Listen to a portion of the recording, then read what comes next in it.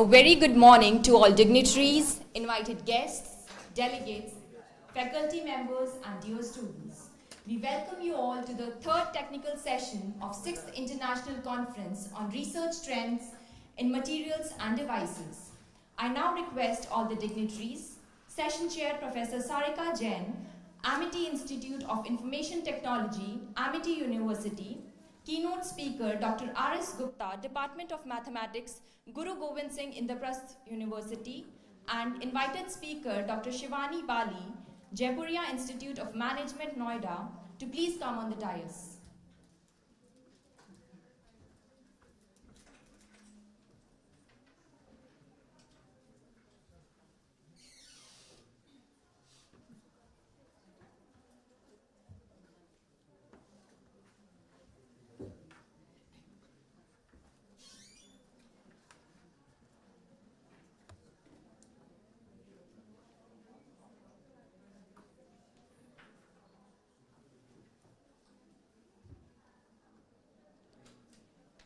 We are honored to have with us Professor Sarika Jain as our session chair. It is my privilege to introduce Professor Sarika Jain. Professor Sarika Jain completed her PhD in 2012 in Mathematics and Computer Sciences. She is currently working as a professor in Amity University of Information and Technology and is associated with Amity University since 2005. She is the author of more than 100 research articles and 9 patents in the diversified areas of image processing, augmented reality, artificial intelligence, and Internet of Things. Her research interests include medical and agricultural image processing, recommender system, soft computing techniques, augmented reality, data science, and machine learning. She is the member of Technical Program Committee of various international conferences and member of editorial board of ICR ITO conference. She is an organizing member of IEEE conference. She has conducted various faculty development programs and students workshop on machine learning, artificial intelligence, and IoT and drones. Currently, she is working on a research project on foreign object detection on runways funded by DRDO. We welcome you, ma'am.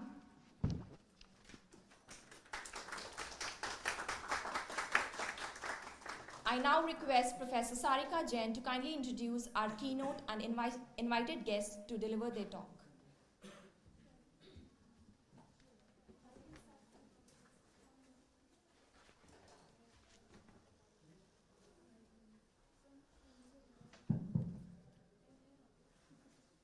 Good morning, one and all present here.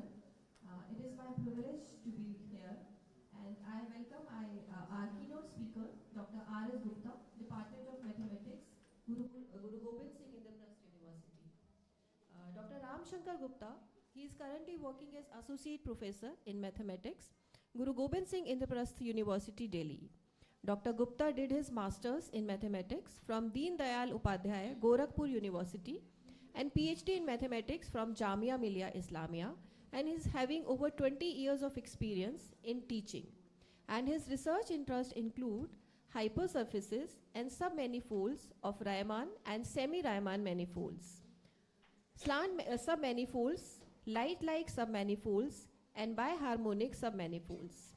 Dr. Gupta has supervised 6 PhD students, and he is having over 65 research publications in international and national journals and proceedings. Dr. Gupta has achieved the Researcher Award First Position in Sciences for the year 2011 by Honorable Vice Chancellor Guru Gobind Singh Indraprasth University, New Delhi. Over to you, sir.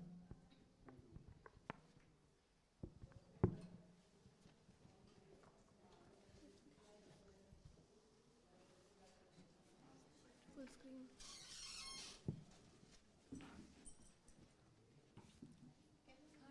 Can you do full screen?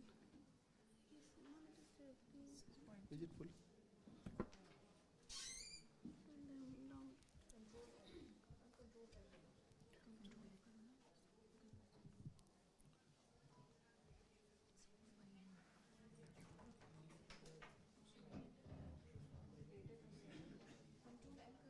Control Control L.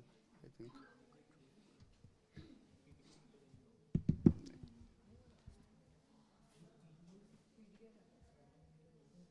Okay, it's in a It's PDF okay, it's format. okay, no problem.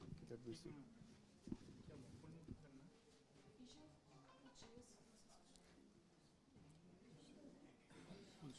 एक minute sir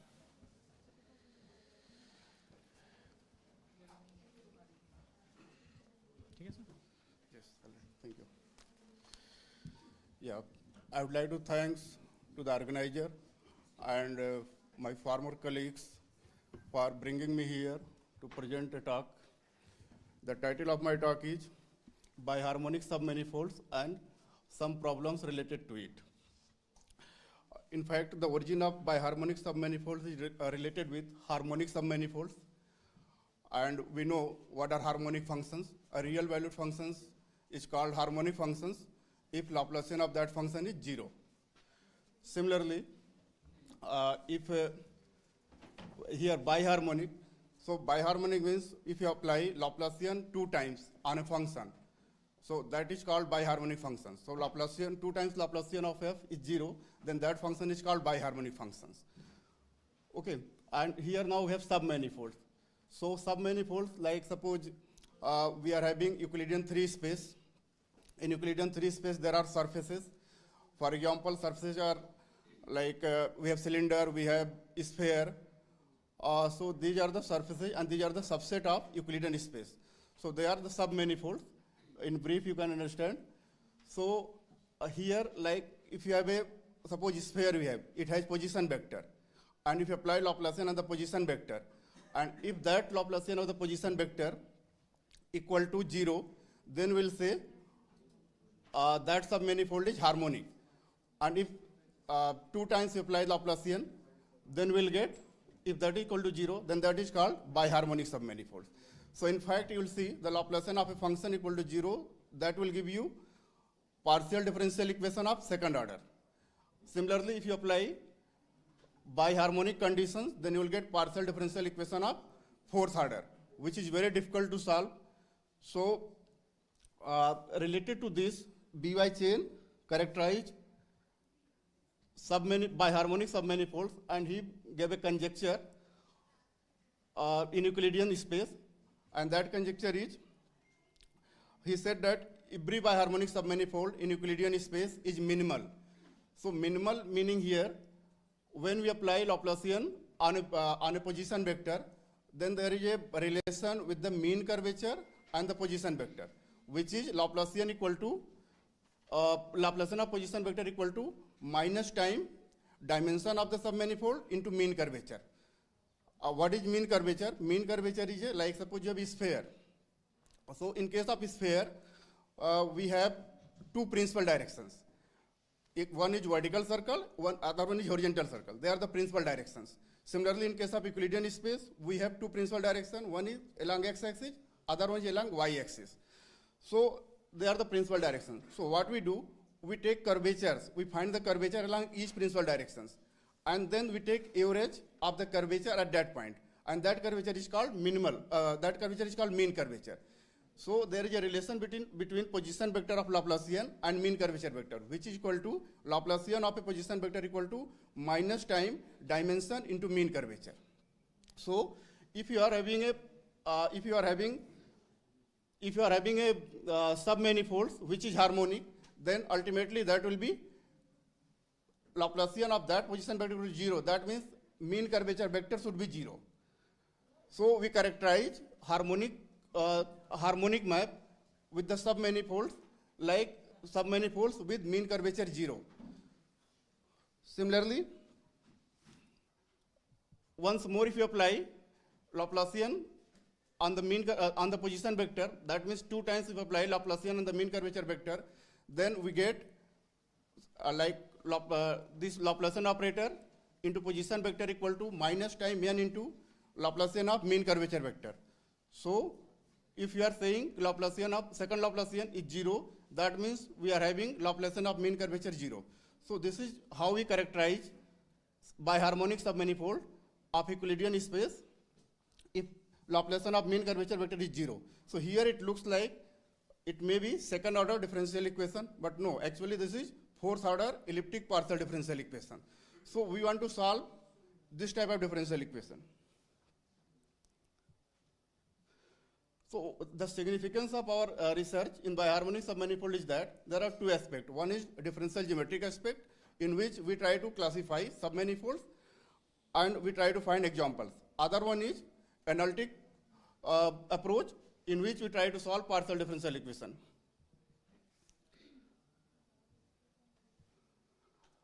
So there are some other reasons to study biharmonic functions due to like it has its applications to model model of elasticity, the theory of polyharmonic functions. The polyharmonic function is that like when you apply Laplacian more than 2 times, like suppose you have 3 times, 4 times, then we say that function is polyharmonic function. And one more reason, there exists no harmonic map from torus to sphere. So we may expect that biharmonic maps may exist. We can try to find whether biharmonic map exists between torus to sphere or not.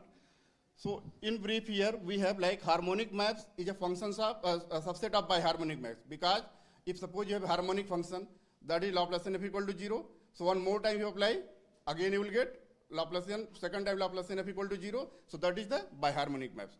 So every harmonic map is a biharmonic map, but it is not necessarily that biharmonic map must be harmonics, not. And based on that, like if you are having harmonic functions which is related to mean curvature, so that is called minimal submanifolds. If mean curvature is 0 of a submanifold, that is called minimal submanifolds. So here again, minimal submanifold is subset of biharmonic submanifolds. So it was initiated by B.Y. Chen in 1991. He studied surfaces in Euclidean space. And he found that the biharmonic surfaces in Euclidean space are minimal one. Based on that, he gave conjecture. So if you take any submanifold in any arbitrary dimension of Euclidean space, like we are talking about E3, 3-dimensional Euclidean space. Suppose we extend in E4.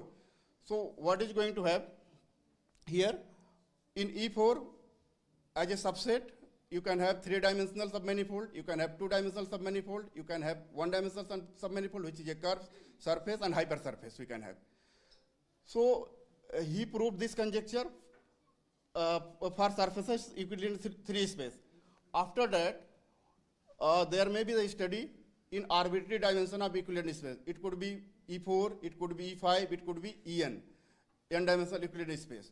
So the number of, the moment you will increase the dimension, what will happen? Number of principal curvatures will increase. Like if you are in E3, if you are having a surface, so there can be at most 2 distinct principal curvature. But if you are in E4 and you are having hypersurface, it will have at most 3 distinct principal curvatures. So similarly, if you are having surface in Euclidean n dimension of submanifold, so this conjecture in En was studied by Dimitric. Dimitric is the student of B.Y. Chen. He studied this conjecture for biharmonic hypersurface in Euclidean space of arbitrary dimension with at most 2 distinct principal curvature. Because you see, the hypersurface in arbitrary dimension of Euclidean space can have at most n distinct principal curvature, but he restricts the conditions up to at most 2 distinct principal curvature, and he proved this conjecture is true. Similarly, after that, in E4, 4-dimensional Euclidean space, this conjecture is verified for hypersurfaces, which was studied by Hassanis and Blakos. And then in E5, biharmonic hypersurface was studied by Yufu in 2014, and he also restricted the condition that hypersurface should have at most 3 distinct principal curvature. However, there could be maximum 4 distinct principal curvature for a hypersurface in Euclidean 5 space. Because it's very difficult if you want to solve this conjecture in totality for any submanifolds in E3, E4, E5, it's very difficult. Then again, this conjecture was proved for biharmonic hypersurface in Euclidean space of arbitrary dimension with three distinct principal curvature. And it is found that the conjecture is true. Even Yufu also proved, and even I have proved this conjecture for Euclidean space of arbitrary dimension with at most three distinct principal curvature. Then we try to study hypersurface in E5. Like here, we do not take condition on the principal curvature, but I have taken additional condition that the hypersurface should have zero scalar curvature. And we found that this conjecture is true for that. Then after that, Yufu again generalized this conjecture by taking constant scalar curvature and found that this conjecture is true. And then after that, we try to solve this conjecture in Euclidean 5 space without any condition on the distinct principal curvature. And we found that this conjecture is true. So here you see, we are only able to prove in E5 for hypersurfaces. We are not able to prove this conjecture for submanifolds. Because the submanifolds means here, hypersurface is a particular case of submanifold. So here, it could be a surface. So we are not able to prove this conjecture for surfaces in E5. Then again, we continued this study, and we studied biharmonic hypersurface with constant scalar curvature, and also we put a condition that it should have 4 distinct principal curvatures in Euclidean 6 space, and we are able to verify this conjecture.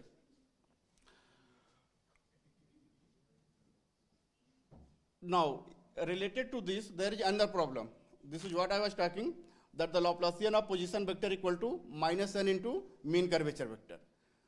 So we'll see that we have a cylinder, suppose, in E3. So there are 2 principal curvature, one is along z-axis, other one is along circle. So we have this kind of relation, Laplacian of x equal to minus nh. So here, this problem was generalized to the hypersurface, to the submanifolds, which satisfy Laplacian h equal to minus, or Laplacian h equal to lambda h. So the biharmonic submanifold was Laplacian h equal to lambda h, and now this biharmonic submanifold is a particular case of this equation when lambda is 0. And again, study continued in this case, and we are only able to prove this conjecture. And in fact, this BY chain again proved this conjecture in Euclidean 3 space, and he proved that all such surfaces are circular cylinders which satisfy these conditions. Then again, he posed a conjecture that determine all submanifold of Euclidean space which are of null 2 type. Null 2 type means one of the principal curvature is 0 and rest of them is non-zero. Then Fernandez and Lucas studied this problem for null 2 type Euclidean hypersurface with at most 2 distinct principal curvature, and he found that they are the spherical cylinder. Again, this conjecture is proved in Euclidean 4 space for hypersurfaces, and found that such hypersurfaces must have constant mean curvature. Then we also studied this conjecture, and we find that let M be a null 2 type hypersurface in Euclidean 6 space with 4 distinct curvature, and whose second fundamental form is of constant norm. Then it has constant mean curvature and constant scalar curvature.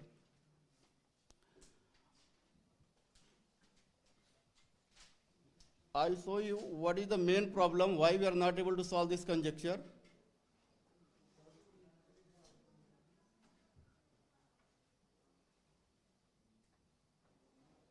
Because when we are solving this conjecture, we are getting partial differential equation of 4th order, and when we are differentiating it, we try to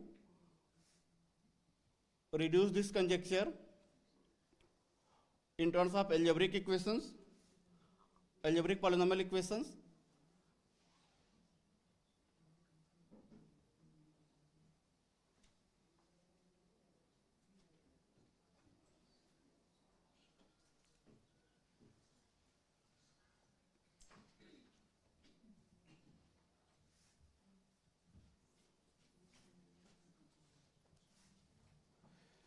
Yes, you will see there is a conjecture which is generalized, called generalized conjecture.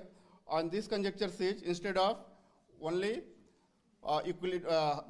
instead of submanifolds of Euclidean space, it was generalized to submanifolds which has non-constant negative sectional curvature. But later on, it was proved that this conjecture is wrong because it was verified for biharmonic surface in Riemannian manifolds, and it was found to be wrong for biharmonic surface in 5-dimensional space of non-constant negative sectional curvature. So instead of only Euclidean space, now we are having other spaces like spherical space, hyperbolic space, parabolic space, in which this conjecture is wrong.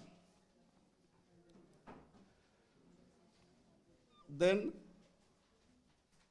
Cadio Montaldo and Anicius gave a conjecture in for the biharmonic hypersurface in a sphere, and this conjecture is that such hypersurface must have constant mean curvature.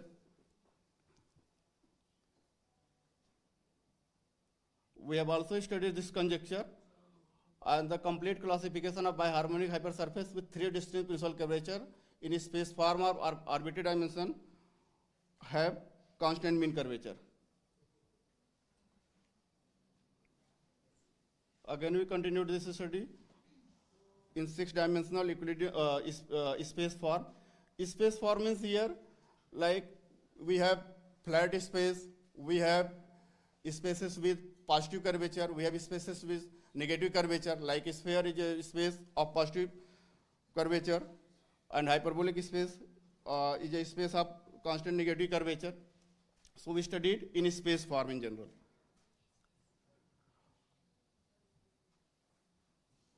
So the main problem is here, like say this is the lemma.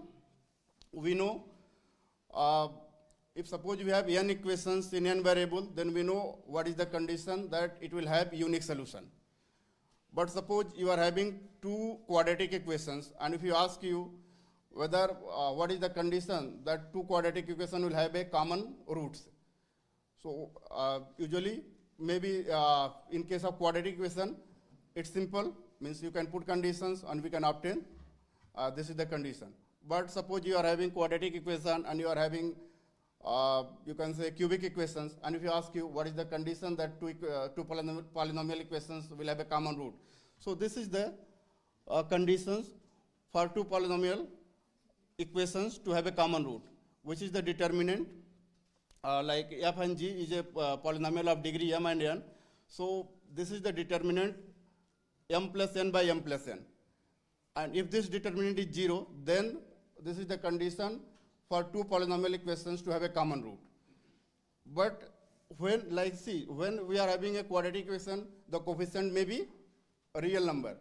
But in case of this study, we are having coefficient as a functions of other variables. So whenever we put these conditions, we are getting again a polynomial equations having variable coefficients.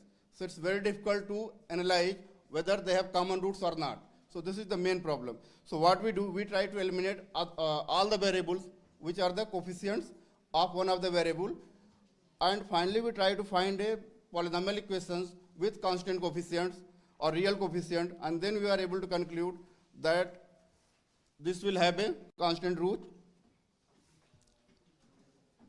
So this is the problem here. Like suppose we have this equation in terms of lambda 2, lambda 3 and lambda 1, 3 variables. Second equation is also in terms of 3 variables. But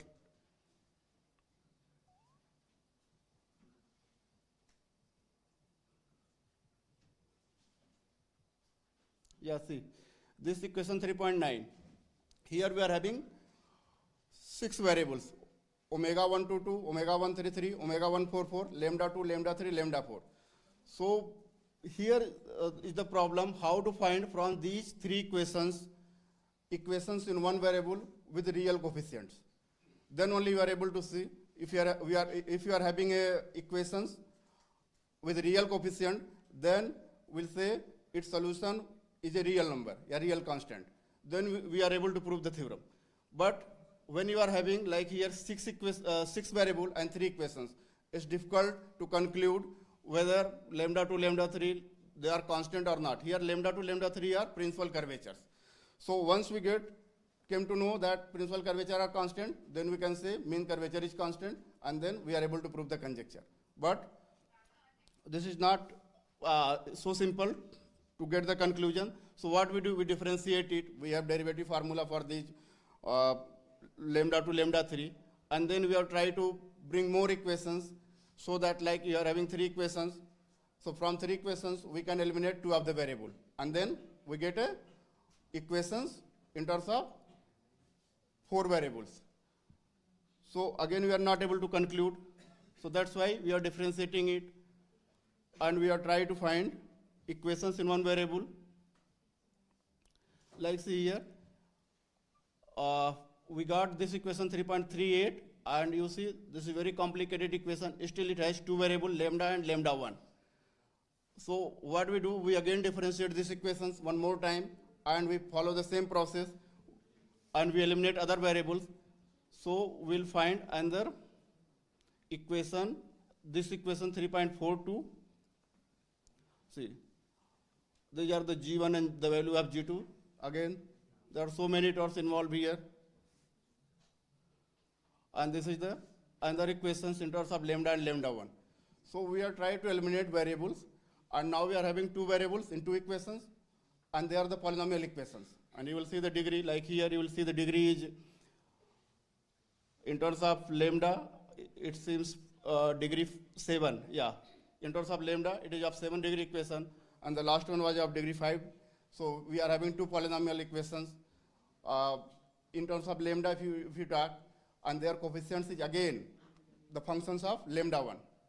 Okay, so when we eliminate, like elimination, if you want to eliminate one of the variable from 2 equations, I don't know, this is very difficult to eliminate it. So we use some software to find that. But again, software also don't work. So then we again try to manually to reduce this equation, simplify these equations. And then finally, this is the conditions of resultant which I show you in the lemma. And we are saying if these 2 polynomials have a common root, then we can proceed further. If they don't have common roots, then we get a contradiction, and then our assumption was wrong. And that way we can prove that conjecture is true or not true. So see, this is in Mathematica, and somehow we are able to find this equation, final equations. So there are in between many terms which I have not written here. So here you will see, now we have a single equations in terms of lambda with coefficients real number. So any real polynomial with real coefficients have a solution real constant. So we are able to say lambda is constant, then we back substitute the value of lambda, assuming that this is constant, then we find that lambda 1 is constant, and lambda 1 is related with mean curvature. And this is how we are able to prove that such hypersurface has constant mean curvature.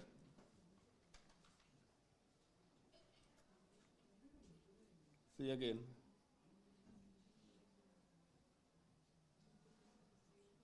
So finally we are able to prove that by harmonic hypersurface in a space form of 6 dimensions with at most 4 distinct principal curvatures. So here again we took 2 conditions. One is on the distinct principal curvature, other one on the constant norm of second fundamental form.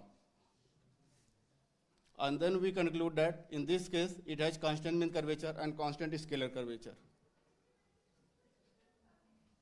So because it was in space form, so if you take scalar curvature c equal to 1, then we get space form as a 6-dimensional sphere, and we obtain that this conjecture is true in a particular case of space form. Similarly, from that we also get in Euclidean space that this conjecture is true. That means it has 0 mean curvature, that is minimal, and constant scalar curvature. And then also we are able to prove that such hypersurface in hyperbolic space has constant principal curvature with constant principal curvature, and second fundamental form of constant norm has zero mean curvature.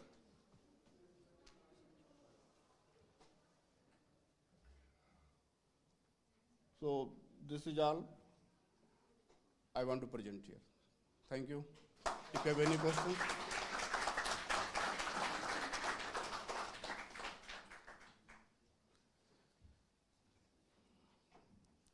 As you characterize that there is no biharmonic function between a torus to some other surface, can we characterize that because we know by the Poincare conjecture every two-dimensional compact manifold is homeomorphically embedded into a two-sphere. So can we characterize these all biharmonic functions to a three-sphere such that we form Laplacian on a three-sphere, and then we take a biharmonic function and take the Laplacian, and then said that there exists some biharmonic function or not? We can find embedding. We can define embedding from torus to three-dimensional sphere. It's simply like we can have a position vector of torus. Like if you take theta and phi, then cos theta, sin theta, cos phi, sin phi. This is the immersion in. This is the embedding in three-dimensional sphere. Dimension or some arbitrary dimension, then this characterization also holds for only for torus or other any arbitrary dimension? I'm not getting. Sir, like you are saying that there is a biharmonic function. Suppose we assume the Poincare conjecture, which is true. So we What take is true? What is sir true? Poincare conjecture. Every two-dimensional compact manifold is. Okay. Sir, if we take any arbitrary surface, we don't know any arbitrary dimension, then we can characterize because of this space that manifold can be topologically embedded into a two-sphere. So can we characterize all the properties of that surface But to a sphere? torus you cannot embed into S2. Sir, Torus, because torus, that has four components, and we need to have like four-dimensional space to embed it, and that we can take as a S3 is a subset of R4. yes, sir. So we can find embedding of torus in four-dimensional space on the sphere as a subset. Or sir, one more question, sir. Sir, you are taking Laplacian 2 times or some many times. You are making a specifically elliptic partial differential equation. So if you measure some surface and then we go along any surface, then curvature is varying at almost all points. Every point, yeah. Every point. So how do you approximate that partial differential equation? Because there are various parameters or some. Yes. So how do you find the solution? So of this that? is what, in terms of mean curvature, what we did, we reduce that partial differential equation in terms of mean curvature. Okay, so locally mean curvature at a point, locally mean curvature, I will tell you, don't worry. Locally mean curvature at a point, we are able to define mean curvature every point locally. Okay, so we characterize that partial differential equation in terms of mean curvature.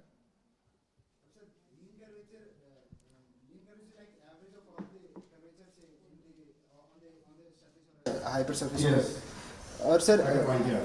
sir, in n-dimensional space or some specifically for some three-sphere, there is a I've read there is a something called Ricci flow on that minimal surface. So, sir, what does this mean curvature related to some Ricci flow of a surface or? That is the mean curvature flow. Mean curvature flow is different thing, and like there is a Ricci soliton, okay, on the surface. So in Ricci soliton, what we do, we try to find a metric, a different kind of metric which satisfy that condition. You are talking like suppose you are having heat flow equations. So Ricci flow is one of the Ricci flow is a particular, like we say in Ricci flow we have heat flow equations. Sir, because we cannot imagine a surface above 3 dimension, like 4 dimension or some n dimension. So how do we find curvatures on that dimension surface? Because we know that. So this is what I said. To find curvature in any dimension, what we take, you have a vector space, suppose, okay, and that has a basis, okay, and that basis is the principal directions. So each of the bases is a vector field. each of the bases is a vector field. Each vector field generates a curve. Okay, and each curve has a curvature. So what we do, we try to find curvature along each direction. Because when you are talking about bases are linearly independent set of vectors and they are orthogonal. Okay, like if suppose in R2 we are having x direction, y direction. They are linearly independent. So if you know what is the curvature along x axis, what is the curvature along y axis, what is the curvature along z axis, this is the flat space, Euclidean space. But on the curved space, you don't have this kind of direction. Their direction is given by curves. So along each curve, we find a curvature. This is what I said. They are the principal direction, and then there are principal curvature. So we take average of that principal curvature, and we reduce that partial differential equation in terms of mean curvature vector.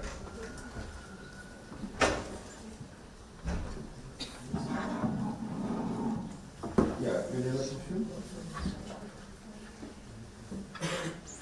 Okay, thank you. Thank you so much.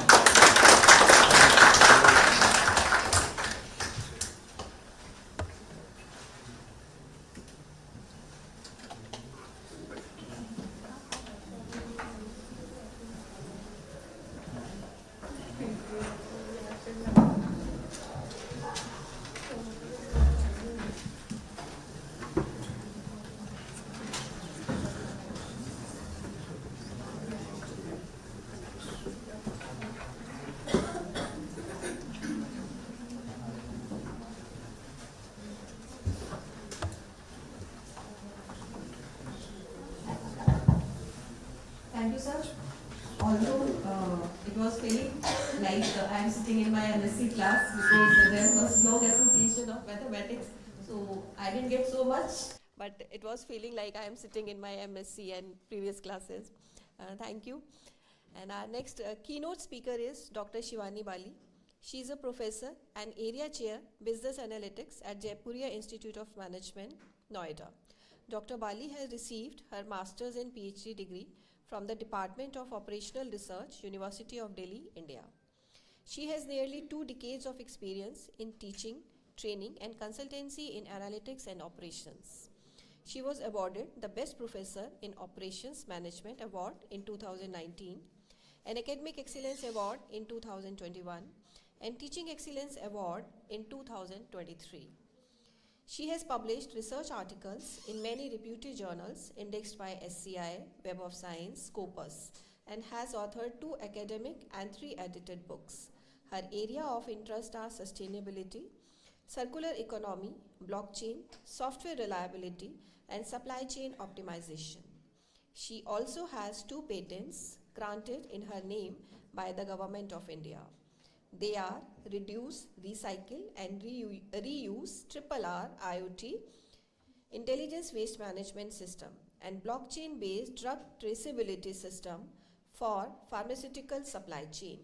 She has worked on consulting assignments and imparted training programs in organizations like Rajiv Gandhi Cancer Institute of Research Center, India Mart, RITES, Indraprastha Gas Limited and Indian Oil Corporation Limited, to name a few. She also has delivered guest sessions at the Faculty of Management Studies, FMS, Delhi University, Indian Institute of Foreign Trade, IIFT Delhi, National Institute of Technical Teachers, Training and Research, Chandigarh, National Statistical System Training Academy, Ministry of Statistics, and many more. So we are eager to hear you, ma'am. Thank you.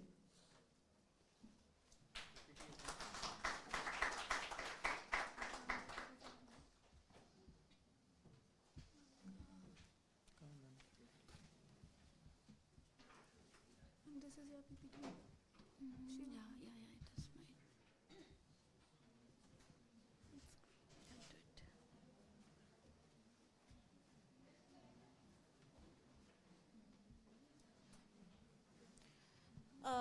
Very good afternoon to all of you, and thank you, Dr. Sarika, for introducing me and the organizing team for inviting me. Since I have a business background, I'm teaching in Business Management Institute to MBA students. So most of my research is focused in the application of these mathematics models, right? The frameworks in decision making. This is one of my research, that is a consultancy converted into a research paper. So which is Sustainable Reverse Logistics. MCDM is the multi-criteria decision making framework for intelligent decision making. Now, sustainability is the term which is a buzzword, right? Every organization, the businesses, the government, we have had a G20 summit. One of the major issue in the G20 summit is the achievement of sustainability, right?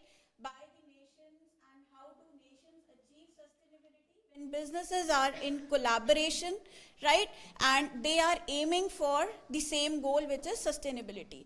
And also in G20, it was decided that they are going to use AI, artificial intelligence, and the emerging technologies of blockchain, IoT in achieving sustainability. So just what is sustainability, right? This is the definition given by UN in 1987. So they say economic development that is sustainable meets the need of presentation generation without compromising the needs of future generations. So, too early they have coined this sustainability, but still, businesses were running and they were not too much paying attention to the processes that they were doing in integration with the achievement of sustainability. So what happened? There is a climate change. Every newspaper you see, on your Facebook and the LinkedIn account that how the climate has been impacted because of the global warming. Then we have the pandemic, which has hit us very badly, right? The supply chain, they got completely disrupted. Then we have, the wars which are recently been with the countries like, Russia and Ukraine war, and this has caused, economic crisis. So when all these things are happening across the nation, so businesses are being global, so it is, mandatory for companies to think of the sustainable strategies, right? The business have to be resilient, right? They have to cope these challenges if the supply chain is getting disrupted because of the pandemic. So how can these businesses, handle these challenges and be resilient? So that can be because of these sustainable strategies. So once they adopt sustainable strategy, it will bring economic, prosperity, the social prosperity, and it is going to, protect our planet. So a sustainable business. So how do we define a business is sustainable? So when they are conscious about the consumption of natural resources, so more, impact or more concentration is towards using the renewable sources of energy like, sunlight and then wind for their processes.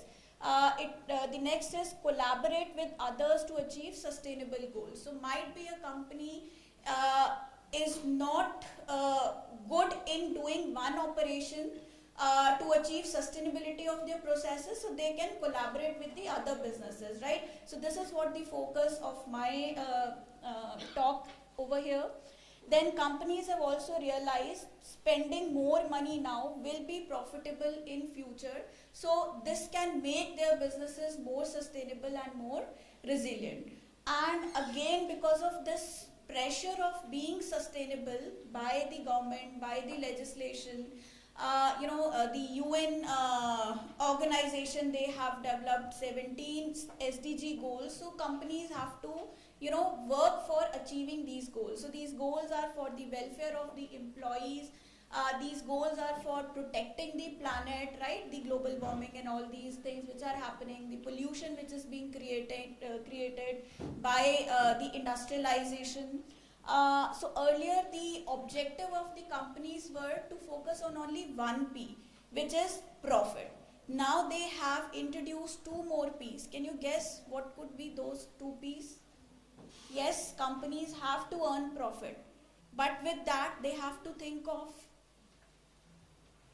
Preservation. okay, ecosystem, that is called a planet, right? So the second P is planet. Then we have another P, which is the people of our organization, the people of our nation, right? It could be the people who are working in the organization. So the businesses have to work for the welfare of the people, and also the people who are there in the society. It may be their customers, it may be the factory, the area which has the factory where it is set up. Then the people should not get harmful impact out of that. So how can they do good for the society? Maybe having a schools nearby, having the roads and building the infrastructure. So they are not just focusing upon their growth in terms of establishing a factory, but then also thinking about the society which is around that. So this is one such example. There could be many other. Now the focus of my study is reverse supply chain. So forward supply chain, we all know what happens is the manufacturer, they produce goods. We take an example of a mobile phone. So once they produce goods, they transfer it to the distributor. So from the distributor, it goes to the consumer, right? It comes to us. But what happens after the end of life? Do you know what happens after the end of life when you have consumed your mobile phone? It goes to scrap, refurbish, repair, remanufacture. Now, the proper dispose of these electronic items is very important. So again, there is a pressure of government. How are they handling the end of life products, right, which has been consumed by the consumers, right? Because right disposal of these electronic products is very important, because they are having the chemical elements which may harm the environment. So reverse supply chain is, I have a mobile phone right now, I have stopped using it, I give it back to my retailer, then retailer sends it to the distributor sends it back to the manufacturer, right? Because that mobile phone can be dismantled. There are the metals in it, there are plastic in it, there is some rubber material in it, right? So we disintegrate those items in the product, and then accordingly it goes for the product. Maybe the product is not into the bad condition. I sold the mobile phone because I got bored with the mobile phone, so it is in a good condition, so probably it can be resold in the market, right? And there is some problem with the mobile phone which can be corrected by repairing. Again, the repair has been done to the mobile phone and then goes back. But yes, if it has completely gone to the end of life, then dismantling or disassembly is being taken place, and then from the consumer it goes to the collection center. So collection center then will decide upon what to do with the product, whether to repair it, whether to resell in the market or disassemble it. And if disassembly is taken place, then again the plastic goes to the plastic factory, the rubber goes to the rubber factory, and again those product becomes the raw material for the final product. So that is what a reverse supply chain is, and it manages the process of return, recycle, repair, right? So these are the processes which is being handled by reverse supply chain. And it is also known as reverse logistics. So it incorporates all operations of supply chain that involve product returns, benefiting organization financially, and contributing to environmental protection through practices such as reuse, refurbish, and recycle. So RL operations impact all the three dimensions of sustainability, which is economic, ecological, and social. Now, what is the challenge? So, a company who is manufacturing the mobile phone, so they are good at manufacturing it. They may not be good at doing the reverse logistics part of it. So, and it is not possible for a company to start their reverse operations on their own. So, most of the companies, what they do is they outsource their reverse operations, right? The work which I'm focusing upon here is the outsourcing of the reverse logistics, right? So incorporating reverse logistics in an existing supply chain is not simple, as it requires substantial restructuring of the current supply chain design. So it involves many intricate processes and practices. So outsourcing reverse operations activity to the third party reverse service provider, so we call it a 3P RLSP, is an important strategic decision. So this helps companies to achieve competitive advantage, right? To be the best in what they are doing, right? And what they are doing, they are best at manufacturing it by reducing cost and improving quality processes and services. Now these were the objectives of the study. How do electronic manufacturing companies choose their partners for reverse operations? The second objective was, what are the key sustainable criteria for selecting 3P RLSP? How the preliminary screening of the suppliers, the reverse suppliers, is done, and what analytical technique can be adopted to measure the ranking. So we have gone through first the literature for finding out what are the different criteria for which we have to evaluate each 3P RLSP to find out who would be the best who would be the best company to which we can outsource the reverse operations. So this case was done for a company which is into manufacturing of electronic home appliances, right, which is the refrigerators, washing machines, and what do you have, your microwaves, right? So first we sorted out some of the criteria from the literature. So what we did, we had identified 30 research papers, and which were published. They have published in the domain of electronics, electrical, like the similar companies. So industry. So from there we have picked the criteria. We have given the criteria to the companies, these 9 criteria. So company said that we have a category. So in the category we have to divide the criteria, which is the 2 categories are management system and infrastructure. So we have clubbed reliability. Quality means the quality of operations which the reverse the 3P RLSP is going to give to the company. Environment, are they concerned about the environment? Do they have, there are a lot of certifications which the companies have to have, right, which actually certifies that the company is working as well as protecting the environment also, right? Their operation is not harming the environment. Similarly the risk, right? Health and safety of employees is very important, right? Because there are workflows and the processes which may be harmful to the health of the employees. Again, there are certifications. Do the companies have those certifications or not? The technology is very important because we are talking of reuse, repair, remanufacture. So are they using the right technologies for giving these treatment to the products which are the return products? Business is like the business history, the financial condition, the past financial condition of the companies. Are they strong enough to handle the challenges, like any risk which may come in the future?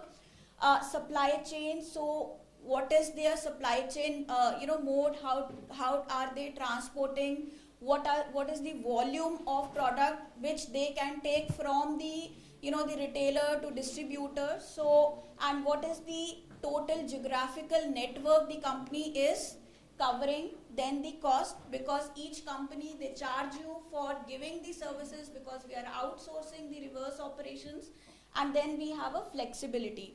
When we talk of, predicting or forecasting the product demand of a new product is very easy or can be predicted easily, but forecasting the number of products which are going to the company is going to get, the end of life products, right, it is little difficult to estimate. Maybe 1 month the number of return product is very large, the other month it is very small, right? So I cannot always pay for the large amount, right, if I have the small amount of product to return, right? So is the company flexible in terms of volume, right, and the other criteria? So and then we have mapped it to the economic, environment and social, because our objective was to find the best supplier, the reverse operation supplier, right, who is best at these criteria, which is satisfying all the 3 dimensions of sustainability. The methodology was the first preliminary screening, because what happens is when we call for the outsourcing, there are many, the companies, 3P, RLSP, they come forward, right, because they want the business. So there are many in number, right? So what we did, the preliminary screening we did using a concept of effectiveness and compliance. This is the concept which was given to us by the company. So how do they do is, again there are policies which are there, right? So they are effective, but are the companies complying with those policies or not? So here we have taken down the scores of effectiveness and compliance, and that was a rating scale of 1 to 10. And each company should have at least a score of 5 for effectiveness as well as for compliance. Only then they'll be part of the final selection. Otherwise, they'll be rejected in the preliminary screening. So that is the method we adopted. So after doing this, we were left with 4 these 3P RLSP, and right. And there we have applied graph theory and matrix approach. So that's the MCDM approach that we have applied. Since I have to conclude, so there are other techniques as well for MCDM, multi-criteria models. So why we have adopted a graph theory? Because we have to find out the association between the criteria and then find out the best supplier. So here we have a note, right, and the arrows which are establishing the relationship and the importance of those criteria.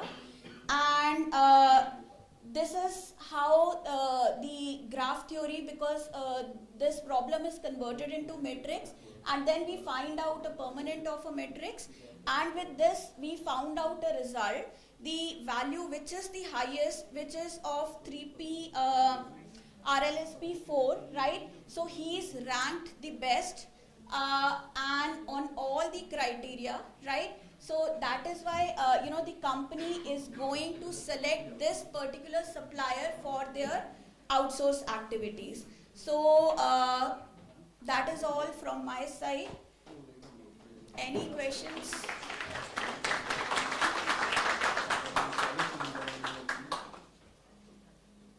So any questions?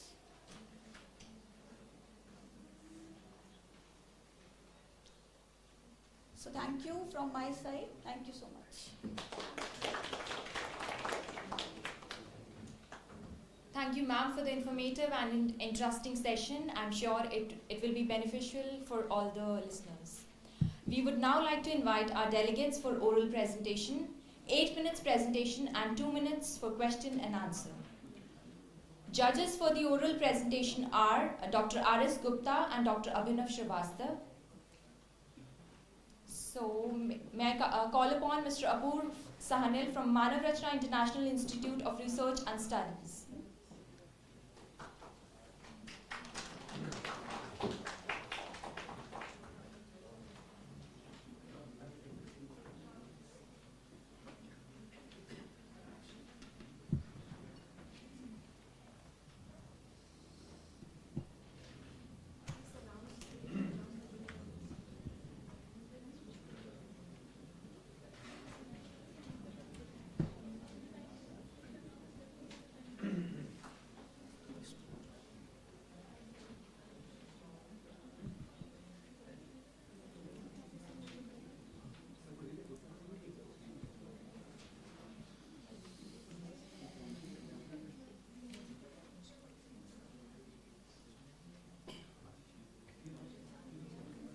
So, good morning to one and all present here.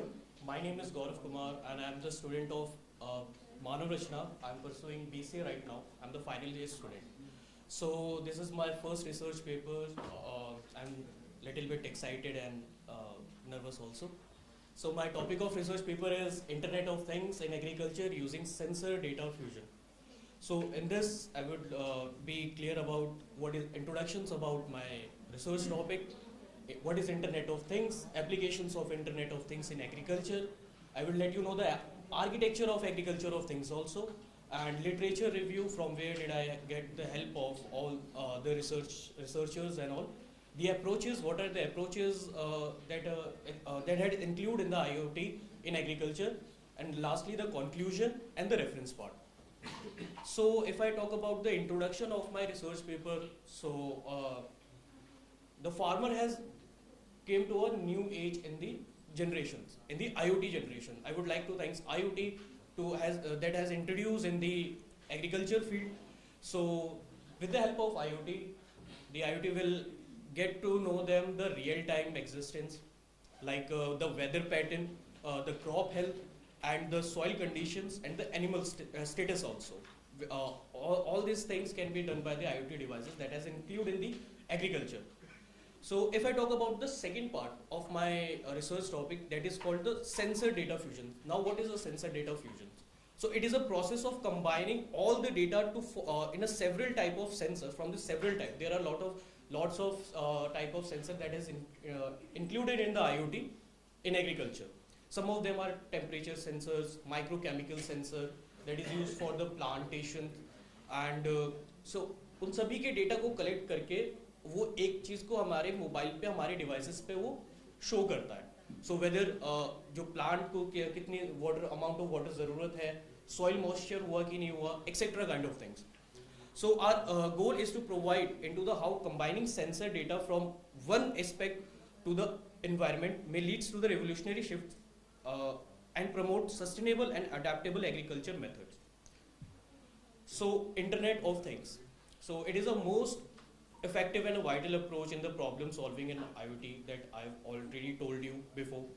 So like IoT devices including like sensors, applications, network components, and other electrical devices that make the IoT the best in agriculture field. So IoT devices can be help in the crop growth, weather patterns, and the soil condition. It will tell the weather, how weather is there, how weather is good or bad. जैसे एक ही weather में हम कुछ particular crop को grow कर सकते हैं तो उस हिसाब से वो फार्मर्स को बता सकता है. Then IoT assists farmer for meeting a world expanding the food demand, और इससे हमारे food demand like food supply बहुत ज़्यादा increase हो सकती है through the Internet of Things. And the third is the application of Internet of Things in agriculture. What are the applications that has used in the Internet of Things in agriculture? That is, first is automation harvesting of crops. It will automatically detect the soil moisture and the water they needed. It can also manage the unfavorable weathers and the unskilled laborers or poor farmer management. It will all done by the autonomous harvesting of crops. And second one is in-field guidance. It will guide the farmers how he or she can how much amount of water he or she can provide to the crops. And third one is distance monitoring. Distance monitoring, it is very simple topic. There is a device called mobile phone. The IoT will tell what are the things you have to provide to the plants and the crops. Now third is the architecture. Here is the architecture of IoT that will be included in the agriculture. So first one is the user layer, the application layer, which is provided in the mobile phones and etc. kind of devices. Second one is application layer. What are the applications that is included in the cloud applications, the cloud computing? All the data is stored in the cloud computing and all. The third layer is a transportation layer, from where the devices will be connected through the internet, through the LAN, through WAN. Third one is the precipitate layer, and the fourth one is last but not the least is objective layer. And these are the literature review from where did I get the help from by creating my research topics and all. What are the approaches? There are 7 approaches, but I have mentioned only 3. Number 1 is sensor deployment. Sensor deployment includes the weather report, the sensor of soil moisture, GPS, sorry, it is GPS, not GIS, GPS monitors, crop wellness monitors. Now, second one is the collections of data. What are the collections of data? So, first one is temperature and humidity. It will collect the data of temperatures and the humidity of the climate, the level of soil moisture, and third one is the crop growth status, animal health, and environmental conditions also. Third one is standardized data format. So my conclusion is that the IoT has created a big difference in agriculture. It makes the work very easy, and it will great help to the farmers who will take the initiative of the IoT in their agriculture. So this is my conclusions. These are the references from where did I get to know about IoT in agriculture. And thank you so much. Any questions, guys? Any questions? So thank you for listening me. Thank you so much. Thank you.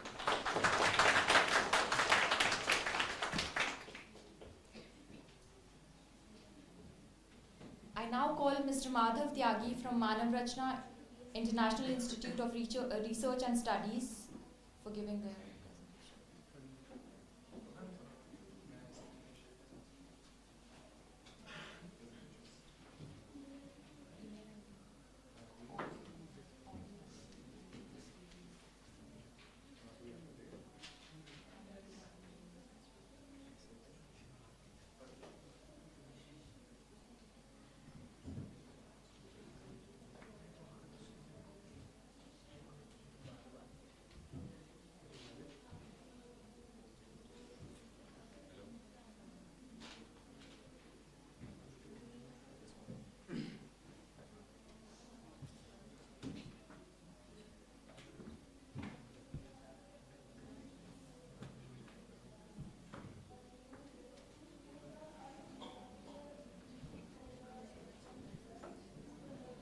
presentation.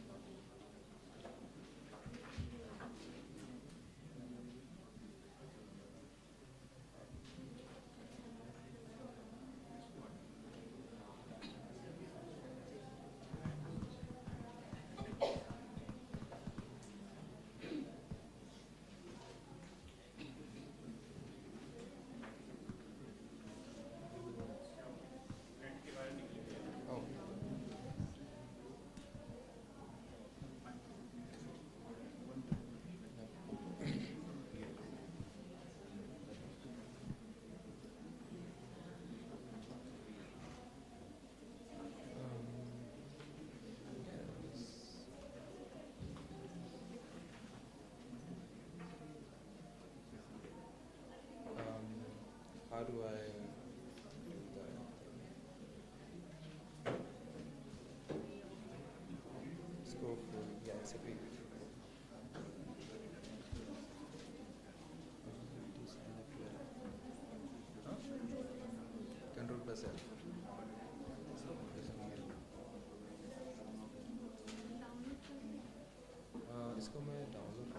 sign up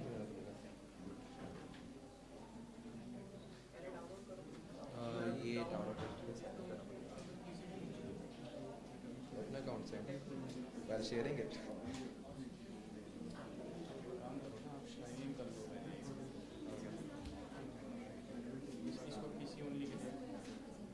ऐसे ही करो. Yeah, it's not that bad. Yeah.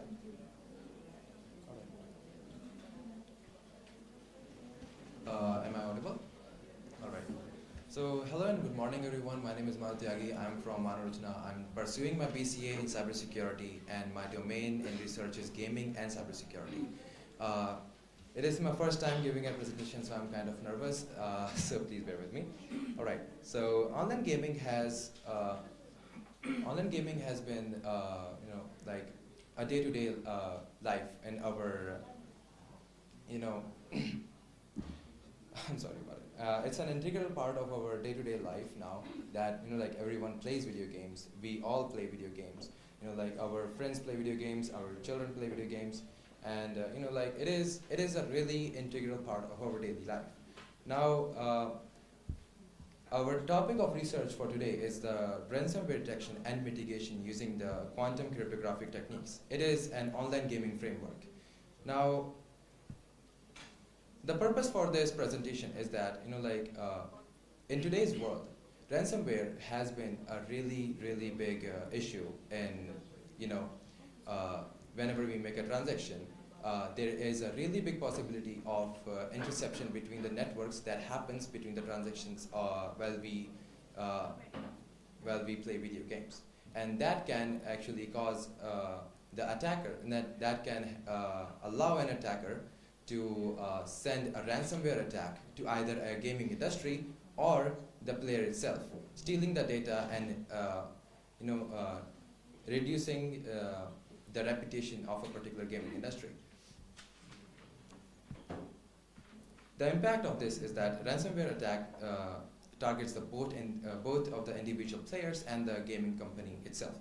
And it is a sophisticated tactic that leads to the financial and reputational risk disputing the seeming gaming experience.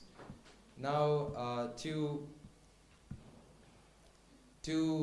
address these concerns and issues, we propose a solution to introduce quantum key distribution and quantum cryptography to handle these kind of things, these kind of transactions. Now, what is quantum cryptography? It works on the basis of quantum entanglement, which is a phenomenon where like two particles are in a communication channel between each other, and they communicate with each other, and the impact of one particle affects the other particles at the same time, no matter how distant they are. As we can see in this diagram here, the normal encryption standard is that whenever a person sends a message, it gets encrypted to a ciphertext, and then the message is received by the third person. But this can be intercepted. So what we are doing here is that we are introducing the quantum key distribution protocol, which allows us to create a strong layer of security to this particular communication that is happening over here. Now, what we can do, what happens here is that as soon as an attacker is trying to eavesdrop between the communication between two particles, we can automatically detect it by looking at the disturbance between the photons that are traveling between one person and the other person's device. What are the benefits of this? When we implement quantum key distribution protocols into a gaming network, it fortifies and enhances the security of a particular network, which means that two persons are connected in a closed and really highly secured network where they can share their data, and they don't have to worry about any of the ransomware attacks, because this literally does not allow the standard hacking techniques that are already out there, and it advances the security things. The future scope allows that quantum cryptography holds a potential to revolutionize cybersecurity in online gaming, and this transition holds a more secure and a resilient gaming landscape, fostering trust and reliability within the virtual gaming communities, and it holds a really good trust. In conclusion, ransomware attacks pose a threat to gaming industry, impacting individual players and gaming companies alike. The concepts raised implications generated by these attacks extend beyond financial losses to encompass trust and reputation between the gamers and the company itself. For example, we can look at the recent case that happened with the CD Projekt Red, which is a game released by their company, which was Cyberpunk 2077. As soon as the game got released, it had several issues and the game was not tested. And if we take a look at a more general perspective, whenever we look at like normal transaction between the gaming servers and the gamers, there is a really highly and possible risk of ransomware attacks within them. These are the resources that I got my references from for this research, and that was it for my presentation. Any questions? Yes. Yes. I have a simple question. All right. There is any case studies you are using any methodology? Yeah. Yes. I think on your PPT we have no case study. No case study. Yeah. Actually, I'm kind of really nervous right now. That's why I was not able to propose it. But we did a really good case study, though. There is a game called Counter-Strike Global Offense, which is now referred to as Counter-Strike 2. It has a trading system. Now, in a global environment, we can see that as soon as a player does a transaction between the other player, there is, there are a lot of different cases where both of those players have encountered a ransomware attack between the network. Yes, we know that, but point is that if we define any methodology, for example, we are proposing any new technique. Yeah, So we are have proposing to validate our technique or methodology on the basis of some case studies. Na? We have implemented these type of case studies in a particular problem. So then we have a best output. Yeah.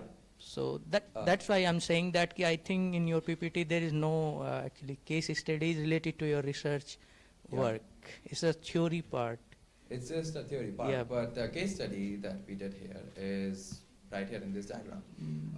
Whenever we can see that, this thing has not been implemented yet into the gaming networks, right? You are right about that part, that there is no case study right now, but we are working on that. Okay. But when we look into the normal protocols that are being implemented, it has shown a really good result, and it has shown that this is a really well-secured network. Okay, thank you.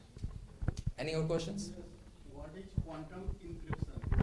What is quantum encryption? Quantum encryption is the phenomena which follows quantum entanglement. For example, there are two particles here. We can see that as a sender and a receiver, and they are both connected in a communication channel. Now they are sending and receiving their own data, like they are in a communication channel, and this is that's what quantum encryption is. It adds a security layer to the normal protocols that are already out there.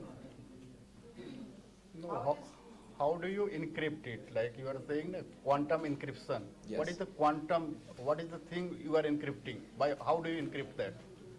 We are encrypting the data shared between the two. How? By which method? By which method? We are using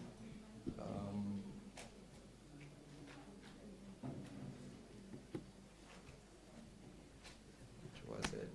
We kind of really nervous. Yeah, right because now. until unless we don't know that thing, Yeah. means I'm unable to understand what is the quantum cryptography then. Yeah. So it creates an unbreakable layer. I guess that that's it for my presentation. I'm really thankful for that. Okay.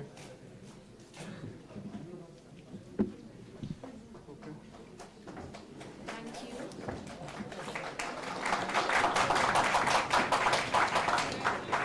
I now request Professor Sarika Jain to felicitate Dr. R.S. Gupta with a memento.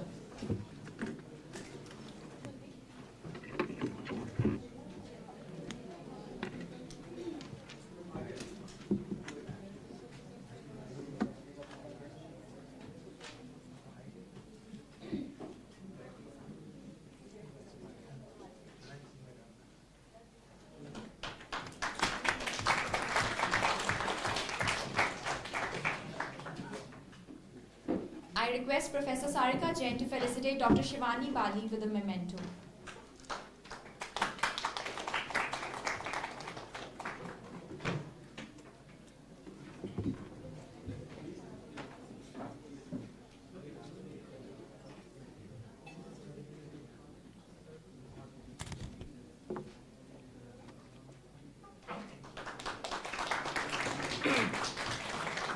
I request Professor Dheeraj Pawar, Head Department of Statistics, AIAS, to felicitate Professor Sarika Jain with a memento.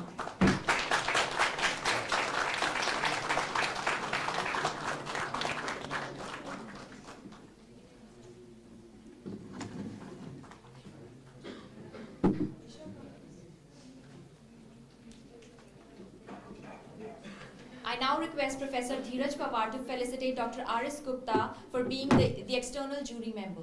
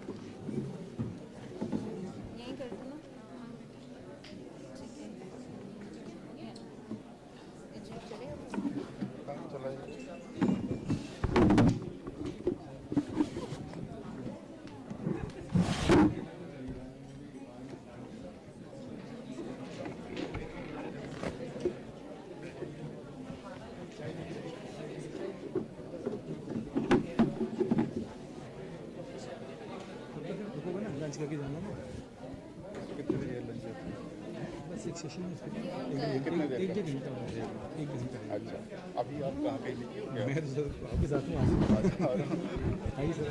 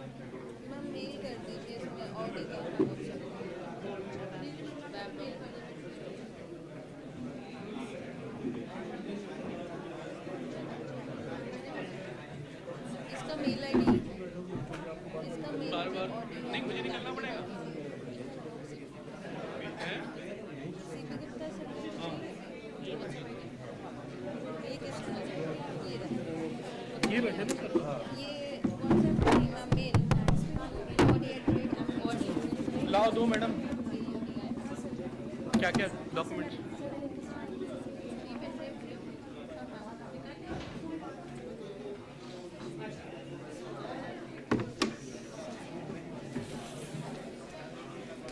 है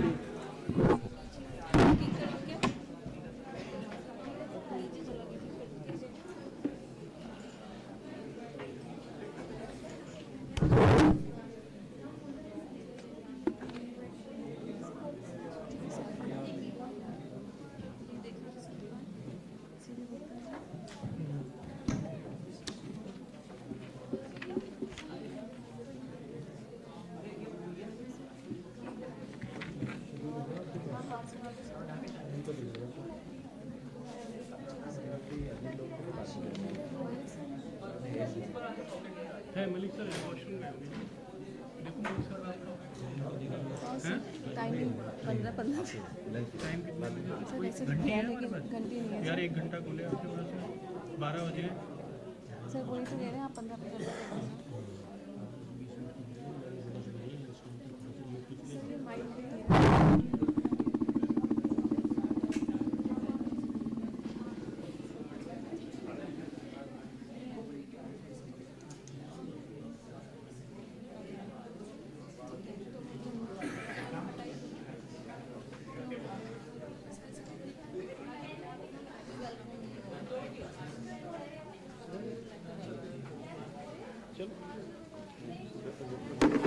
हाँ हाँ बिल्कुल बिल्कुल बड़े भाई हैं इसी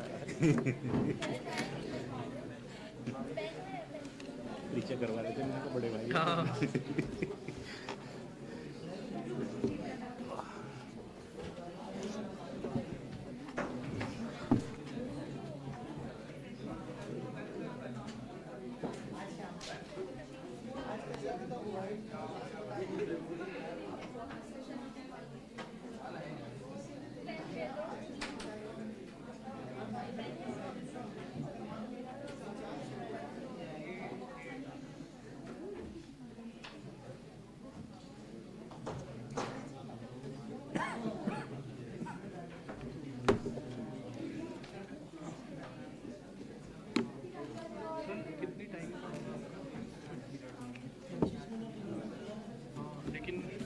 अब ये आधा घंटा डिले हो चुका है तो 20 का हो जाएगा 20 का हाँ 15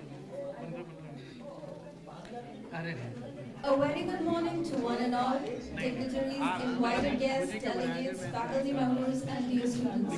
We welcome you all to the 4th technical session of 6th International Conference on Recent Trends in Materials and Devices, ICRT MD 2023. I would now welcome all the dignitaries, our session chair, Professor Mandeep Biddle, our keynote speakers, Dr. C.B. Gupta, and our invited speakers, Professor A.K. Malik, Dr. Adarsh Anand, Dr. Pratiksha Tiwari. ऐसे करेंगे ना We are honored to have with us Professor Mandeep Mittal, who is currently working as a professor of mathematics in Mathematics Department, School of Computer Science, Engineering and Technology, Bennett University, the Times Group, Greater Noida, as our session chair. Professor Mandeep Mittal has completed his PhD from University of Delhi and has done his postdoctoral research from Hanyang University, South Korea, and post-graduation from IIT Roorkee. He has over 23 years of teaching experience in educational institutions. He has over 100 publications with citations up to 977 and an H-index of 17. He authored and edited 10 books with IGI Global USA and Springer, Singapore. He is in the editorial board member of Revista Investigania Operacional, Cuba, Journal of Control and Systems Engineering, Publishing, New York, USA, since 2014, in Sustainable Supply Chain Management, Frontiers Publisher, Switzerland, since 2020. He is also a reviewer of many international journals. He has guided 7 PhD scholars and 5 students are working with him. His research area includes inventory control and management, supply chain management, operations research and optimizations, inventory management using data mining techniques. He has served as head of Department of Mathematics and Dean of Students' Activities at ASSET in Amity. He actively participated as a core member of organizing committees in the international conferences in India and outside India. I now request Professor Mandeep Bandal to kindly introduce our keynote and invited guests to deliver their talk. Thank you very much. I welcome all of you in the conference, and we have very great professors for the talk. First talk from the Professor C.B. Gupta. Regarding Professor C.B. Gupta, he is currently working as a senior professor of mathematics and is the director of IQAC, North Cap University, Gurgaon. He was formerly associated with BITS Pilani and worked there as professor and head of the mathematics department. He is also the president of Rajasthan Ganita Parishad. He is a recipient of Shiksha Ratan Puraskar 2011, Best Citizen of Indian Award 2011, listed in Marcus, listed as a top 100 scientist of world in 2012 in science and technology, Glory of India Award 2013, and Best Personality of India Award 2016. Having a very rich experience of 36 years in teaching and research, he obtained his master's and PhD degree from Kurukshetra University. His research interest includes applied statistics, optimization, and operation research. He has authored 4 books, chapters, and 18 books to his credit. He has also got a lot of publication to his credit and has over 59,000 citations at H-Index 113. Professor Gupta is a member of various academic and management committees, such as Member Board of Studies Advisory Committee and Selection Committee and many committees. So I would like to invite Professor C.B. Gupta for his talk.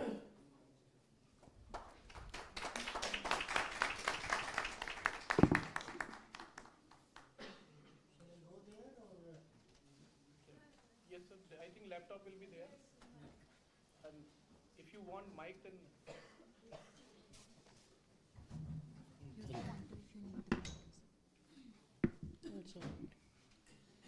thank you, Professor Mandeep. My pleasure to be here. And I'm really honored to be invited by the organizers on this international conference.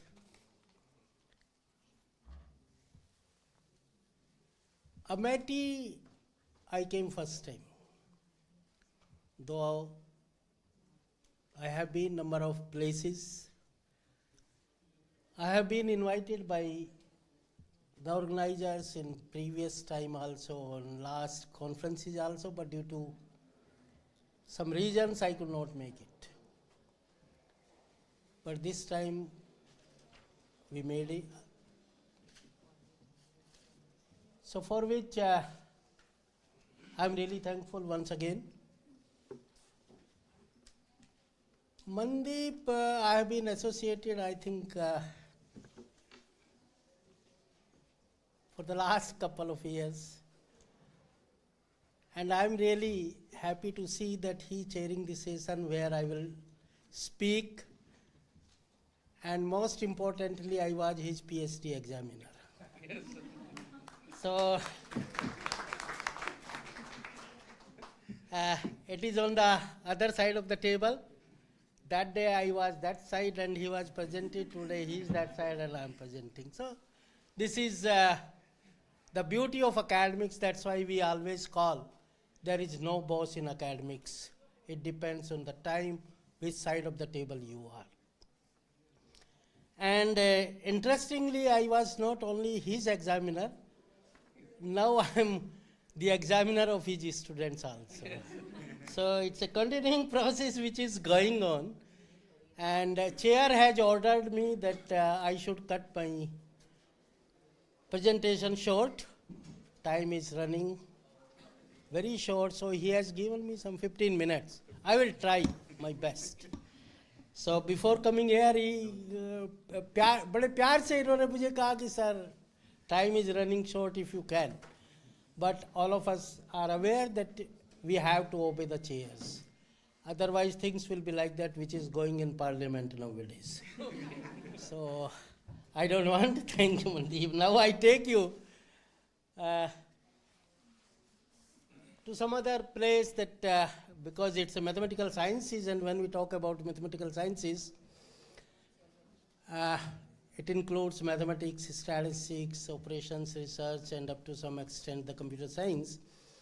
And all of us are aware when we say that mathematics is the language of all the sciences, then we can say statistics is the language of all the scientific methods. So I will take you to the a little bit part of statistics, because without statistics, difficult to survive, and it has wide applications in almost all fields. And the topic which I have chosen today, it's a published work with my student. Old work, it's not very new. And study on impact of sterilization of family planning.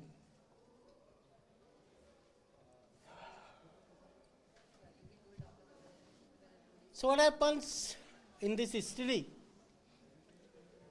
We try to find out the impact of family planning program on society, which is in fact run by state government and central government of India. And as we are aware, there are so many methods, permanent methods rather, on family planning. We have chosen the sterilization, which is one of the permanent methods.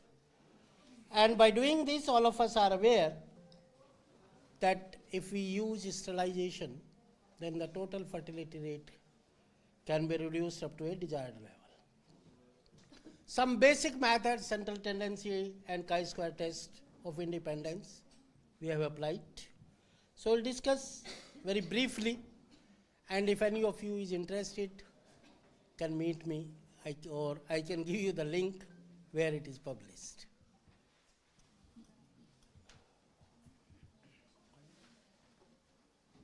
So all of us are aware that population is a serious global concern, particularly in developing countries, including India and China and all these things. India economic growth rate has risen significantly, as all of us are aware that now we are the 5th largest economy of the world and pertaining to become 3rd largest economy. But at the same time, we should not forget that we are having the largest population in the world. We have kept behind China. And if it continues like this, then I think whatever economy we have or whatever development we try to do cannot be sufficient for the further development of the country. So to cope up with this problem, the Indian government has formulated a national family planning program, which is now decades old. During this period, national family programming has expanded enormously, both as resource allocation and development of infrastructure. Setting up such a large organizational structure which penetrates deeply in rural area itself is praiseworthy achievement. The program has succeeded in increasing family planning awareness and acceptance too in the country. So for this purpose, family planning, when we talk about, there are two types of family planning one use. One is permanent method and another is temporary method, but sterilization one of the permanent method, and which is widely used by the most of the female in India. So I am running a little fast. I come here. As we know that population is a serious problem, so for this purpose what we did, we collected data from 2 CHCs, community health center. One is from the place where is our one of the speaker, Mr. Malik is there, Badot district, Bagpat I think, and in Uttar Pradesh, and another is a place which is known as Bhagwanpur Kheda, that is in Uttarakhand. The reason to collect this data from 2 different locations is that both the places are similar in living, but one is considered as hilly area and another is plain area. So we try to compare if there is any similarity or dissimilarity in both. So the methodology is for this analysis of our data. The techniques of measures of central tendency, all of you are aware. I think even this has been taught at 12th standard in statistics, mean, mode, median, histogram and all these very basic things we have used in this to get the median age of sterilization and average number of children ever born per couple. We have used the chi-square test of independence of median age at sterilization and average number of children with caste and education at 5% level of significance. About 96% of sterilized women are Hindu and includes about 25 castes divided in various categories. Keeping in view the large number of castes and too few observations for many of them, the castes have been grouped into 3 categories which are as follows. Upper caste, please don't feel offended. There is not any kind of intention that upper, lower or middle class. We have not intentionally doing it and we have not done intentionally. So there is no need to get offended by the caste if somebody is coming in upper, middle or lower class. It is as per the Gazette notification of Government of India. So upper caste, Tyagi, though nowadays Tyagi says that they are OBCs. So, but at that time when we collected it, this was Tyagi, Jain, Gupta, means basically business community, Rajput, Brahmin, Rao and Punjabi. Middle class, obviously, Jat, Gujar, Saini, Yadav, etc. And lower caste, Khatik, Harijan and Balmiki. And this is the distribution of average number of children and median age. See, the median age for all the 3 classes is 30 years. But the average number of children per couple at sterilization, if you see, for the upper caste it is 3.33, middle class it is 3.63, and for the lower caste it is 4.23, and if you take the average of 3 classes, it comes out to be 3.80. So quickly I would like to tell that when you move from upper to lower class, the number of children increases. The reason could be still in our, you can say, society, the more number of children, more number of hands and more earning. I think they have this in mind. This is the histogram. So I have already explained that when we go from upper to lower class, the average number of children increases. Now, similarly, if you consider education, so it has also divided into 4 categories. One is illiterate, neither read or write. Primary, 5th standard, secondary, who has passed 10th, and the next we have taken secondary and above in single class, whether one is graduate, postgraduate, PhD, whatever it is, it has been made.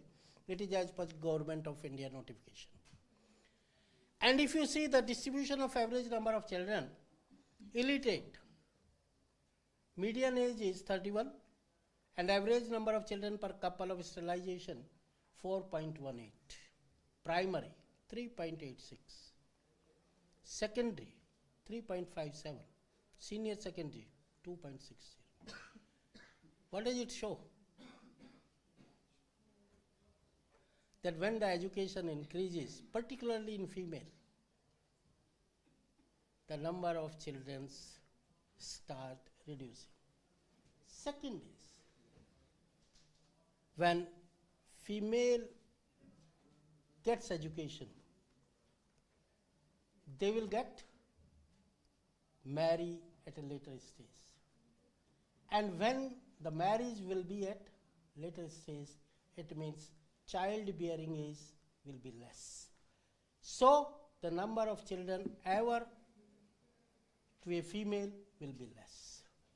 So that's why this is the main thing which I just wanted to tell you. This is the so chi-square test also showed that caste and education are independent in terms of age at sterilization and average number of children per couple. Since in former case it is 0.7071 and H naught is expected at 5% level of significance. In later case it is 0.09 and not significance at 5% level of significance, that is age at sterilization is independent of caste as well as education. The data clearly indicates that the education was the major contribution in determining both age of sterilization and and the average number of children. So now I come here. From the above analysis and discussion, we reach at a conclusion that education is the only dominating factor in deciding the age at sterilization, while caste and education both are the dominating factor for average number of children ever born per couple. So if our policy makers design their future strategies keeping in mind both these factors, and then only we may have a real check on the rapid growth of population. Actually, in Indian context, caste and education are positively correlated because of high level of unemployment in the lower section of society. This is the reason that people do not understand the disadvantage of increasing population, and either knowingly or unknowingly they get involved in the process of population flood. So our planners should keep their focus on the lower sections of society, which is the origin of highly increasing population, by creating job opportunity and improving education facilities so that they can understand the benefit of a small family. These are the few recommendations for the policy maker, that we strongly recommend that the age at marriage of women must be increased from the current 18 years, which they have made already, 21 years. Female education up to senior secondary must be made compulsory so that the number of children ever to a couple should reduced. A very handsome amount of cash should be given to those couples who get sterilization after 1 or 2 children and give birth to first child on or after 25 years of mother's age. The current scheme of Janani Suraksha Yojana must be restricted only to 2 children. All registered private hospitals should also be recognized to provide family planning services. So acknowledgement, we are highly thankful to Medical Superintendent of Community Health Center Badot and Bhagwanpur Kheda, who provided us with the valuable data without which the present work would not have been accomplished. These are the few references. Thank you, and any question? Thank you very much, sir, and thanks a lot for your time. And I'm sorry for time constraint. I'm delighted to see this research work. If any questions, please, you can ask anybody, any student?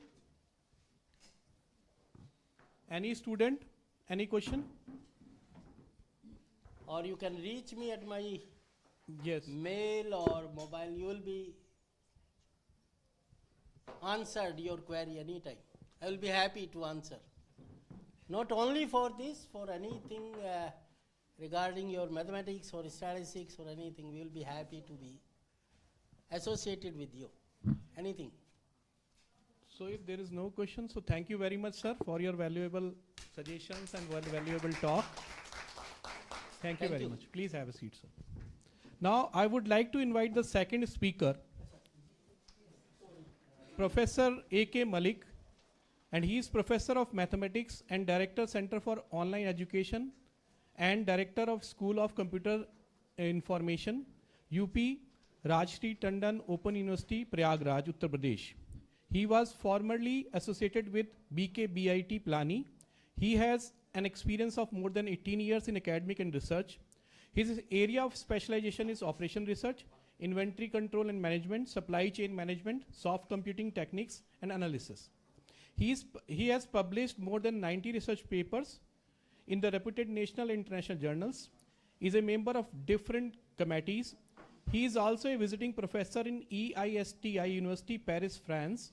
He is a reviewer of OpSearch, many reputed journals. He has supervised 9 PhD students and is an author and co-author of around 28 books like Operation Research, Optimization Techniques, Topology, Measure Theory, and Integration.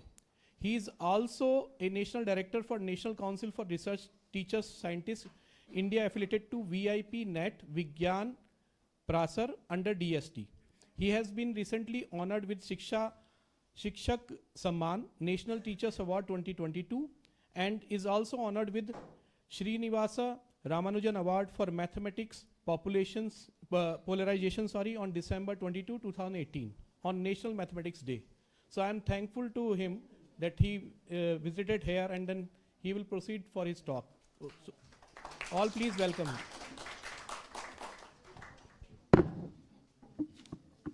Thank you, sir. Good afternoon to all of you. I am very happy to become a part of this international conference at Amity University, Noida. First thanks go to the organizers, convener, and program director who organized this wonderful international conference. So my topic of talk is green supply chain model for decaying item with trade credit and preservation technology. So these are some outline of my talk. In the trade credit, financing is now a very useful and efficient promotional tool for seller and contractor to boost efficiency through motivating more sale and an exclusive prospect for the trader to lessen demand improbability. The trade credit is give the permissible to have some time to pay the money. For example, the credit card. This is a very important example of trade credit policy. In view of above scenario, a credit financing model have been developed for perishable item and the effect of learning and inflation under preservation technology and carbon emission, holding cost and ordering cost are following the learning effort. Finally, the model given by the minimization of respective of the cycle length and the numerical example. With the help of numerical example and sensitivity, we show the applicability of this model. These are some keywords. So first we give some introduction about inventory and what is the objective to do research in this.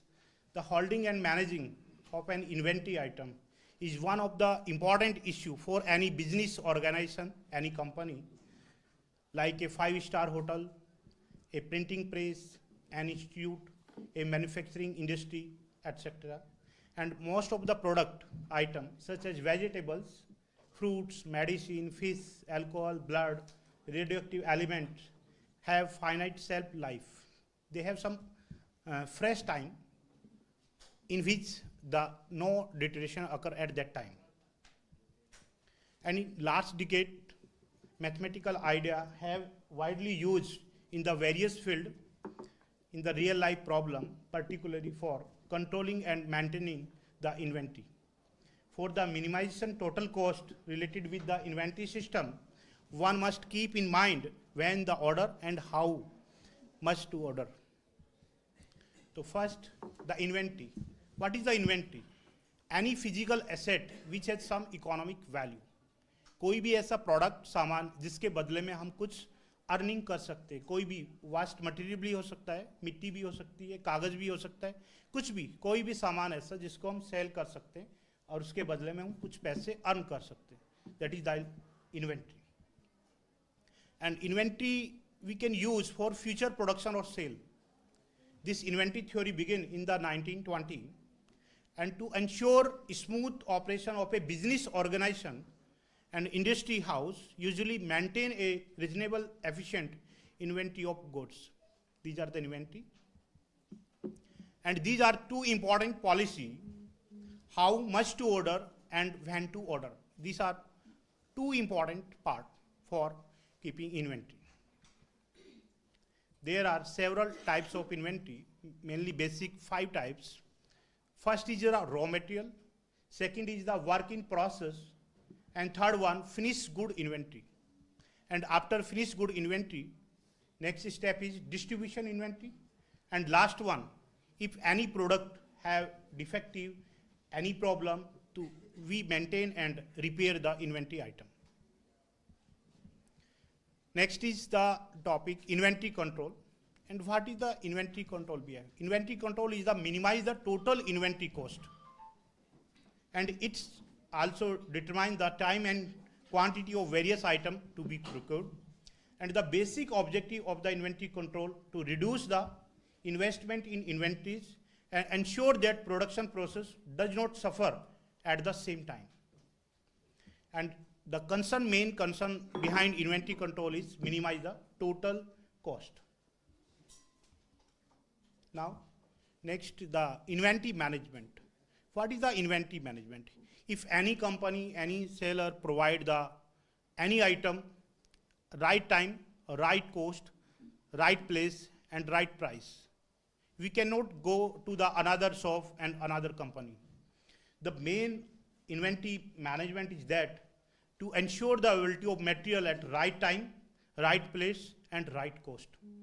And there are the 3 main objectives of the inventory management: improve the customer service, reduce the inventory investment, and increase the productivity. There are some benefits for inventory management. The total control and information about value of inventory and response time to demand change reduce, to increase the sale of the product and remove the unnecessary use of warehouses used by unneeded part of inventory. And there are 3 basic inventory cost: the procurement cost, carrying cost, and shortage cost. Suppose we have a small problems related to inventory control. So one of the most important concern about the management is how much to order and when to order. And the main objective, how to minimize the total inventory cost. Suppose a company earn a profit P on some item, and the function of the unit produced say X, and the profit function P equal to 800x minus 2x square. If the company expenditure of interest, rent and salary of the staff member, suppose rupees 1 lakh, so then the company would like to know whether it have a loss or a profit. So how to decide that the company go to loss side or profit side? So how to check? Suppose P is the profit function. So we have the P equal to 800x minus 2x square. And for maximum and minima, we have the first derivative of P with respect to X, the unit product. And we have dP upon dx. And for checking the maximum and minima, we have dP upon dx equal to 0. And after getting dP upon dx equal to 0, we solve it and we get the unit quantity X equal to 200. And for again differentiating with respect to X, the profit function P, the second derivative of P with respect to X, we get negative. The indication that P is maximum at X equal to 200. And now we check the net profit. P is the profit and expenditure. The profit function 800. We put X equal to 200 and we get here minus 20,000. This is the indication that the company go to the loss side. So this is a simple example how to decide, how to control, and how to check for a company, how to get the company go to loss side or profit side. Now in this model, we discuss some trade credit policy, learning S-shaped curve, and this is the literature survey. These are the important author for which we used in our paper for citation. The most objective of this talk is the analyze the impact of trade credit financing, preservation cost, carbon emission and inflation, and effect on these total cost with learning effect. These are some assumptions for, and these are some notation which we used in this paper. This is the mathematical formulation, and in this model, the inventory item, the inventory level decrease in this time period 0 to T, the inventory level decrease due to demand and deterioration. These are the some inventory level, the governing equations represent the model, and this is the ordering cost, represent the K, and these are the holding cost, carrying cost, and this is the function of holding cost, this is the function of learning effort. These 33 indication the deterioration cost, and these are some green packaging cost, carbon tax, development cost, and preservation cost. And these are the function. Phi t is the 1 upon t, k is the ordering cost, h is the holding cost, dc deterioration cost, green cost. These are and these are the scenario of the model. The when m is less than equal to t, in this case the interest earned and the interest paid by the whole inventory cost include these two factors. And this is the second case when t is less than equal to m. In this case, earned, and this is phi 2 is the total cost function indicate in this case, and this is the solution method for the first derivative and second derivative, and check the condition, the total cost function is maxima or minima at that point. And these are some graph for total cost with respect to, this is the first case, convexity, and this is the second case for this, and this is the numerical example. In this example, numerical data, we used the Jaggi at all 9 paper and Paul at all 30 papers. We used this data from this paper, and this is the table, the case 1 and 2 with the trade credit period and optimal cycle and effect on total inventory cost. And this is the sensitive analysis part, and this is the effect of learning on the length of cycle and total inventory cost. And next table indicate the effect of shipment on the length of cycle and the total inventory cost. And next table, fifth, this is the effect of greening factor on the length of cycle and the total inventory cost. And table 6 indicate the effect of fixed carbon emission cost on the length of cycle and the total inventory cost. And table 7, this is the effect of changeable carbon emission cost on the length of cycle and total inventory cost due to storing of item. And table 8 indicate the impact of trade credit financing on the length of cycle and total inventory cost. These are some managerial insight and observation, and this is the conclusion of this paper, and this is the application and limitation of the present model. When the item are green and deteriorated item, then preservation need for the good quality of item. And at the present time, green deterioration retail practice are day by day increasing in number. And these are some example and limitation of this paper. These are some references. Any query? Any questions? From audience, from professor? Okay, thank you very much, sir, for this valuable lecture on the inventory control and management, trade credit policy. That is very close to my work. So thank you very much. Thank you, sir.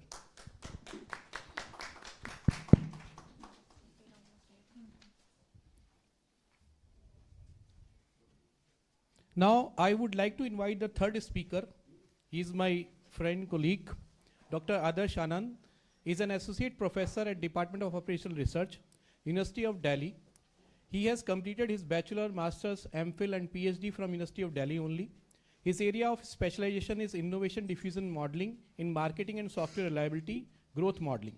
He has got more than 80 publications in reputed international journals.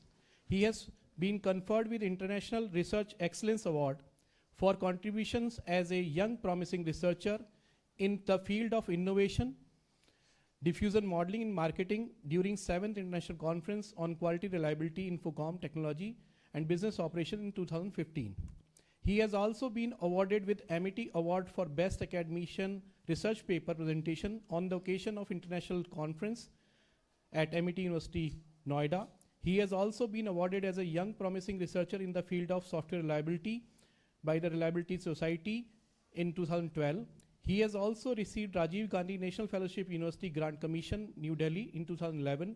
He is a life member of Operational Research Society of India, Society for Reliability Engineering, Quality and Operational Research Management, Association of Inventory Academicians and Practitioners.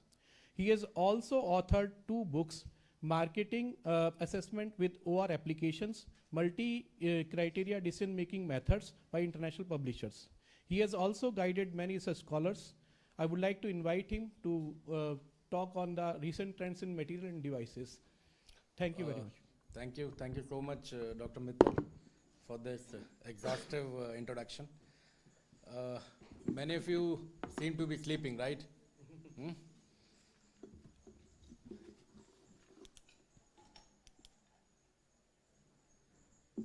How does it move with this only?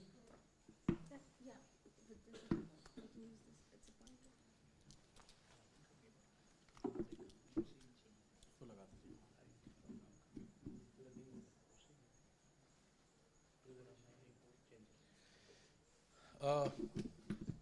With the due permission of chair, मैं 3 minute extra लूँगा.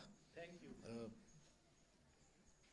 Prior my starting, 2 बातें हैं with everybody sitting down there, ऊपर पैर करके भी जो बैठे हैं उनसे भी.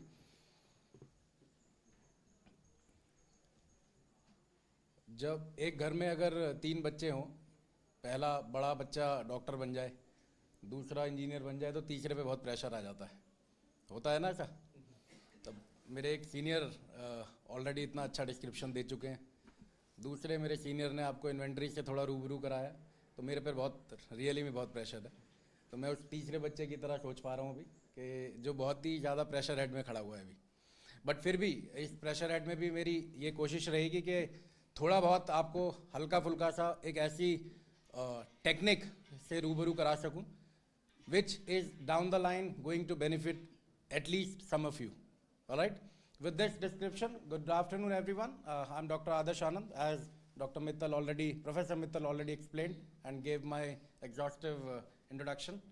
Prior my starting, I would just like you all to read what I have got for you here. Very interesting, very, very interesting. It says, give me 6 hours to chop down a tree, and I'm going to spend my first 4 hours sharpening my eggs. It has a very deep meaning. It has a very, very deep meaning. And ऐसा भी नहीं है कि मैं अपने पास से लिख कर लाया हूँ. It was quoted by one of the finest man on earth, Abraham Lincoln, the 16th president of US, right? With this ideology or with this sort of an introduction, I would like to begin my today's discussion, wherein I request all of you, because I see many of you are graduation students only.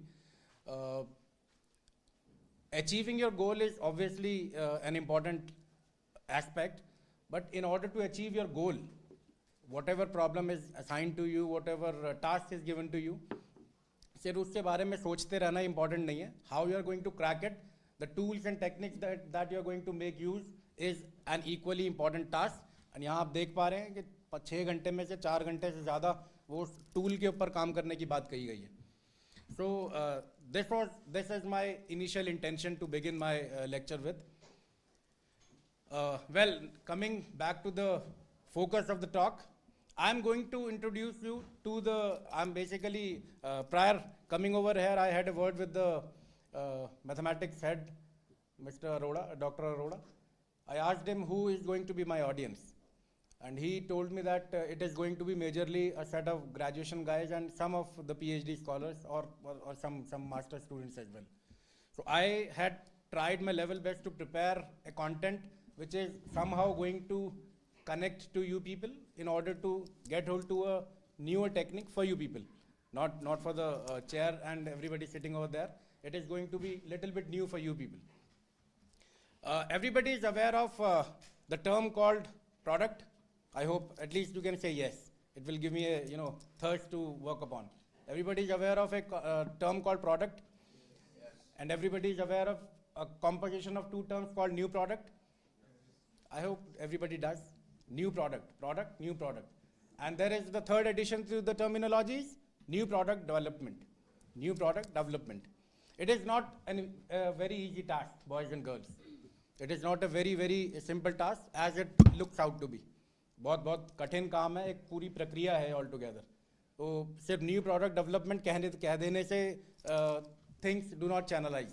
It comprises of a hell lot of steps, hell lot of stages which a company has to go through in order to come over to the final offering in the market. Today I'm little bit going to talk about this particular aspect only, wherein how a company generates a new idea. And obviously I'm not going to talk about how it generates. I'm just going to give you a brief over what all it takes in order to understand and come up with a new idea, finalizing how many ideas should be carried forward to the next set of stage, then carrying forward and doing the cost and trade-off analysis for whether creating this particular product for me will be useful or not, and then obviously finally again checking about various benchmarks and the other set of trade-offs, and then launching the product in the market. So ये जितना ये कहानी सुनने में interesting या शब्द जो सुनने में कनेक्टिंग लग रहे हैं, ये बहुत क्रूशियल स्टेजेज हैं.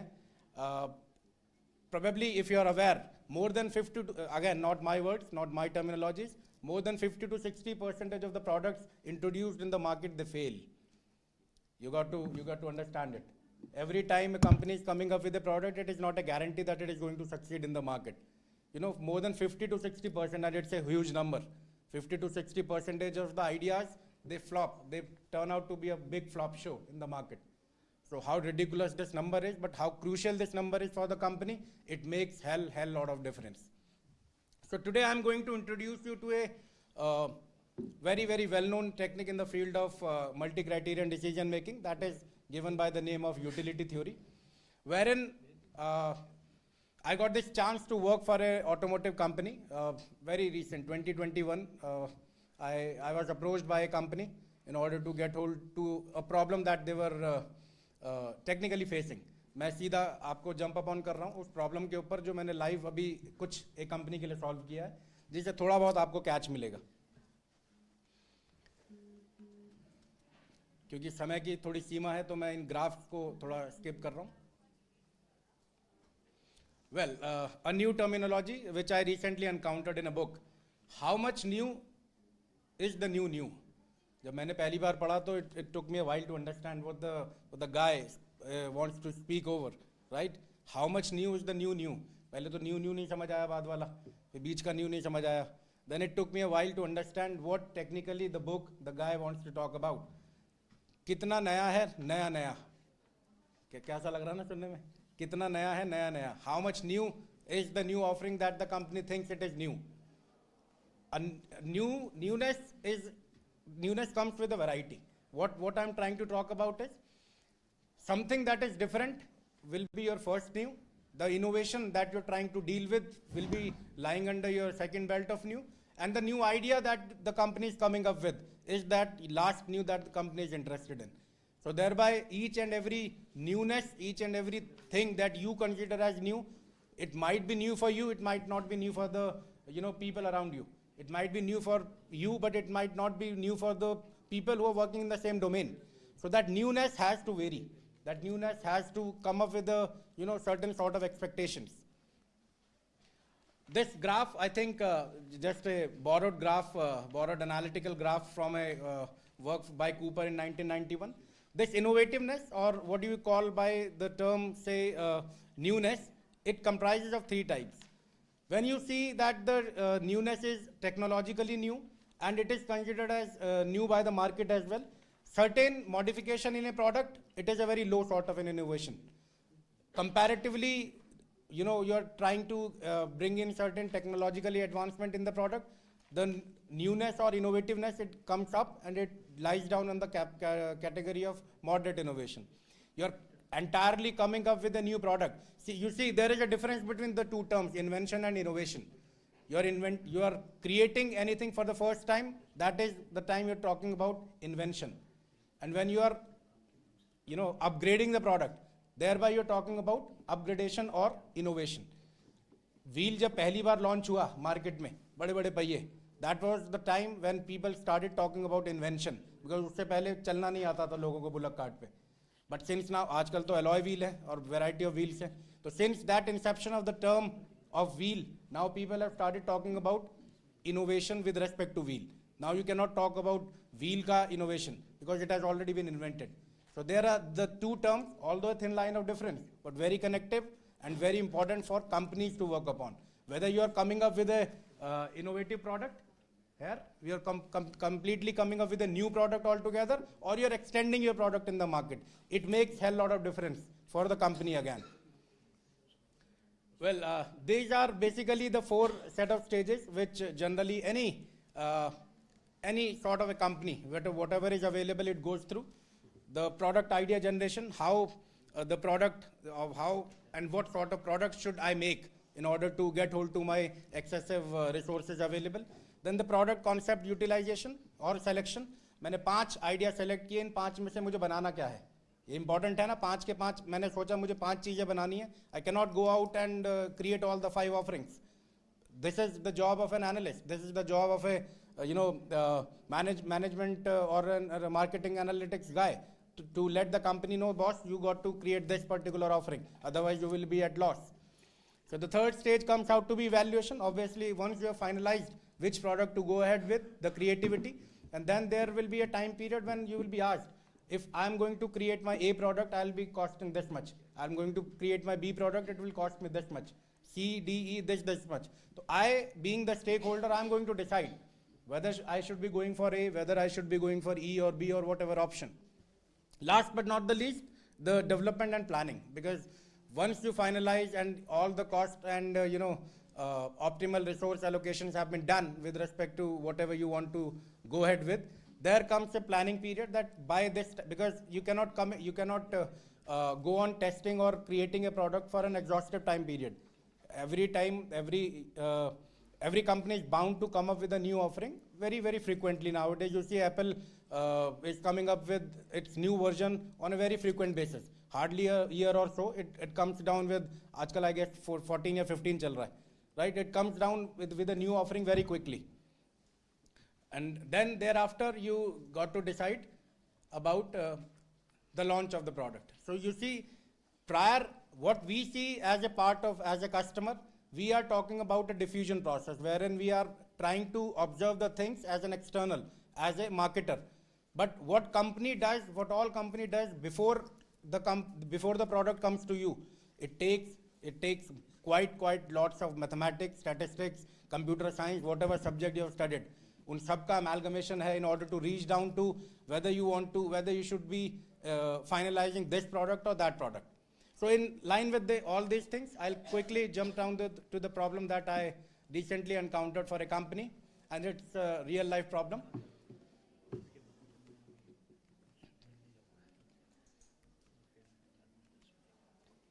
I had to mask the company because the permission was not granted to showcase the name of the company. I'll read it down for you people. If some of you find interesting, again, as my seniors have quoted, you can get back to me. One of the renowned manufacturing premium silencer mufflers and sheet metal fabrication. It's a Delhi-based company doing wonderful business in crores. Turnover is in, I guess, if I'm not exaggerating, it's around 50 crores. So fair enough turnover. And this company came to me. In fact, it didn't came to me. It came to one of my well-known, and they set up a meeting and they told me that they were facing certain problem. What sort of a problem? In this case, this automotive company, it found itself with a surplus capacity in terms of the machine hours and manpower, prompting an interest in utilizing this excess capacity. They had fair amount of money. Money was not a constraint, and very rarely you find these type of terminologies talking to a company. But don't worry about the money. You know, once somebody is coming and quoting that money is not a constraint, आपका आधा काम वैसे ही आसान हो जाता है, right? So additionally, the company had surplus funds, and rather than depositing them in the bank or providing loans, they decided to invest in new products to maximize their profit. अब ये new product किस intent का है? How new this new product had to be? This was one of the major challenges that was given to me and my team, that you identify which product I should be making. So in order to do this,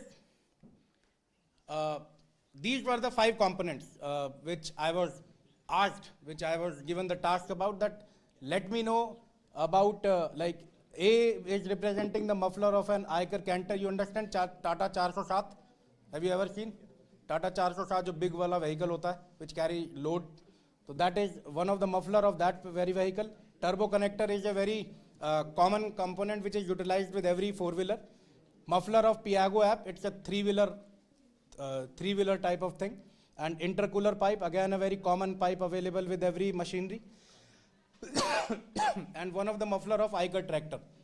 So company asked me that the research team, I am in plan to go ahead with creation of any of these particular type of product. So let me know what should I go ahead with. Shall I make product A? Shall I make product B? Shall I make C, D or E?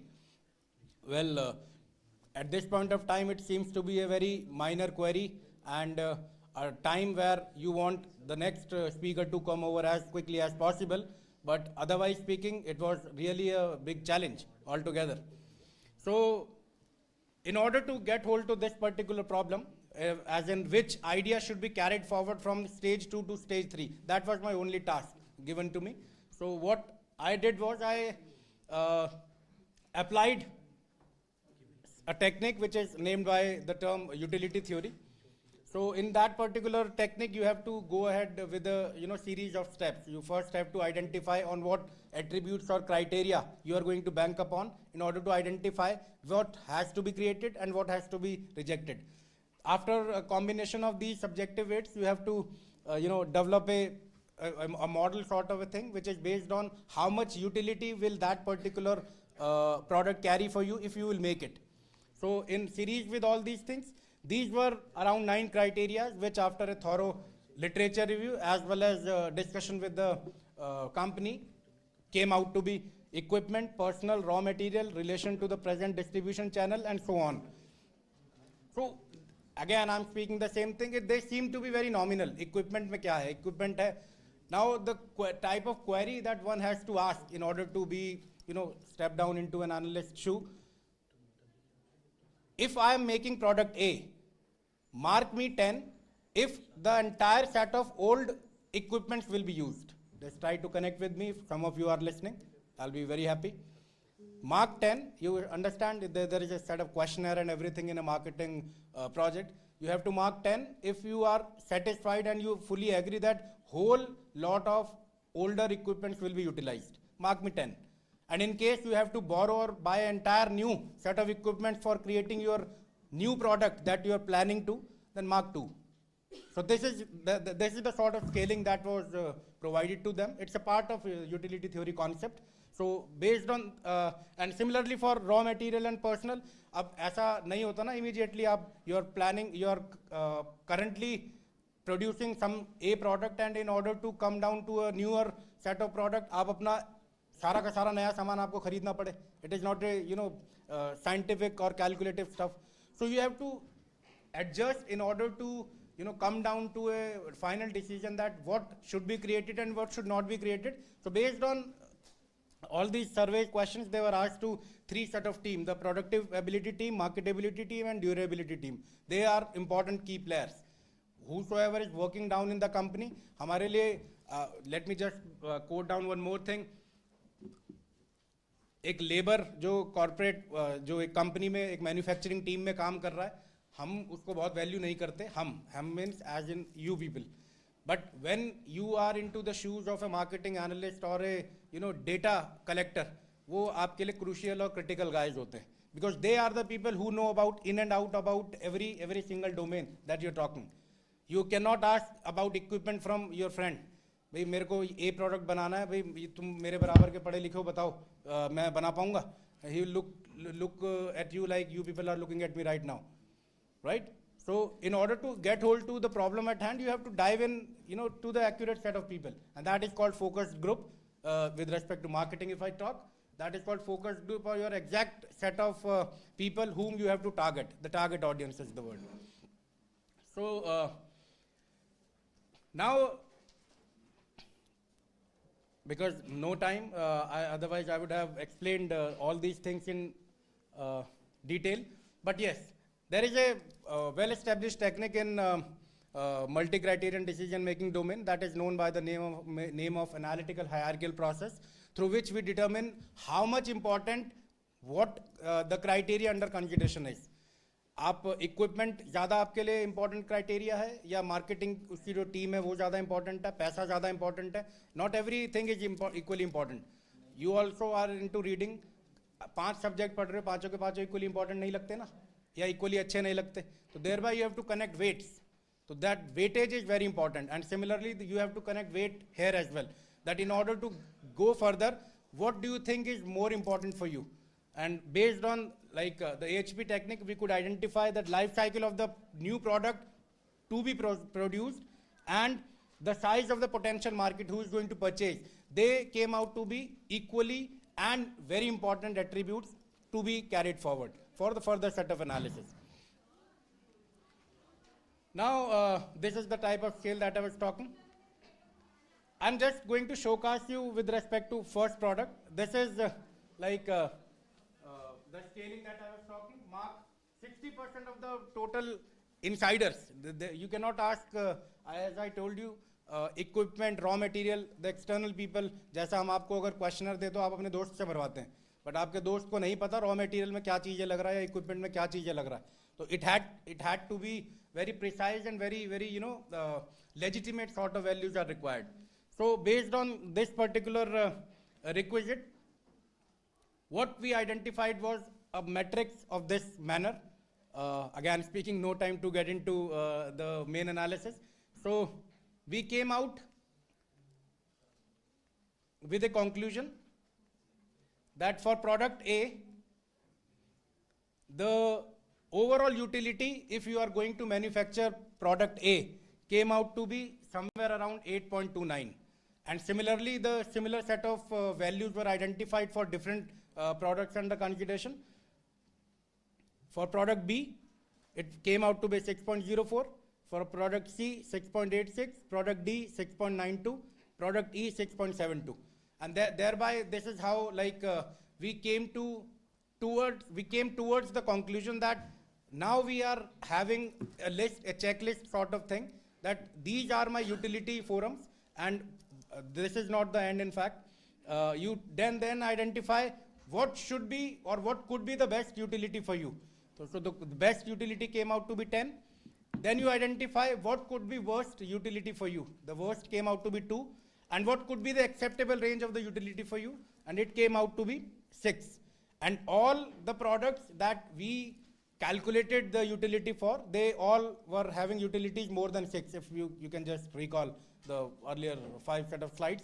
So ideally, again, what I'm trying to bank upon here is, you have to put up your analytical mind. Everything is coming out to be more than 6. So shall we proceed with creating of every and single new idea? Again, that is an impossible task for the company. 5 idea आपने सोचे, और अभी अब मैंने ये line बताया आपको, about 50% of the ideas are flop shows, जो final offering में launch के बाद flop बनते हैं. अगर हम पहले से ही एक ऐसा non-calculative idea propose कर देंगे, तो it is going to be a double thumbs up for us, right? So we have to we are at the conclusion that we can make all these 5 products. That's a double thumbs up from the company, for the company. But now what to go ahead with? So usually, again, it's a management thumb rule, 10% of the topmost ideas you can accept. जिनका सबसे ज़्यादा utility है, 10% of the utilities that you have observed while calculating, you can go ahead with those set of ideas for carrying or moving it to the third set of stage, that is doing the cost trade-off analysis. So with this particular proposal, we were able to conclude and let them know that the team which was working with me, and I told them to go ahead with creation of muffler of Iker Cantor was the best suitable product for them, keeping in line, focusing on all the set of 3 to 4 attributes that were provided to us. Yeah, I think this is just to showcase the first rank. And conclusion is that prior this work, I have been majorly focusing my alignment of research in the aspect of diffusion process. Diffusion is once the product is finally created and then what is happening to the product thereafter. This is my first work with respect to the infusion process, as in what comes to the product before it is entering into the market.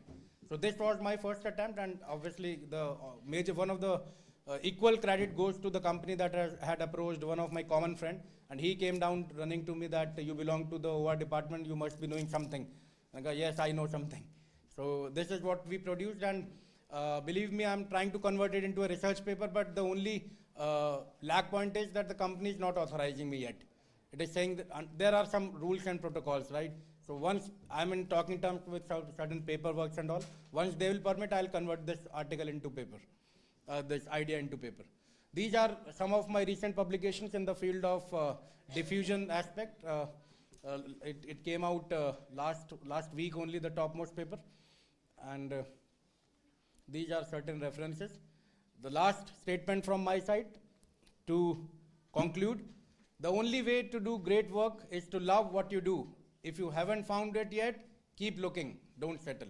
One of the favorite statement again by a very fine man who is liked and loved by young people like you. So half of the things I had to skip, but otherwise I'm open to questions. Yeah, any questions, please? From students, from professor, from faculty members?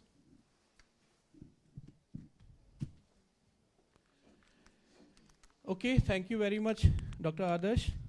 It's very valuable and I think realistic work you are doing. Thank you so much. Stage छोड़ के जाने का मन करता नहीं है teacher का, आपको पता है. जैसा अभी सर ने स्टार्टिंग में बताया, I just want to add one more thing. When I was transitioning from my scholarship to lecturership, I had this blessing, I had this opportunity to sit in front of Professor C.B. Gupta sir. He was one of my final, chair who got me to Delhi University. Oh, so great. I have always been blessed by him, and everyone is blessed by Professor C.B. Gupta. So he was in the selection committee where he recruited me. Thank you so much, sir. Thank you. And thank you. And I do hope आपने कोई mistake नहीं करी, sir. Thank you so much. Thank you. Thank you, sir. Thank you very much. Now the next and last speaker, Dr. Pratiksha Tiwari. She holds PhD degree in statistics from Maharishi Dayanand University, Rohtak, India. Her area of specialization in teaching and research are quantitative methods, fuzzy information theory, operation research and business research. She has 22 years of teaching experience and taken 12 faculty development programs on research methodology and statistical techniques. She has published various papers in referred journals. Those are indexed in Scopus, Web of Sciences and SCI. She has also completed 2 research projects sponsored by ICSSR. Presently, she is working as an associate professor at Delhi Institute of Advanced Studies, GGS IPU, Delhi, and is also coordinator and training and placement advisor of IQAC. I would like to invite ma'am, please give your talk. Thank you.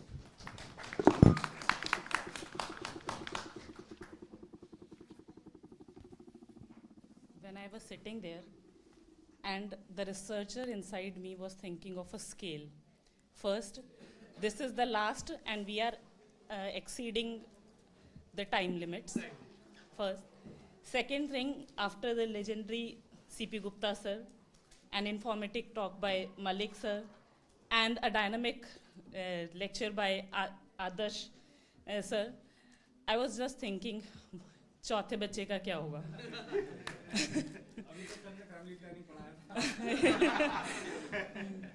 So I was just thinking of कि I just request Mandeep sir to take care of the family so that the students will remain awake. My talk is very basic. Sir इसीलिए मैंने याद दिला दिया कि I am the fourth one और अभी तक I haven't got your blessings. This is the first time I am meeting CP Gupta sir. So I will seek his blessings in the future times to come, and I have noted down the email ID and all the details. I'll surely take your phone number as well if you permit, sir, to disturb you later. Okay. So I am going to just introduce you about fuzzy information theory. First of all, the first thing comes to your mind. What is the requirement of studying all these things? Being a teacher in a management college, normally students ask, ma'am, ye kyun? And normally they are very afraid of mathematics, the students which I teach. Mathematics, I'll just write down sigma and equations, all those things, they will get afraid of. If I start programming in R, they will get afraid of. Ma'am, command se aap Excel karwa do rather than talking about R programming. Aap us pe mat jao. So the first thing, the basic thinking is what is the requirement of all these things? हम ये कर क्यों रहे हैं? ठीक है? So fuzzy information theory, the talk I am going to present here, is amalgamation of two things: information theory and fuzzy set theory. Okay? Now, first thing is, what is information? Yes? What do you mean by information? There are two statements. And can we measure information? Because through questionnaires, what we are trying to measure, we are trying to measure non-measurable item, qualitative things. Yes, we are preparing a scale, we are preparing a questionnaire. For what? Which we cannot measure. We have, when we were in school, we used to have a scale.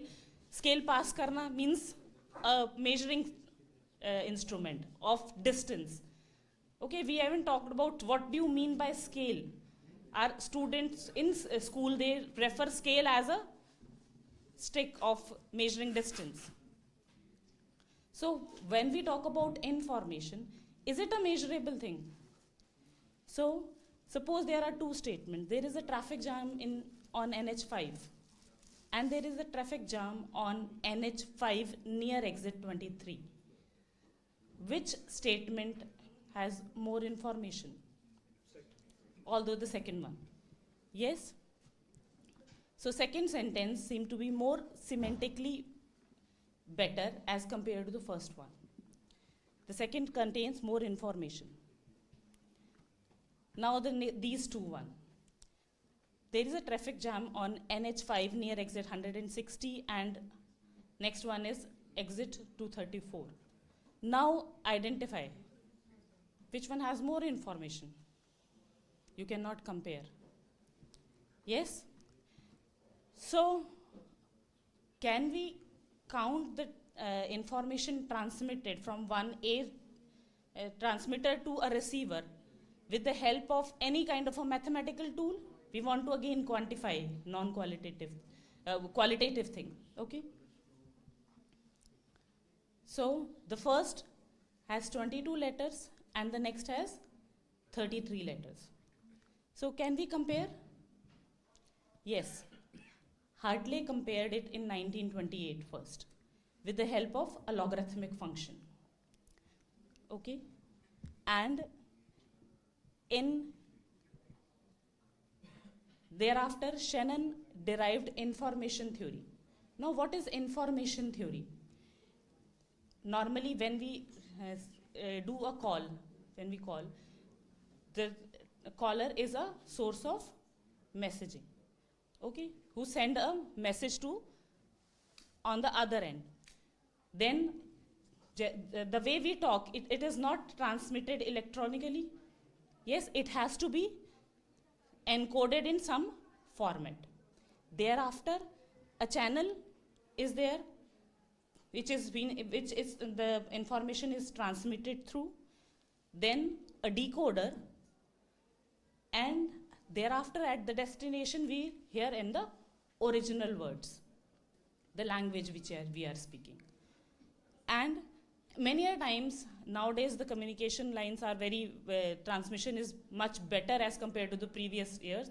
जब हम लोगों को कहीं पे we need to go on a top of a something and then need to talk. So there was noise, disturbances. So now let us again compare few statements. Tomorrow the sun will rise in the east. Yes? Is it certain? Tomorrow the sun will rise in the east? Yes? Then India will win the ODI cricket match, series against Sri Lanka by 5-0, and there is a snowfall in Delhi.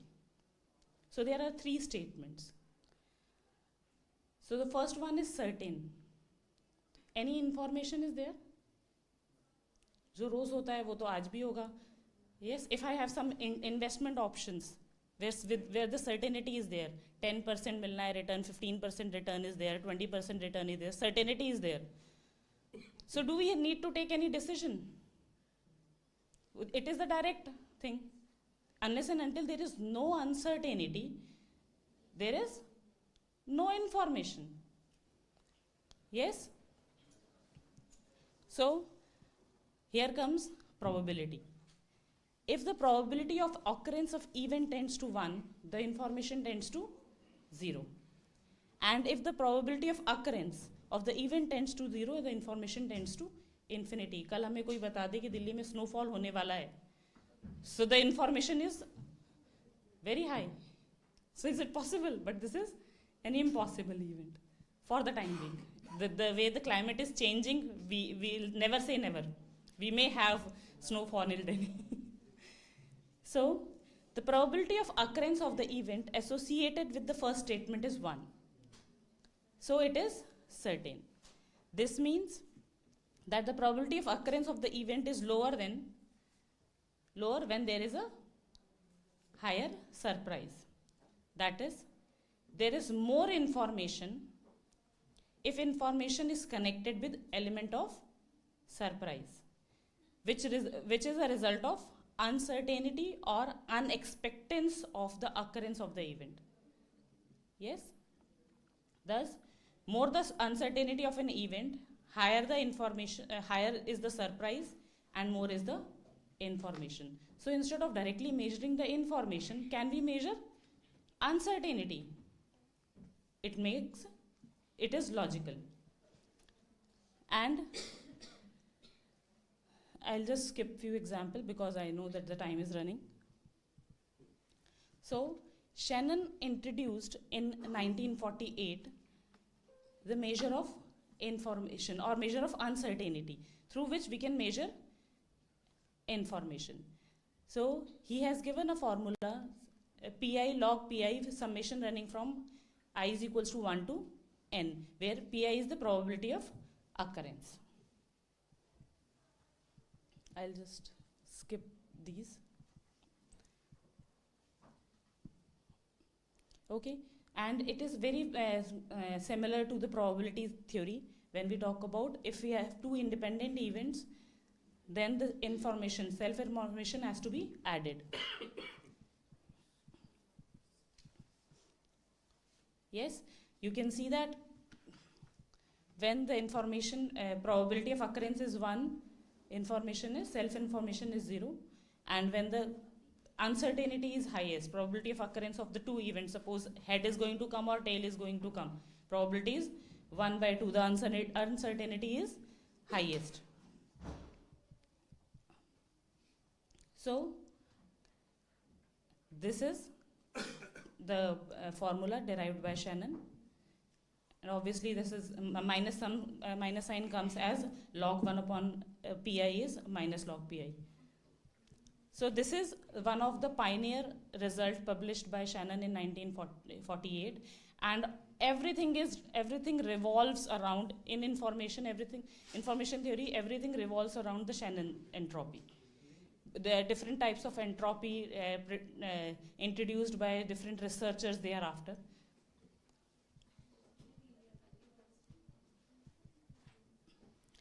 Okay, so the formal definition, when we have a probability distribution P1, P2, Pn, the measure of uncertainty is given by HP, equation 1. Here the log is based log to the base 2. And if we are talking about two events, probability of occurrence, if we are transmitting in bits 1 and 0, so probability of occurrence of 1 is Pi, then probability of occurrence of 0 is 1 minus P. And this is the entropy measure.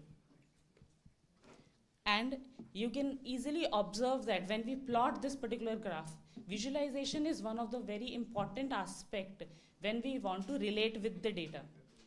Yes, when we collect the data and data cleaning is there, data visualization is there, then only we understand what the kind of relationship the data is exhibiting. And then only we can apply different types of mathematical tools on that. So visually, I have plotted the graph. You can see that when Pi is 0, there is no information, and when Pi is 1, there is again no information or least uncertainty. And when the probability of occurrence is 0.5, means the uncertainty is highest. So there are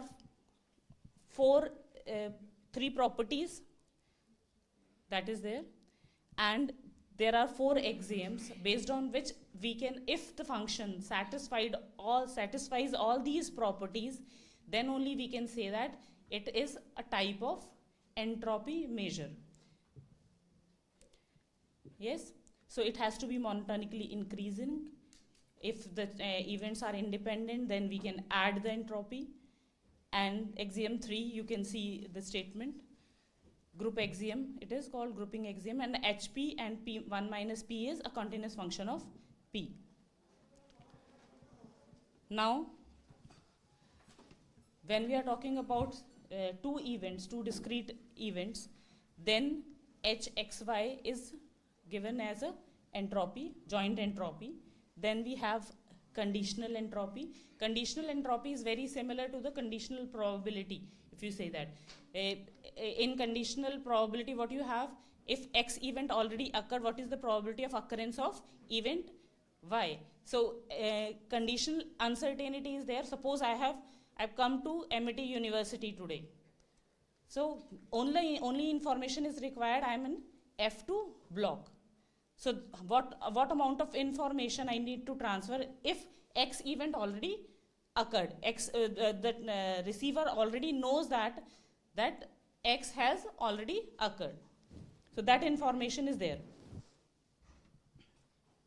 Some properties. Now, when we talk about fuzzy information theory, it is amalgamation. So I'll just give you a brief of fuzzy. What is fuzzy? Now, everything is not yes and no. If we talk about scales, we know that ratio, interval, ordinal and nominal scales are there. We can always proceed from ratio to nominal, but we cannot go backwards. Yes? So every information, so that's why we say that when we have non-parametric tests and we convert parametric to non-parametric, we lose some information. What kind of information do we lose? So when we, suppose you have your marks, yes, and you are passed or failed a particular examination. So what would you say? Pass fail है तो आप बता सकते हो कितने number आए हैं? नहीं ना? Yes. So the similar kind of a thing. If you convert from higher to lower, you lose information. Fine. So when we talk about CRISP is always dichotomous in nature. Passed or failed, yes or no. So that is there. But in ordinary life, there is lot of uncertainty. Yes, lot of uncertainty is there in real life problems. So it is due to the lack of information, the future state of system. So we use probability theory and statistics. If we are talking about Koopman's probability, it refers to logic theory. And when we're talking about vagueness concerning the description of the semantic meaning of the events, phenomena, or statement themselves, it is fuzziness. When we, if we circulate a questionnaire, You will give a statement, and the respondent is supposed to agree, disagree on a Likert scale. So you are giving a description. You are not giving 1, 2, 3, 4. So it is fuzzy. What is agreeable for me may not be agreeable for other respondent. So fuzzy can be found in many areas of daily life: human judgment, evaluation, decisions. Okay, so it is in the natural language we process. Suppose I am saying that birds. So do we need to include bats and penguin? Yes. So the boundary is vague. Yes. Suppose I am telling you tall men. Tall depends upon the criteria or the culture as well. Yes. If I am talking about rich, who is rich? Who is getting a more salary, or who is donating more? Who is investing more? Who is rich? Who is having a big bank balance? So different types of, so the boundary is fuzzy. So there are again fuzzy, you have two types, intrinsic and informational. For informational, you can prepare a huge questionnaire which again have certain descriptions associated with it. So uses of fuzzy theory, the first and foremost is it is used for modeling uncertainty. It gives you a relaxation from the contemporary mathematical theories. Compactification, fuzzy clustering, that is there. It preserves the meaning and the reasons associated. So that is there. And efficient determination of approximate solutions. So these are the few uses of fuzzy theory. Fuzzy is applicable in many dimensions, many domains. It is applicable in management sciences, it is applicable in operation research, it is applicable in set theory, logic theory, different theories, it is there. It can be used. So fuzzy with information. So the broad concept of uncertainty is closely connected with the concept of information.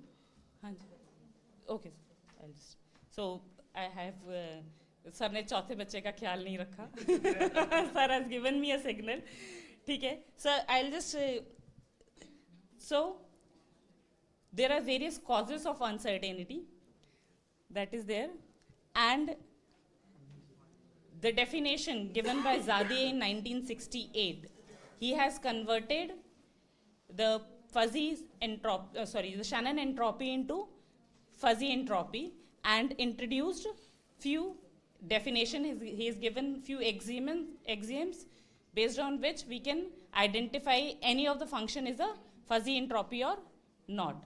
So that's all. I hope that I have not taken much of time. I think I have finished exactly at 11:30. So thank you so much. I hope any questions? Yes, sorry. Thank you very much, ma'am. Any questions from the students and faculty members? So thanks a lot. This is very important topic, ma'am, for information theory as well as fuzziness. Yes, sir. It is used everywhere, whether you will talk about mathematics or any discipline. So thanks a lot for this lecture. Thank you, sir.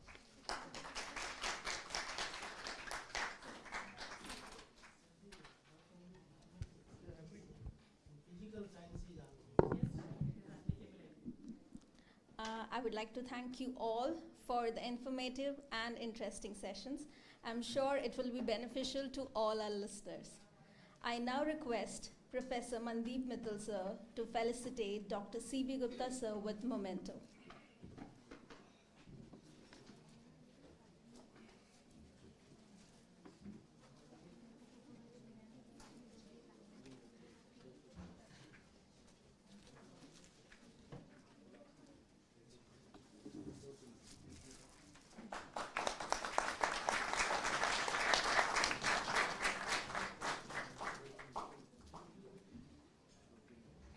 I would now request Professor Mandeep Mittal sir to felicitate Professor A.K. Malik, sir, with memento.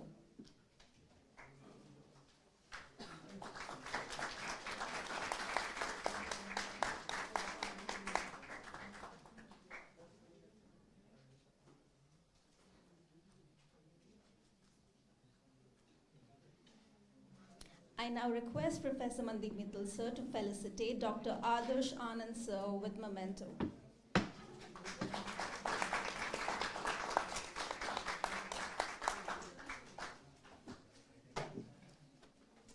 Finally, I request Professor Mandeep Mittal, sir, to felicitate Dr. Pratiksha Tiwari with memento.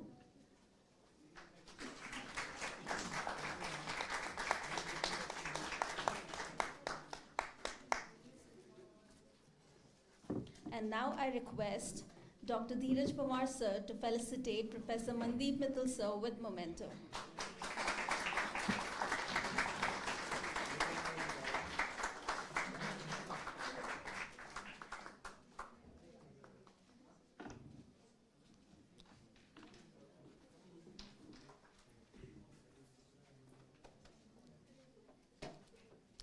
Thank you all for joining us. We have hereby concluded our 4th technical session. I would request you to please join us post-lunch in the same venue. Thank you.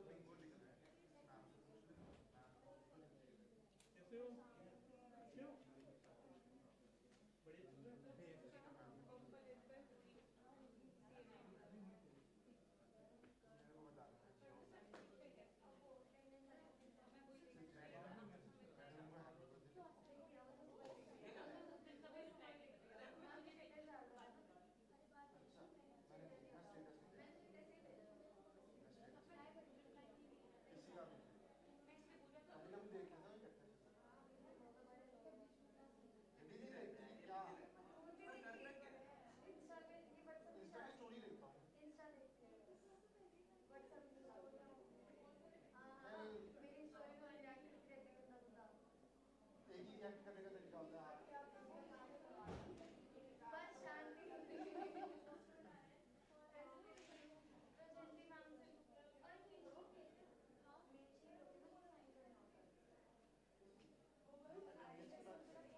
ऐसा कुछ नहीं, हमारे कल जो था हम 3 से 5 तक बैठे थे जयंती मैम के साथ, तो उन्होंने सीधा ही क्लास हमको डायरेक्ट तुम्हारी कौन सी टीचर है मैथ्स की? हो जाएगी तुम्हारी अलग अलग क्यों है? बहुत अच्छी है, बहुत अच्छी है। सुमित मैम से अरे देखो देखो अच्छी है, पर अंदर से मतलब सही है। अगर अंदर से अच्छी है, अगर she is like open, exactly she is like open, पर ध्यान रखना पड़ेगा लैंग्वेज में इसका तो भूल जाएगा काम हमारे वाली वो जानता नहीं मैं, बट बोल दिया ना कि मैम ऐसे ऐसे हमें क्लब का करना है। जयंती मैम गंदी है तो अरे मैम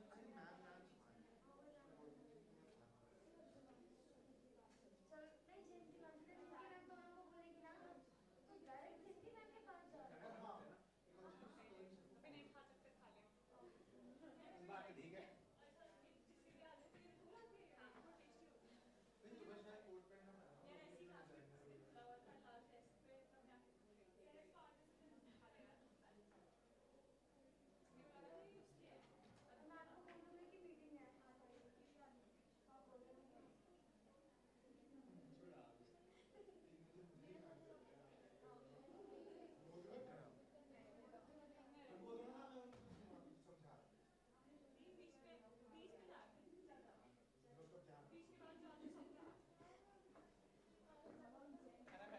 यहीं पे शुरू हो गए मतलब उन्हें देखो अरे ठीक है तुम सीधा यहीं खोल के बैठ गए तो उसे तो देखो अभी लाया है मैं भी खा लूं अरे इसका नहीं खाएगा पता नहीं और बाहर जाना तो मुझे कोई रूम ढूंढना पड़ेगा कल मैं गया था सेकंड फ्लोर पे खाली रूम निकाल ऐसा सीन है हां ऐसे बड़े यहीं बैठ जाओ अब चलो कैमरे में थोड़ी छेड़छाड़ की तभी तुम कल आ रही हो ना अरे आओ थोड़ी अपनी सेल्फीज लेते हैं अरे रुक जा खाना खा के आ जाता हूं यार फिर बाद में डायरेक्ट लेके आ रहा हूं ये रिकॉर्डिंग ऑफ हो गई है कौन सा कैसे पता चला माइक तो नहीं ना माइक को चेक माइक अरे हेलो भाई तिरसा भाई तिरसा अबे चलता कहां से अबे क्या पता चल रहा है वहां से क्या लाया है कहां चलता है जो गाड़ी तो बतेगा वाह भाई बाद में पता चलेगा तो रिकॉर्ड चल ले भाई डरते हैं क्या तो उधर पहुंचे घुसने के लिए पागल भी अब करो क्या लाया है बचाना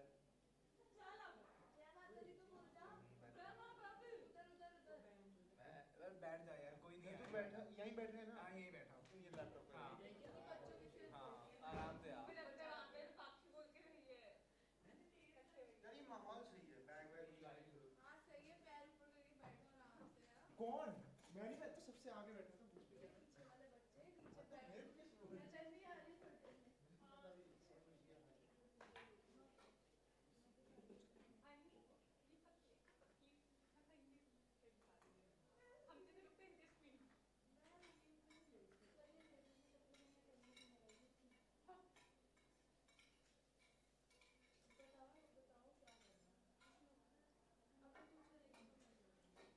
तुम कर क्या रहे हो 20 सेकेंड टॉपिक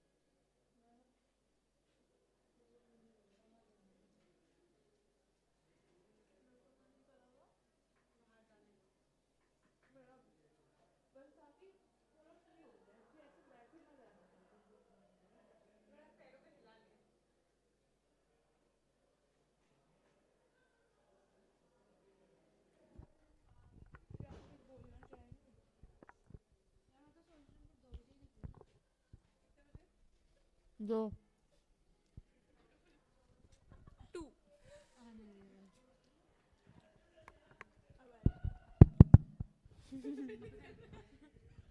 2 बजे 2 बजे और कुछ कहना चाहेंगे नहीं आज की ताज़ा खबर नहीं, आज की ताज़ा खबर आ रही है बात हेलो 1 2 3 4 हेलो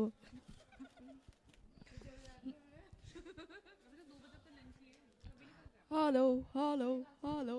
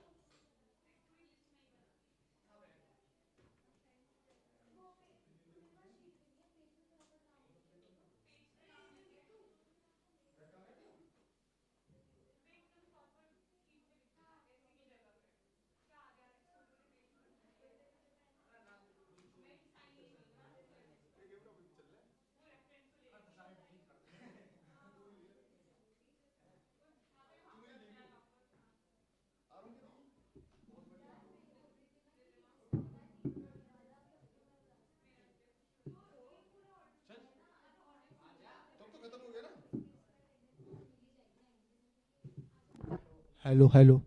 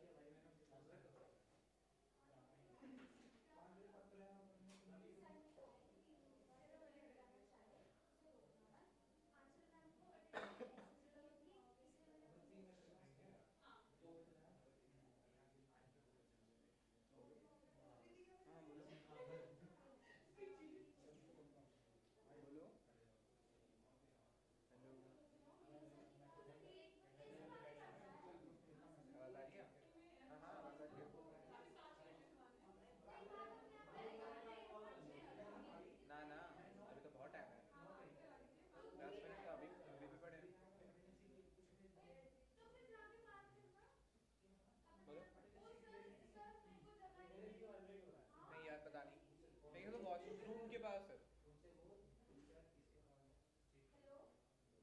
हाँ आयरिश मतलब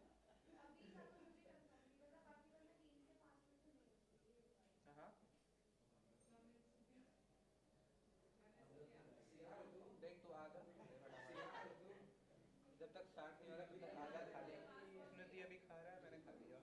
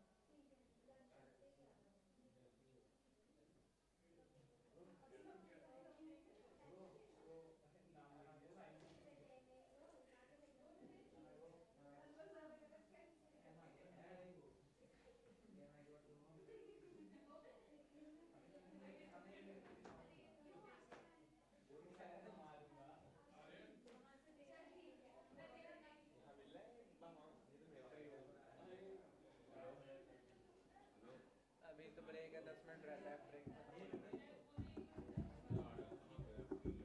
एक आई गेस 1:30 या 1:40 के बाद से। हाँ हाँ जो कल शाम को थे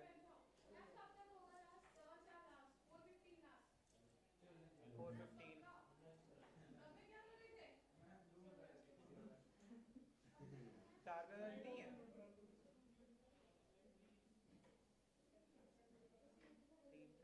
पब्लिक नहीं है। फर्जी क्या है 3 से 4 का हमारा FBL होगा ना तुम्हारा तो कुछ नहीं होगा। होगा तो हमारा चल चल चल आज FBL है स्टार्ट ही हुआ तुम्हारा। हाँ ना ना तुमसे नहीं प्रदीप से पूछ रहा था। फोल्डर सब लेके क्या यार वो फोल्डर सारे ले गए। मैं देखता हूँ फिर ये वाला अमेज़न होगा तो हमारा ही होगा तुम्हारा तो कुछ नहीं है। ये अनन्या को वहाँ बैठा दूंगा कॉल पे। अच्छा मतलब स्टार्ट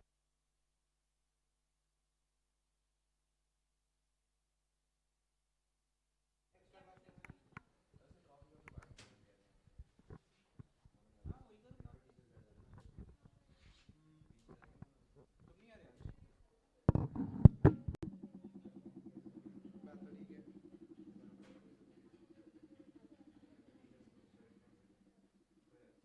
क्या क्या डिसाइड करा? अच्छा 3 बजे तक है ना क्लास एक्स्ट्रा। इसके बाद कुछ तो नहीं है ना होगा भी तो मत लगा है ना।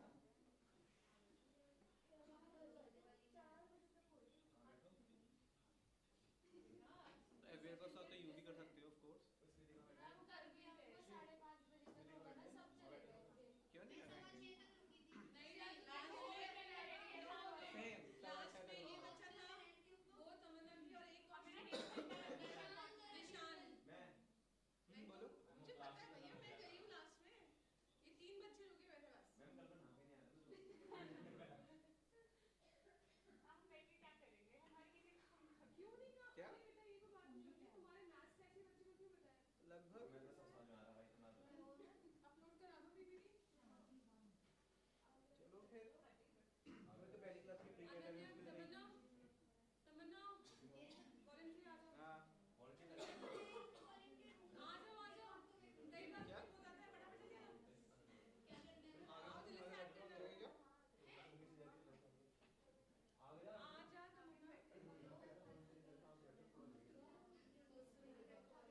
चलेगा आ जा तमन्ना।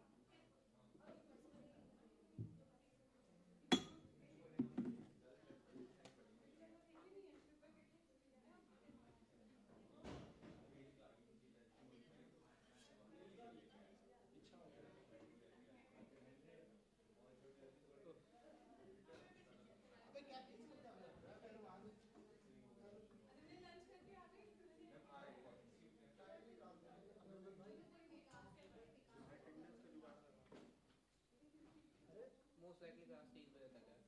3 बजे तक है तो अभी नहीं करते, हम एक्स्ट्रा क्लास का कुछ नहीं पता। अच्छा दूसरा दिन तो जैसे ना होती है ना, उसके बाद का कुछ नहीं पता यार। एमजीयू का कुछ करो, ढूंढना पड़ेगा गूगल में।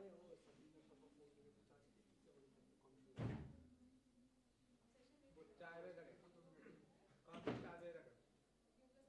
3 बजे नहीं कर सकते, 3 बजे तक हमारी क्लास है, उसके बाद तुम्हारी तुम देख फिलहाल ये तो क्लास निकल देखना क्या देख रहे हैं हम तो क्लास के टाइम तक तुम्हें किसने बोला 4 बजे तक क्लास अभी बात हो।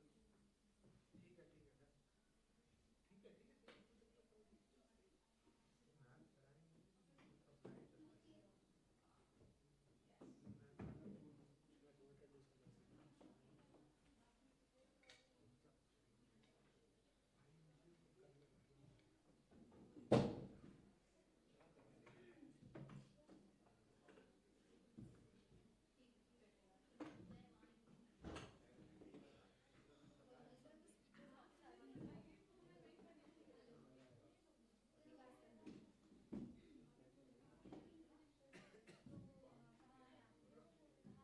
ठीक है ठीक है। मैंने खोल में कुछ ज़्यादा इंटरेस्ट आ गया। इंटरेस्ट नहीं भाई, मेरा इंटरेस्ट ऑलरेडी है इसी बार डिफरेंशियल ज्योमेट्री अनफोल्डिंग वाले से मैंने स्कैम करें? हाँ करते हैं चलो भाई, कर लेते हैं भाई।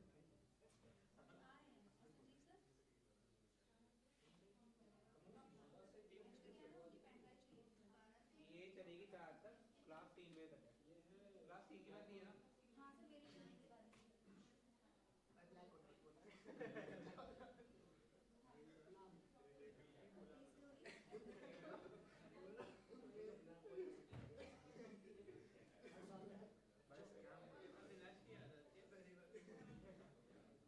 हाँ तो मैं क्या कह रहा हूँ ना, अगर वो कॉन्ट्रैक्ट नहीं खाया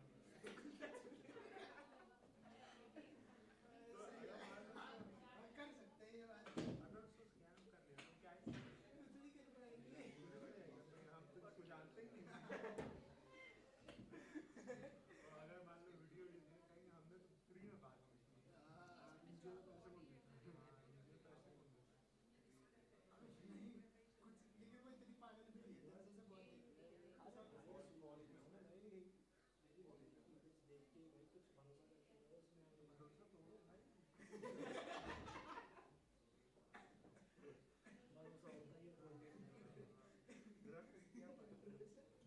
भरोसे का तो तेल डाल देगा तेरे को अभी कहीं काम भाई ये सब कुछ भाई आशीष अपनी प्रोफाइल पे उठा कल आएगा कल भाई तुम लोग वो अपना शाम को बताएगा। भाई वक्त पावे डिस्काउंट लेके वरना क्या है, डिस्काउंट तो बात कर लेंगे उससे क्या ना 1200 में कोई हमें दे रहा है, तुम 1000 में कल बात कर लेंगे। कल ही कराऊंगे सारी जो भी है।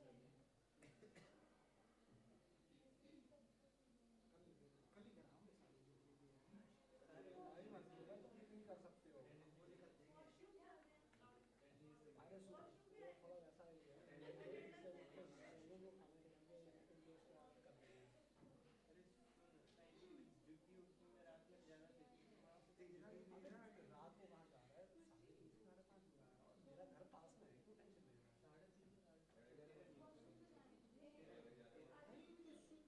3:30 जितनी हो सकती है 8 9 हो जाएंगे तो 5-7 कर लेंगे, 5-6 करते हैं।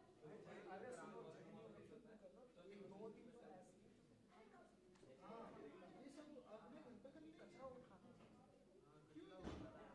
जो बेसिक झाड़ू लगा लेना। मेरा ये चौक में मिल जाना थोड़े बंदे उन्हें दिखाने के लिए, भाई हम सारे मिलके कर देंगे।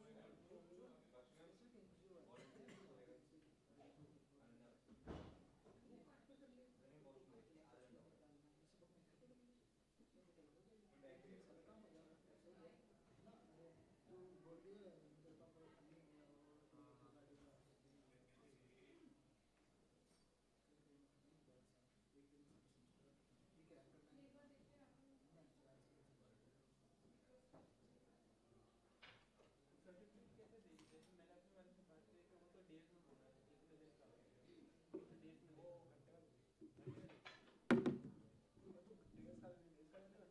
जैसा बोले वैसा सर्टिफिकेट वो तो पैसा ले, तो पैसा ले तो तुम जो बोलो वो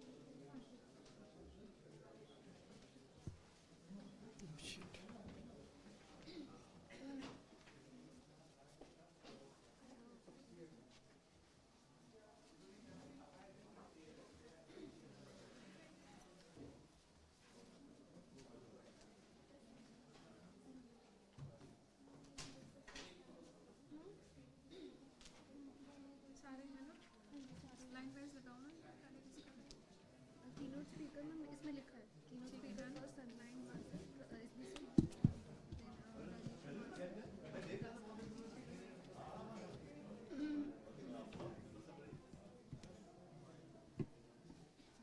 इसका ही नहीं रहा, नेटवर्क ही नहीं आ रहा है, ऐसा चक्कर है।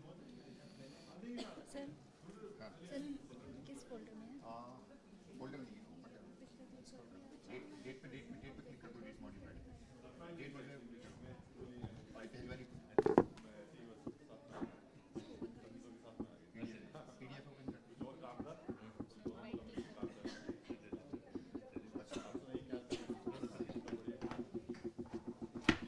मेल भी नहीं खोल रही, क्या करें? सर आप मुझे कर दीजिए मेल। नेटवर्क की तो दिक्कत हो रही है, बाहर जाके करना मुझे पड़ेगा। इसीलिए मेल नहीं आ रही है ना।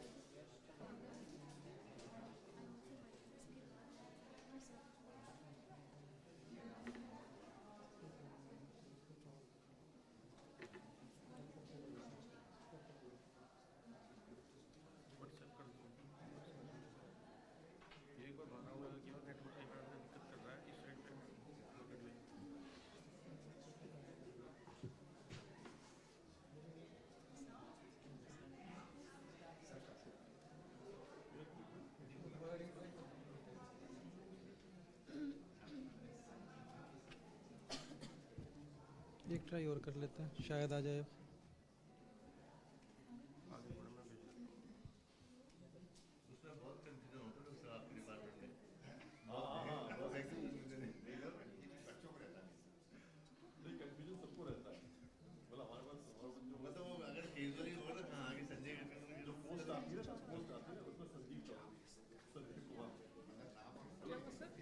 नोटिफिकेशन ही नहीं आ रहा यार, मेल नहीं खुल रही। मेल इस पे नहीं खुला है आपका?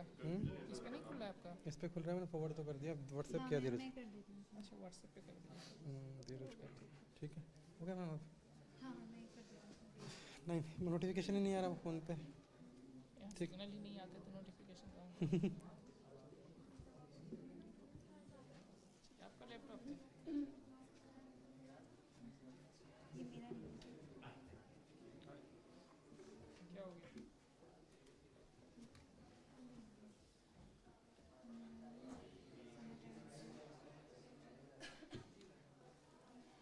फिर से नहीं हो रहा है? नहीं खुल रहा है? आप लोग सर मैंने भेज दिया। हाँ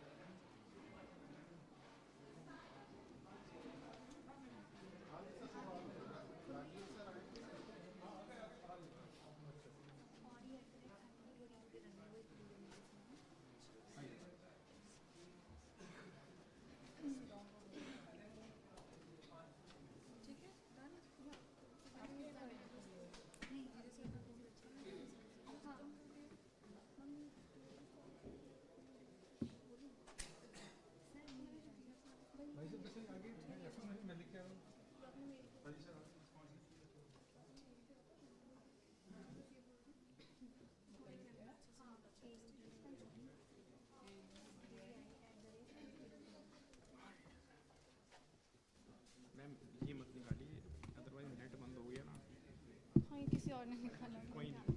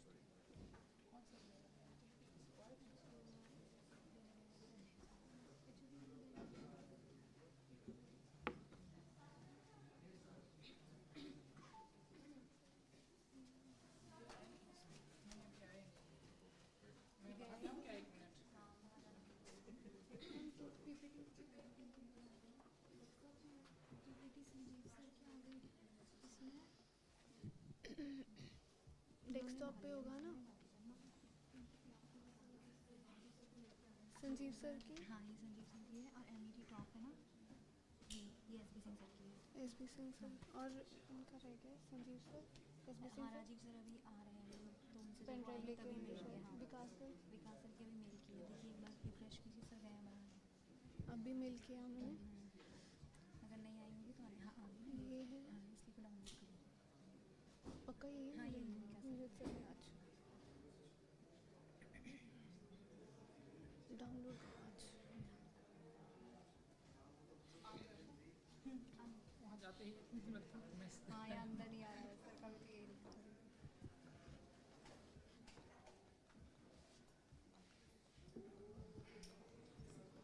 ये वाला उनका है विकास का ठीक है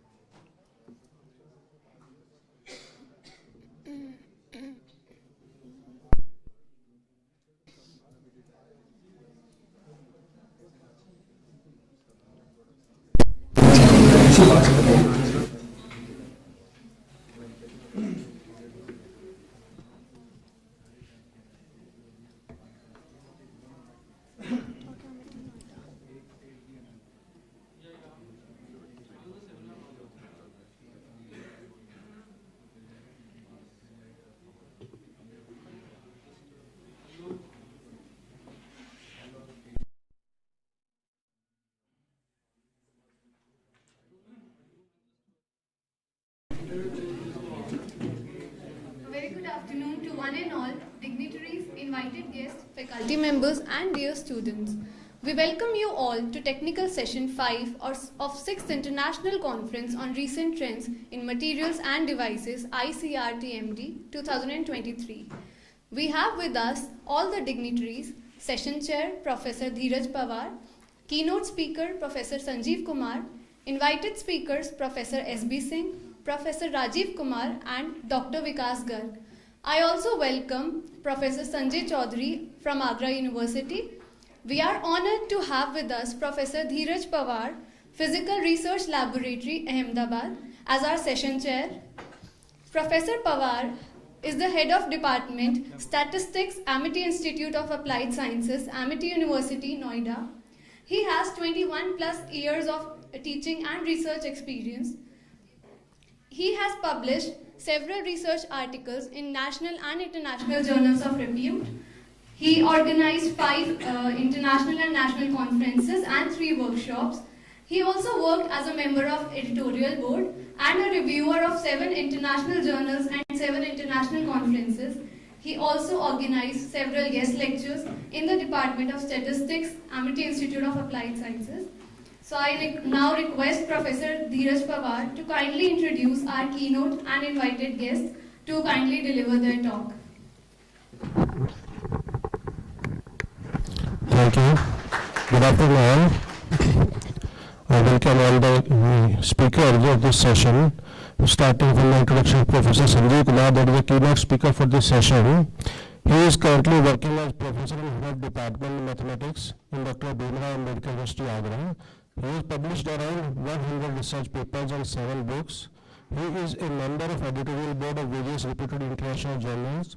He is also a member of Indian Science Congress Association, Indian Mathematical Society, Ramanujan Mathematical Society, International Academy for Physical Sciences. Professor Sanjeev Kumar is also the director of IQAC, member of Library Committee and Academic Council at Dr. Bhimrao Ambedkar University. Sir, please welcome. Shall we start with the talk first? Yes, sure.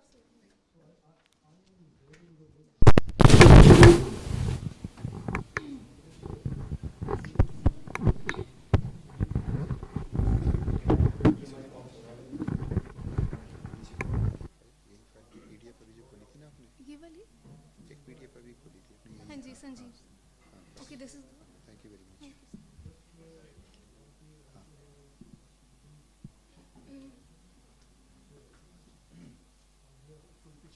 Full page पकड़ दीजिए इसको, मैंने उसको वैसे ही थोड़ा सा पीछे, अब ठीक है, इट्स क्वाइट गुड, ठीक है, thank you very much. Excuse me, sir, all the speakers are requested to please conclude the talk in 20 minutes, if possible, sir. Okay, I'll try to finish it within 20 minutes. Thank you very much. Thank you, and thank you to all the conference organizers and the MIT University for inviting me to deliver a lecture over here.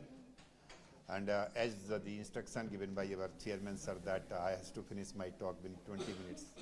So I'll take that liberty, that try to finish the talk within 20 minutes or maybe 22 minutes. Well, friends, my topic is a little bit interesting for all those who are interested to work in medical science, or maybe they are a little bit interested to work in the area of biological sciences too. In fact, my research work is basically in 2 fields. One is in the problems of the blood flow, and second one is in the field of tumor growth. So in both the cases, what I am doing over here, I am just considering some ordinary and the partial differential equation, and I'm just going to try to find out the solution of these ordinary and partial differential equations by using the concept of MATLAB over there.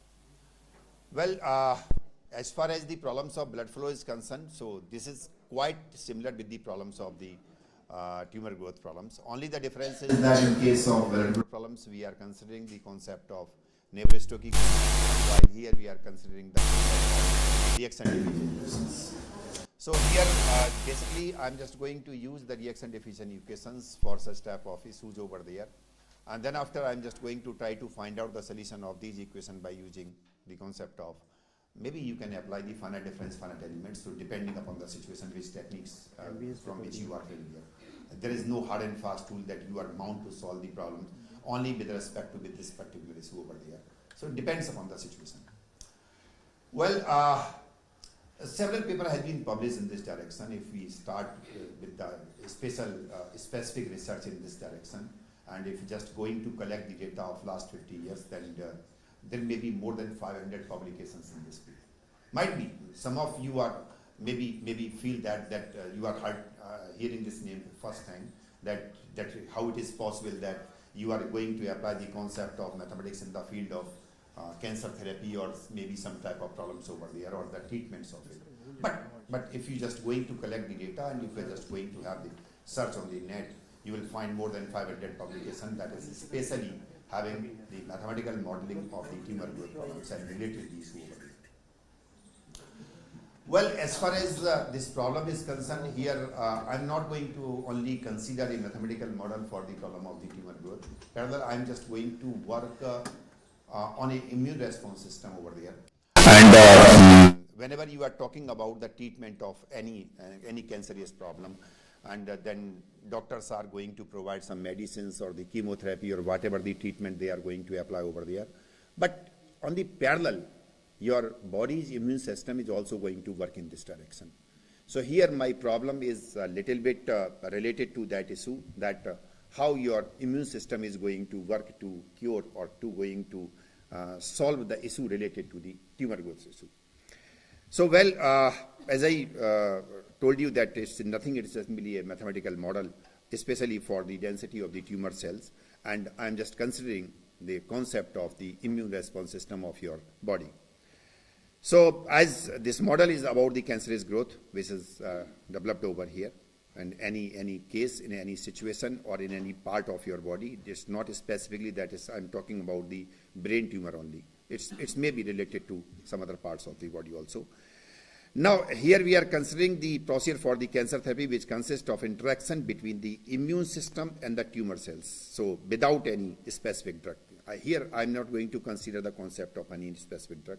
Although I have several publications where I have considered the impact of any specific drug which is provided by any of the medical scientists, that how that drug is going to make an impact on your tumor, and parallel it's also going to give you the data at what rate the size of the tumor is going to reduce, or if it is going to reduce at a particular speed, and the concentration level is going to reduce, increase at any speed, then how we can control it. So there are several papers which is available on that direction.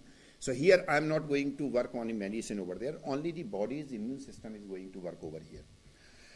So that's why I just give that it's nothing, it's just having a rigorous mathematical model, and which is going to having a concentration, means the concentration of the tumor cells over there, and parallel we are talking about TNF, that is tumor necrosis factor over there. So whenever I'm using the word TNF, means that is tumor necrosis factor. And parallel we are talking about the TCD, that is tumor cell dissociation over there.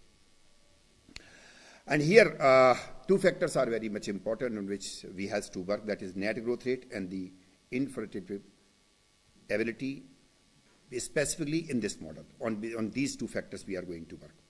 And as far as the result is concerned, so I just going to give you the later that how the results are going to be affected with the immune response system over there.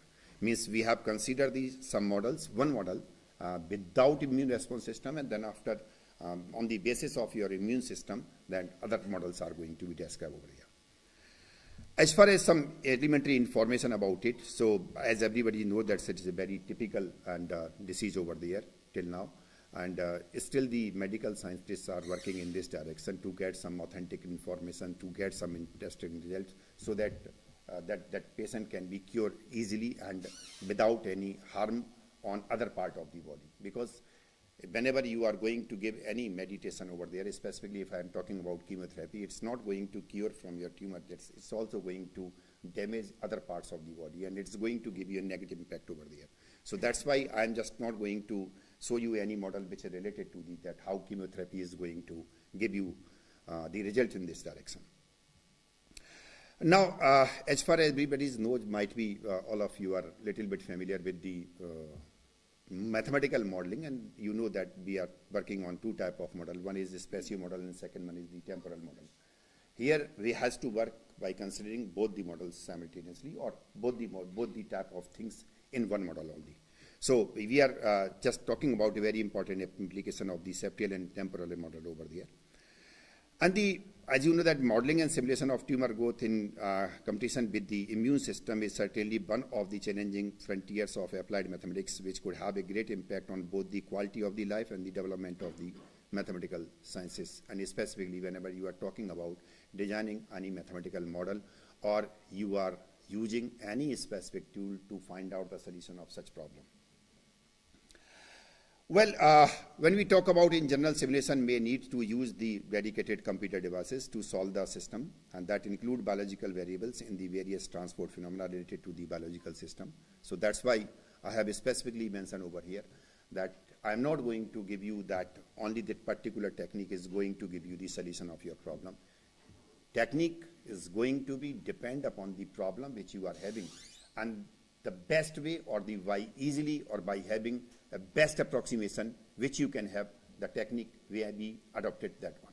So it's not necessarily that only specific technique you are going to use to have the solution of such type of problem. The common feature of such type of mathematical approach is that the equation model living matter and the ability of cell to organize their dynamic needs to be an essential feature of these mathematical models. And as far as we are talking about the dynamic of the cancer growth, it's no doubt it's just a great challenge nowadays whenever the scientists, whenever they are working in this direction, because the exact shape and exact size, they are having it, they are having the idea of it, but sometimes the location, exact location, they are not going to obtain. Might be it is going to be slightly differ over there. So that's why it is a little bit typical over there. And when we talk about the tumors, normally everybody knows we are having the two type of tumors. One is benign and second one is malignant. So we are not working on the benign tumors. We are working on the malignancy. So that malignancy is going to create a trouble. That's why little bit modeling is complex. If you are going to design any mathematical model for the benign tumor, it's a little bit easy. And easily you can prepare over there because that will be a septal model. No need to go for the temporal model. Because as time is going to increase, they are not going to make any big changes in their shape and the size over there.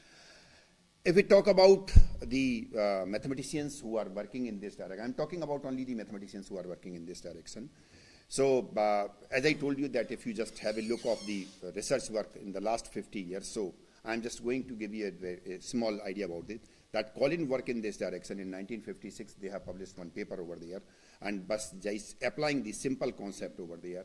But they have used a little bit concept of mathematics, not very specific mathematical model for that one. Then Kushma in 1970 to prepare a model, and in that model they really use the concept of a typical dynamical mathematical model, or we can say the model which is based on the time and the space also, and they work on the breast cancers model only. Then after, there are some other mathematicians who are also working in this direction. I give you the information whenever I'm going to give you about the references information. These are some other mathematicians who are working in this direction. And if I'm talking about this paper which had been published in 1997 Burgess, and they discuss about the interaction of the growth rates and the diffusion coefficient in a three-dimensional mathematical model. I'm not saying this is the first model which they have designed in the three-dimensional model.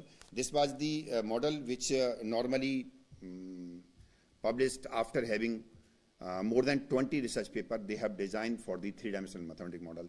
But whenever they are going to have a mathematical model of the three-dimensional geometry, again it is going to create a trouble whenever you are going to solve it. So the solution part, only we cannot think about the mathematical model. It is very easy to see, or it is very easy to say that why you are not going to prepare a three-dimensional model. Okay, that's right, we can prepare a mathematical model three-dimensional, but the problem is that whenever you are going to find out its solution, the solution is going to create a trouble. Suppose you are going to apply a very simple technique, and that finite difference technique, if I am talking about it.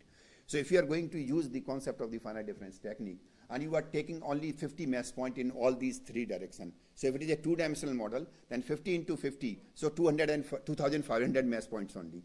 But it becomes, when it becomes the three-dimensional model, and 50 into 50 into 50, so it becomes the huge amount where at which you have to solve the problem. So this is the little bit issue which we have to consider, which we have to keep in our mind. We are having several recent research work over there. I'm not going to highlight all these research work, but Chaplin is a very good mathematician who not only working in this direction, although he's also having the several deterministic model by which they are going to solve not only the problem of the tumor growth, they are also going to consider the several biological problem and the medical science problems by using a mathematical model. But Chaplin is the person who is really interested and really want to work keenly to get some solution, a proper solution, and a best approximate solution for the treatments of the tumor growth.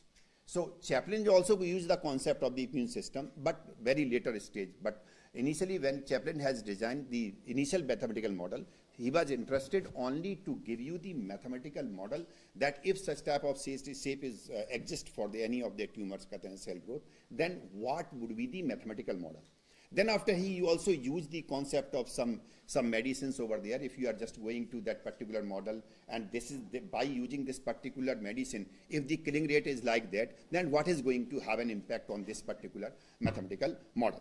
So Chaplin is the person, I think if I'm not forgetting, more than 50 papers has been published under the name of Chaplin. And all these papers, specifically, they are using the concept of the deterministic mathematical modeling. I have also worked in this direction. My first paper in this direction, I'm talking about the immune system, and I'm also talking about any treatment. So the initial, the paper which I have worked in this direction, that was the radioimmunotherapy system. Means they are also using both the concepts simultaneously, means radiotherapy as well as the immune system. So means what is going to be happening if both these process is going to work over there? Means you are providing the radiotherapy to any of the person, and parallel his immune system is also going to work over there. So this was the first paper which has been published with Professor Deepak Kumar. And then after in this paper, we have worked that the treatment by the radiotherapy in the presence of the immune response system, as I told you. And as far as the results are concerned, that we have compared the results with the tumor cell density with the different dose distribution of the radiotherapy in the presence and in the absence of the immune system over there. Then after one book has been published by the Nova Publication USA, and about the infectious diseases over there. So we both work together, and then after one chapter has been published by that particular book. And in that book, we have considered almost all type of models over there. We have not provided the solution exactly. It was not possible to provide the solution exactly for all the such a problem. What we just designed the mathematical model. If such type of situation is going to occur, then what would be the mathematical model for such a problem? As far as this model is concerned, it is applied in individual patient to evaluate, to calculate the two factors, proliferation and the infiltration potential, precisely enough to display the past, present, and the future distribution of the tumor cells. So this is the another model which we have designed over there. Now, when we talk about the mathematical model, so I'm not going to give you the information about the mathematical model. It's simply whenever you are having a real world problems and you are transferring that real world problems to the equations, some parameters, or any type of mathematical formulations, any type of mathematical relationship, or any type of formula which you can design toward that problem. So that is called as mathematical model. When we classify into two ways. One is stochastic ways and second one is the deterministic ways. So stochastic ways means when you think that your parameters, your variables may be random. So here we are talking about a deterministic mathematical model.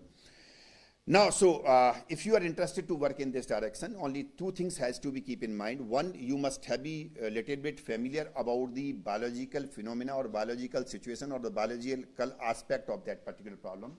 And you also need some elementary information about the mathematical modeling, means what type of model you can design, what type of problems you can consider over there, okay? A realistic mathematical description of the important biological phenomena, as I told you, finding useful solutions, preferably quantitative, a biological interpretation of the mathematical result in terms of the insight and the predictions over there. Now, as far as the model for this problem is concerned, I have considered one line which is quoted by the Professor Murray, and in 1989, somewhere around 30 years back. So they give an idea over there that rate of change of tumor cell proliferation is nothing, it is just equal to the diffusion of the tumor cell plus the net proliferation of the tumor cells. So this is the concept which has been given by the Murray, and after 1990, maximum paper which has been published in this direction are on the basis of this Murray's paper. So the concept which we have considered for such type of problem is that if you are assuming that UXT, means I am talking about in both these dimension model, spatio as well as the temporal, and we are considering one dimensional model only. So if UXT designate the tumor cell density at X radial distance from the origin at any time t, lambda is the proliferation rate, delta describe the septal gradients, D is the diffusivity coefficient. So in that case, if you are talking about governing equation, or we can call it as the differential equation, which is going to be formed on the basis of the information which I have given by the Murray. So you will get del U over del T, means rate of change of concentration of the particles is nothing, it is just del D del U plus lambda U. Here this lambda part is going to play a very important role over there. And if we assume that IXT is nothing, it is just body's immune system over there which is going to work. And then we are going to transfer the Murray's representation, or we can say the Murray's statement in a little bit different way, that a rate of change of tumor cell proliferation is nothing, it is just equal to the diffusion of the tumor cell plus net proliferation of tumor cell, idea given by the Murray. And then after, if you are considering any of the treatment system, not necessarily I am talking about the tumor immune system over there. If you are using any of the other treatment system over there, then minus loss of tumor cells due to the immune response system. So this is a very simple idea. बहुत typical कोई mathematics नहीं है. It's a very simple idea कि if you are going to find out the solution of such type of problem, so means we has to think that the factor by which that concentration level is going to increase, and another factor minus by which the level of the concentration of the tumor cell is going to decrease. So only this simple concept we are going to use over here. So if we are just going to use that system over there, in that case our governing equation will be 2 and 3. I am not going to read it all over there. The last part, which is having the alpha parameter over there, is going to be for the immune response system over there. Now, if you are analytically going to solve these two equations over there, we are getting this type of solution over there. And if we are considering the initial density, then UXT is given by over there. Now, if we are talking about you are going to calculate the TNF, then these are the two equations which we has to consider and which you has to keep in mind. And from the equation 2 and 5, means I am talking about the equation number where we are considering the concept of the immune system over there, and the 5th equation where we are talking about the TNF clearance. Then we can have the final equation, that is del U over del T plus delta, equation number 7, which I have written over here. Now we will talk about how we are going to find out the solutions over there. So whenever you are talking about the solution, we are just going to use some values of the parameter, which is standard values over there, which has been given by several medical scientists or the mathematicians who are working in this direction. So, and then after we are going to solve the equation by using the concept of the MATLAB over there. So the first graph is representing the problem without any immune response system. So means if such a situation is going to be happen, then that is in the absence of the immune response system. Then after, second graph is with the immune response system, when you are considering the alpha, which is parameter which is dedicated for the immune response system, is 0.05 only. So means this is the rate at which by which the cell density is going to reduce. Then after, we are increasing the value of alpha with 0.075, and finally the fourth graph, is for the immune response system parameter alpha as 0.1. So in three cases, if you just want to observe, you can observe that over there, that the tumor cell density is a little bit going to reduce. Means this is going to play an important role over there.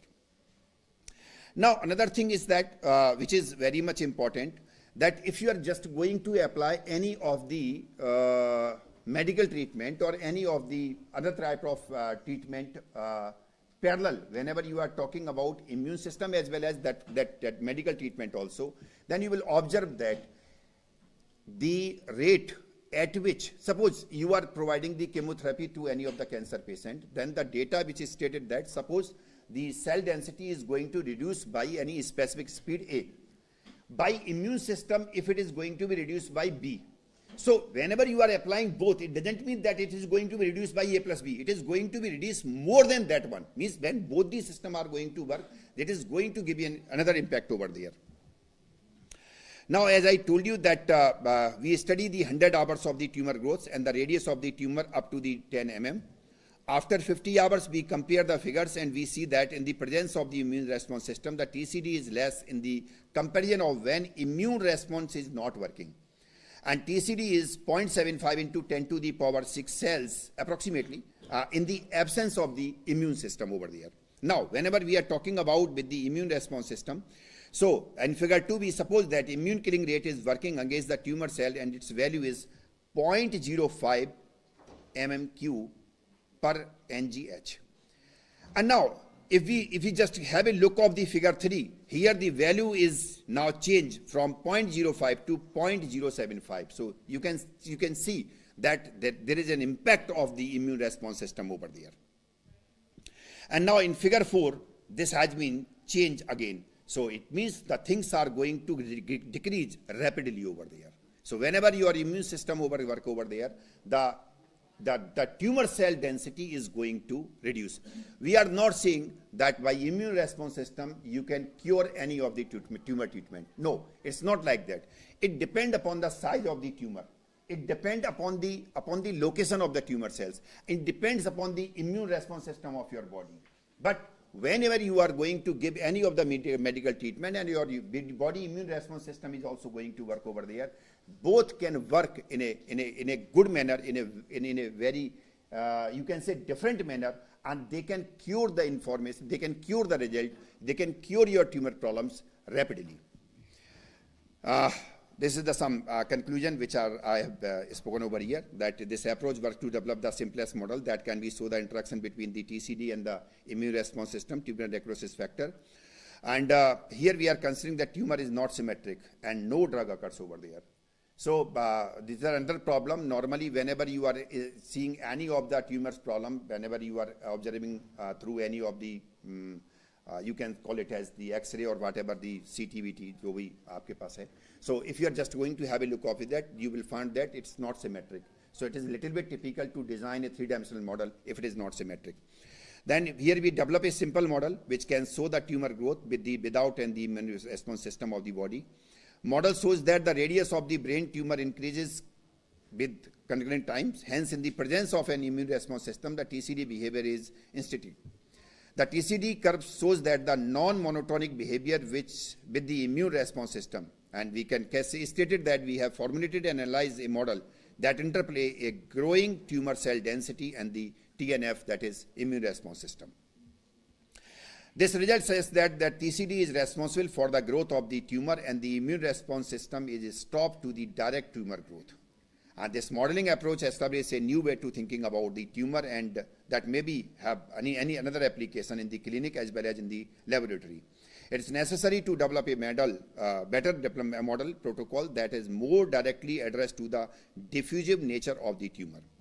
And these are some references which I have consulted over there, and you can have a look of it. And this is stated that the people have started to work in this direction around 70 years or 75 years back. I'm talking about with respect to the mathematical models. And then after, still people are working in this direction. Thank you very much. I hope I have finished within 20 minutes. Very well in time, sir. Thank you. Thank you. And sir, give the light on how to use the mathematical model in different areas. If anybody having any question regarding this, you can ask. Okay, if you are not going to ask, I'll give you the answer of this question. Say for example, like you are having any real world problem. I'm considering a different problem. I'm not talking about typical mathematics. I'm talking about a very simple problem. Maybe, hopefully, most of you are familiar about the concept of the supermarkets. सब लोग जाते हैं, हाँ? So in that supermarket, you have seen the checkout counters. Dekheen checkout counters? Huh? That's very good. Normally, number of the checkout counters is depend upon the size of that supermarket. हाँ? कितना बड़ा supermarket है उसके हिसाब से ही super counters वो counters बने होते हैं. Now there is a big question. How many checkout counters we has to put in that supermarket? That's a big question. If you are putting a small number of the checkout counters, and suppose you are going to purchase a bread, and if you found that there are 3 persons who are already in that queue, और आपने एक bread purchase करनी है, आप उस bread को वहीं छोड़ देंगे और बिना परचेज करे हुए वापस चले जाएंगे. Now another concept, now we has to keep in mind. It means that we has to increase the number of checkout counters. But whenever you are increasing the number of the checkout counters, it is going to make the financial impact on that supermarket also and the profit too. So now a big question arises, how many optimized number of checkout counters we has to establish over there? And if we have established the 10 counters, then on Friday, Saturday and Sunday we has to open all the 10 checkout counters, and around rest of the day we has to open 3 or 4. You can prepare a mathematical model for that problem too. Even then, I also give you another idea about it. Maybe you are not familiar about that concept, क्योंकि आप लोग बहुत young हैं, बहुत छोटे हैं अभी. आपको तो वेदर प्रेडिक्शन की बात आती है, अपना मोबाइल उठाते हैं और देख लेते हैं आज वेदर प्रेडिक्शन क्या बोलती है, बारिश होगी कि नहीं होगी, और काफ़ी हद तक प्रेडिक्शन सही होती है. जो लोग 50 साल से ऊपर के यहाँ बैठे हुए हैं, मैं कोई वैसे माने ना माने, लेकिन 50 साल से ऊपर के जो बैठे हुए हैं, उनसे पूछिए 30 साल पहले प्रेडिक्शन का क्या हाल था.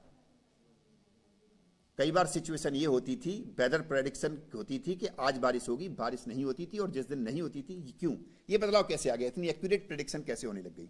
आप लोग कहेंगे सुपर कंप्यूटर से. That's very good. Super computer computing करता है, मॉडलिंग नहीं करता है. प्रॉब्लम सुपर कंप्यूटर सॉल्व करता है, लेकिन प्रॉब्लम बनाता कौन है. आप एक बार गूगल पे बैठ के सर्च करिए, तो जो डिपार्टमेंट है, that department is known as IMD. Hindustan की बात करें तो IMD डिपार्टमेंट है, इसको कहते हैं इंडिया मीटरोलॉजिकल डिपार्टमेंट. स्पेसिफिक है, कई जगह डिपार्टमेंट्स हैं, और उनके किसी साइंटिस्ट से बात करिए आप, तो आपको पता लगेगा कि वो लोग सिर्फ और सिर्फ 3 चीज पर पढ़ के बैठे हुए हैं. उसको हम कहते हैं GFD. GFD क्या होती है? जियो फिजिकल फ्लूइड डायनेमिक्स. वो जियोलॉजी पढ़ते हैं, फ्लूइड डायनेमिक्स पढ़ते हैं, न्यूमेरिकल मेथड्स पढ़ते हैं, and then after they are going to prepare a mathematical model for that, and your computer is going to solve that, and they are going to give you the most accurate result as compared with the previous one. क्योंकि पहले जो situation थी और अब जो situation है, that has been changed now. So if you are just going to search mathematical model of any type of problem over there, you will find lot of problems over there. The one best book which is Murthy, Page and Routine. इतनी बढ़िया किताब है. Professor GN Kapoor साहब की खुद एक किताब लिखी हुई है. किसी को एलिमेंट्री मॉडल पढ़ने हैं जिसमें कि हाई स्कूल तक का मैथ्स यूज होना है, 12th तक का मैथ्स यूज होना है, he can go for GN Kapur. Otherwise Murthy, Page and Rodin is a best book. Lot of mathematical models are available over there. Population dynamics, pollution, river pollution, air pollution, blood flow problems की बात मैंने कर दी, tumour growth की मैंने बात कर दी, नी joints की problems, and you will find unlimited number of mathematical models, problems which they have solved the problem of not only the society, biology, medicine and other parts too. Thank you, sir. Thank you. Nice talk and informative information. Thank you, sir. Thank you very much.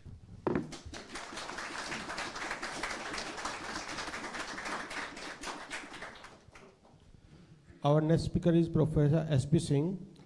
He is professor in the Department of Mathematics, Statistics and Computer Science at J.B. Pant University of Agriculture and Technology, Pantnagar, India.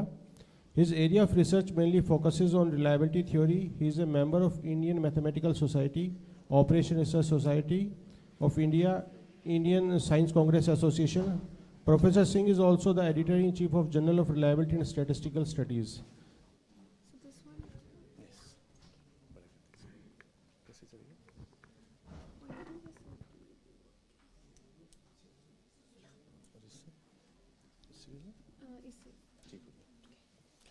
Okay, first of all, namaskar. And first of all, I would like to thank the organizers for giving me the opportunity to deliver the invited talk, because the time is limited. I especially want to thank Professor Arora, who is not here, who requested several times to come and deliver the talk. Anyway, time, Dr. Sahab, is 20 minutes? Yes, sir. 20 minutes, eh? Yeah. Because the time is short, it is earlier 25 and now it is reduced to 25. Yeah. See, as the title of the talk is Effect of Inspection on the Maintenance Policy and the Availability of the System. See, basically my talk will focus on the availability, inspection, maintenance, and maintenance cost, and the inspection models. And I will be trying to keep it as short as possible, and I will be focusing only on the issues which can be completed within the 20 minutes.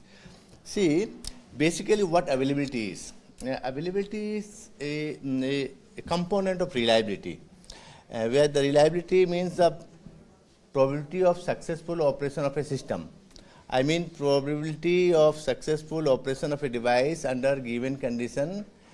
If it is working, successfully working, then it is said to be reliable.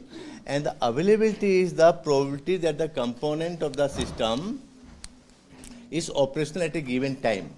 If a system is available at a particular time, then we say that yes, it is available. Suppose you want to work on your mobile phone, and if you are, when you are trying to switch on, and if it is working, then yes, you say yes, my mobile phone is available. Okay, if it is not, okay, sometimes what happens is you just try to operate something, but the moment you are operating, you find that it's not working. If that happens, then it means your system is not available. In other words, if somebody says that 99.9% my system is available, it means out of 1,000 times, only one time will be there that the system may not be found working, not working. Yeah. See, availability can be classified into three categories: instantaneous availability, mean availability, and steady state. I'm just going to take this basics so that the students, okay, most of you are the master's students or the graduates? Undergraduates, yes. That's why you people should understand, okay? But otherwise, if I go to the hardcore mathematics, you may not be understanding. Yes. What is instantaneous availability? Mean availability and, yeah. See, instantaneous availability, as the name says. See, instant, the moment you are trying to, at any random time, if you are trying to check your system, if it is found to be working, then we say that yes, the system is instantaneously available at any random time. How come this happen? There are two ways. One, the system is perfectly working. Second, it may be the case that the system was not actually working earlier, but it is being repaired. And at the moment you are trying to operate, it is found to be working. Means there are two possibilities. Either it is working successfully, or it is being, after failure, it is being repaired. That's why the instantaneous availability can be given by the combination of reliability. If it is working, means the reliable at that time T, and if it is, it was failed. And if mu is the density function of the repair, then it is being repaired. Then the combination of this will be the availability, or this will be said to be instantaneous availability. Mean availability, as the name suggests, again, mean means the proportion of the time out of the total time the system is available. Then we say that yes, the mean availability of the system is this much. And mathematically this is given by this expression. See, steady state availability. Steady state availability is that availability where the system is available in the long run, or mathematically we say when t tends to infinity, in the long run, how much it is available. And if it is whatever the value we are getting, then that value is said to be steady state availability, or it is also said to be long run availability. This can again be said to be the ratio of the systems of expected time in a renewal cycle to expected total length. Expected uptime, ratio of expected uptime to expected total length of the cycle, that is said to be steady state. Means if we derive, then this is also expressed in that way. Secondly, what are the components which are going to influence the availability of any system? The first important aspect is the inspection. See, we have to inspect our system. The problem is, there are several problems related to the inspection, but if you are inspecting timely, then we can say that, yeah, inspection will help us in improving the availability of the system. How this can be? See, if you are inspecting, then if there are some minor issues or there is some hidden failure which is not visible quietly, then all those minor issues can be settled down prior to the actual failure of the system. That's why inspection can help us in improving the availability of the system. See, now the question is how many are the ways by which we can inspect the system. Okay, basically it can be classified into 3 categories, wherein the first category is continuous monitoring, second is the periodic inspection, and third is the non-periodic inspection. See, the question here is that the all categories cannot fit to all different type of systems. Different type of systems demand different type of inspections. Say, for example, continuous monitoring. Continuous monitoring, or you may say continuous inspection. There are certain systems which need continuous monitoring. For example, there are nuclear plants. It needs continuous monitoring. You cannot say that I will inspect up to 2 days, 3 days, or in the gap of some days. Okay, it's not possible. If you are doing so, then there will be a danger. Similarly, aerospace engines, or whatever the things related to aerospaces. And see, we people are feeling very proud of Chandrayaan 3. And Chandrayaan 3 was available 100%. Availability of the Chandrayaan 3 was 100%. And that's why from the moment it is launched, to the successful landing on the moon, it was found to be 100%. Okay, and it was continuously monitored for every second. And see, we used to say that Chandrayaan 2 could not succeed.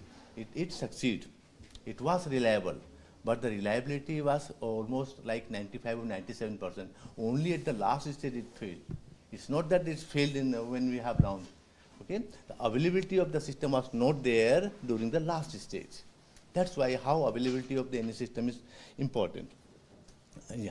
See, next is the periodic inspection. See, continuous monitoring involves cost. Just a few minutes back, Professor Sanjeev saying that there are costs also in the last. Cost is very important aspect. See, if you are going for the continuous monitoring, definitely you have to pay for that one. There are several things involved and you have to pay for that. Now, and second thing is that it's not that every time you need continuous monitoring. If that is not the case, then you may go for the periodic inspection. In the periodic inspection, means it is inspected periodically. And that periodic inspection may be classified into different categories. One is the age-based inspection and the other one is the calendar-based inspection. See, in the age-based inspection, the system is inspected with respect to age. Say, for example, I is the interval by which you are inspecting. Then inspected here, inspected. Then this is the time. See, after this inspected, TW. TW is represent the time taken for inspection. Again, inspected, nothing found. Okay, again inspected. Then suppose in the third interval there was some failure, and when we are going for the inspection, then here you have found that yes, the system is not working in this manner, and then TF represents the time taken for repair. Here it is being repaired, and this may be said to be one cycle of the system. And again it started like this. Okay, this way of inspection is said to be age-based inspection. And second way is the calendar-based inspector. As the name suggests, say you are fixing that every Monday I have to inspect. Then every Monday you are inspecting, or whatever is there, means based on the calendar. Say, again here inspected, next inspected, next inspected, say here it is found to fail. And there, see here the differences, the difference between the age-based inspection and the calendar-based inspection. See, Next is that it's not that either we go for the continuous monitoring or the periodic inspection. There are certain systems where you feel that the even if the periodic inspection involves more costs, then you may go for the non-periodic inspection where you are inspecting irregularly. But irregular period is also decided on the basis of the how the behavior of the system is. Okay, and see. If the system is getting old, you feel or you find that yes, it is more inspections are required rather than in the beginning of the beginning life of the any system. Yeah. Second aspect of the availability is the maintenance. Maintenance, as we know, to restore if there is any failure, anything mishappening is occurred, or anything happened to the system which is not working as it is required, then bringing it back to the original state is said to be maintenance. See, maintenance may be of different types, say, like preventive maintenance, corrective maintenance, and the predictive maintenance. Preventive maintenance are those maintenance, say people know that we used to go for the servicing of our automobiles. That is the preventive maintenance. Okay, it is being decided that you come for the servicing. Okay, actual that maintenance is those maintenance where before occurrence of any failure it is being maintained. That's a preventive maintenance. Precaution is better than cure. And second maintenance is the corrective maintenance. Corrective maintenance where the failure has occurred, then you are going for the maintenance, or you are going for the repairing. That type of maintenance are said to be corrective maintenance.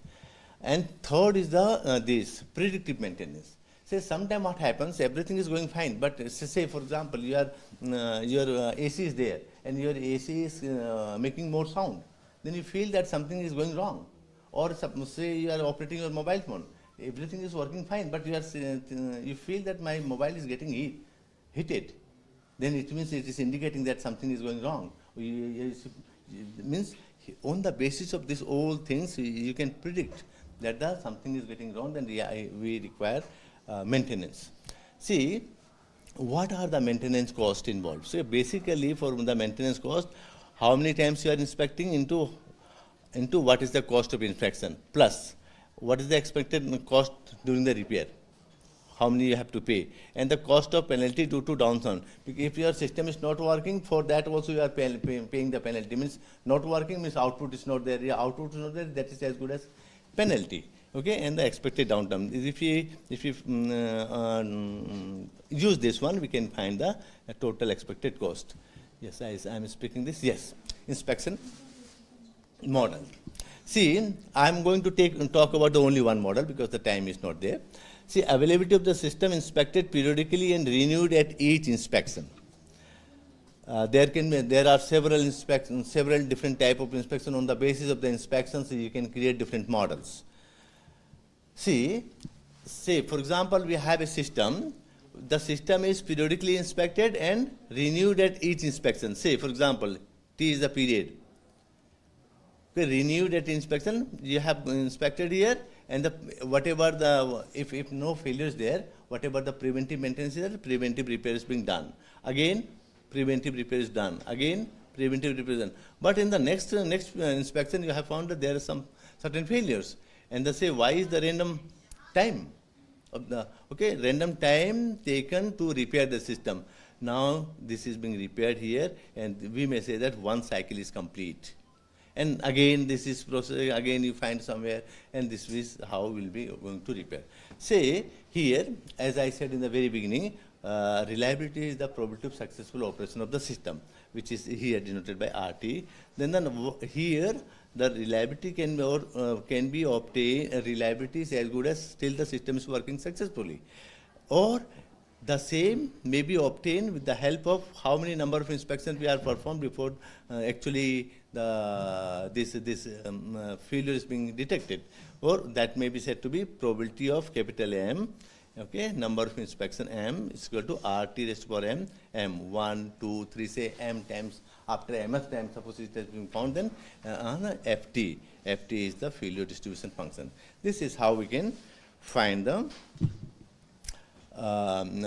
probability of this one. Suppose our system is Markov.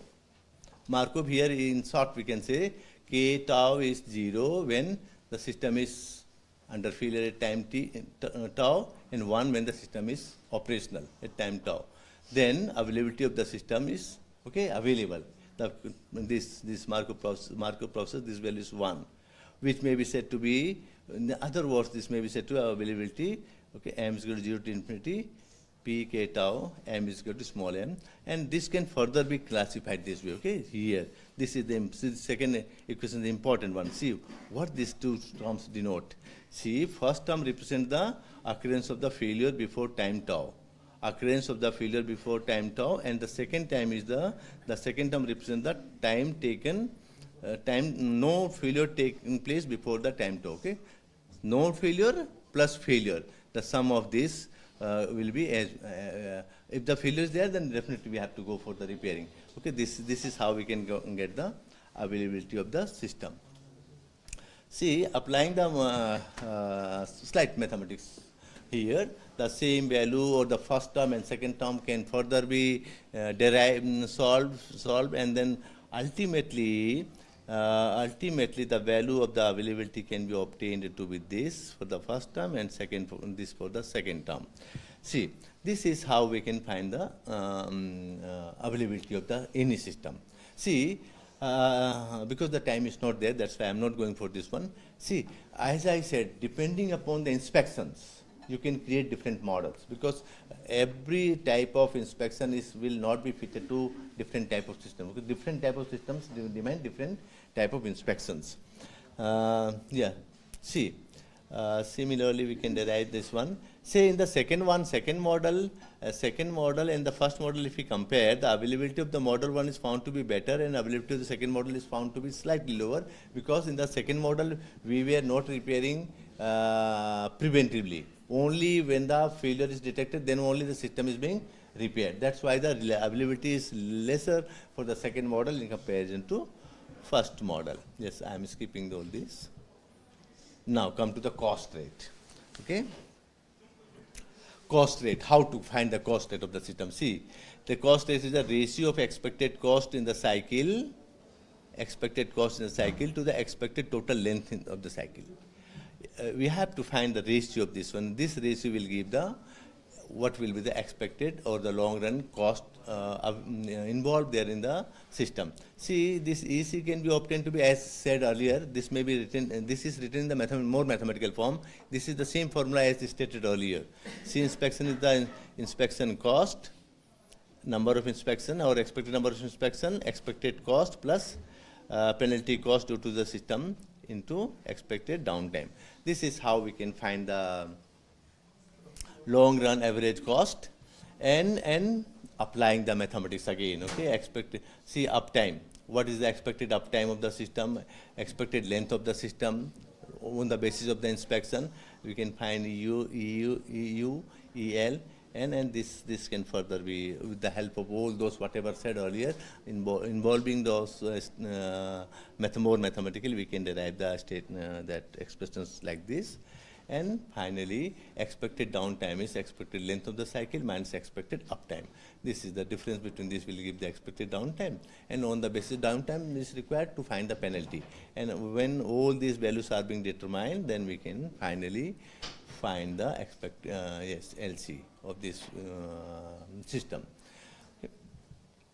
Yeah, expected cost versus inspection interval. If the inspection intervals are reducing, then the cost is increasing. Which is very common thing one can expect, and this is what happening as well. Yeah.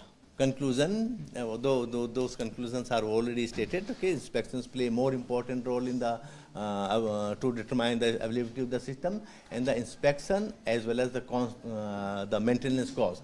And in the inspection also, what type of inspections are being performed. Certain inspection may involve more cost, and certain inspection may involve lesser cost. These are some of the references.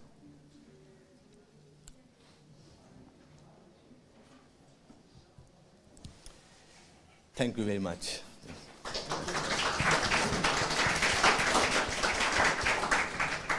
Any question from the audience?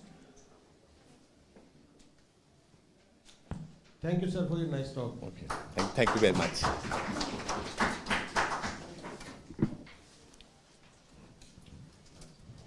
Our next speaker is Professor Rajiv Kumar. He is professor at Department of Mathematics in Mahasi Dehra University, Rohtak. His area of research is reliability modeling, information theory, operations research, biomathematics and statistical estimation. He has more than 80 research publications in various national and international journals. He is a life member of various international and national research associations. Welcome, sir.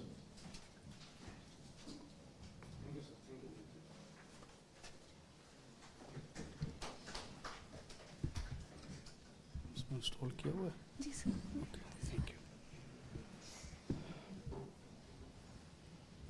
Sir, please try to conclude in 20 minutes. Okay, I will try.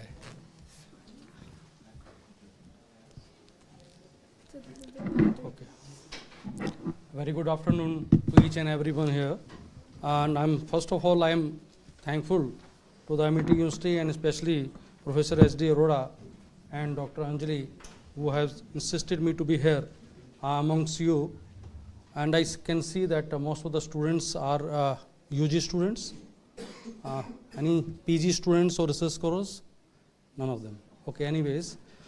Basically, I'm going to speak on stochastic modeling, and Professor Sanjeev has already discussed about the mathematical modeling, and no doubt some aspect has been taken by Professor S.B. Singh. I will try to avoid those things, but since most of the students are here, I just to outline the things what we do in stochastic modeling. What is the stochastic modeling and how it is carried out, and what is the direction of the research in these areas, and especially I will touch upon two systems, that is the modern systems, where we take up the stochastic modeling and analysis.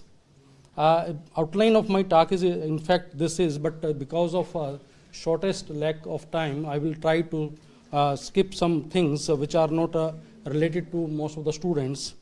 You see, a stochastic process is a physical study of physical phenomena. Phenomena means not only system, that you can take any situations, dynamic or non-dynamic, that can be considered as a phenomena, and that involves system, situations, environment, and all those things can be taken care to develop some consideration of stochastic process. The only aspect is there is some sort of randomness, uncertainty involved in that phenomena.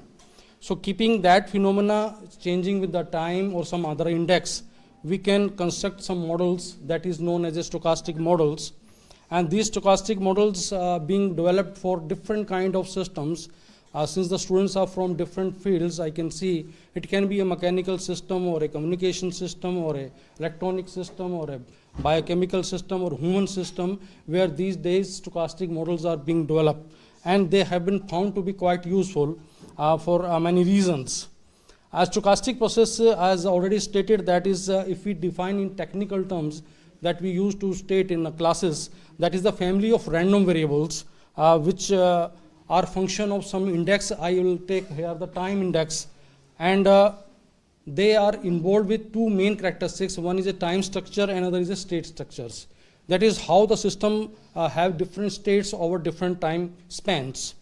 And the key points that has to be taken for stochastic processes is, that is the randomness, first thing. Secondly, that family of random variables that we can define by class.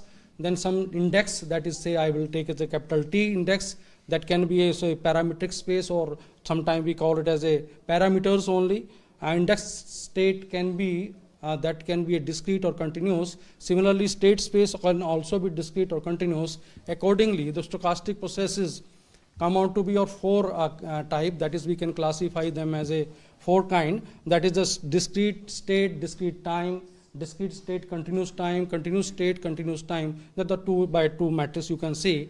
And in general, the discrete state space kind of stochastic processes, that is taken as a stochastic chain in the literature, and discrete times process is taken as a stochastic sequence. There are different kind of processes. I have just taken a few of them. That is the Markov birth-death process and Poisson process. This term has already been coined in this technical session also. Markov process is a very broader class where the system, whatever the system you are considering, whose future states are independent of the past, but that depend upon only on the present. That follows basically a Markov property that was given by Russian, and that's why they call it a Markov process, and the class, a set of that Markov process is a best process where the system can transit to nearby stages, that is, it can transit to just preceding and succeeding states. And the Poisson process is a special kind of a stochastic process. Of course, that is a Markov process as well as a burst process, and it has some special characteristics, and that I will skip to that characteristics, that these three postulates, if any stochastic process satisfies, then we used to call it as a Poisson process. I'm not going into the depth of these things. Any students who are interested to go through these, there are so many literature, and you can also go through the references I am going to give you and the book's name that you can go through, and also you can discuss with me. I have already floated my email ID. Now, stochastic modeling, my focus is here to tell you what is stochastic modeling of different kind of systems. You see, when we develop for any system or any phenomena some kind of stochastic model, that process is known as a stochastic modeling, and this has a lot of application, and stochastic model is being applied to almost every physical sciences, and even these days social sciences and medical sciences, and even for market analysis. Now, what we do, what is the objective of this stochastic modeling? I'm just giving you the outline to make your interest, and anyone is interested to carry out this area in this research. There is a lot of potential. That is my point to discuss before you. And the models can be proposed. Any model can be proposed for any existing or proposed situations. We compute various measure of system effectiveness for any phenomena. I can stick to only system. We can consider the stochastic model, and I'm specifically taking the reliability models or performance model, and just Professor S.B. Singh has taken the availability concept, and we used to call those models as availability models. So it can be a cost benefit model or availability model, or can say inspection models or maintenance models. The characteristics is that if it has some sort of randomness, that all comes under the umbrella of stochastic processes. Here our target is to consider those important measure of that phenomena or system, and we wish to, compute those parameters or estimators, whatever it is, and then we try to improve those parameters or system effectiveness or performance measure.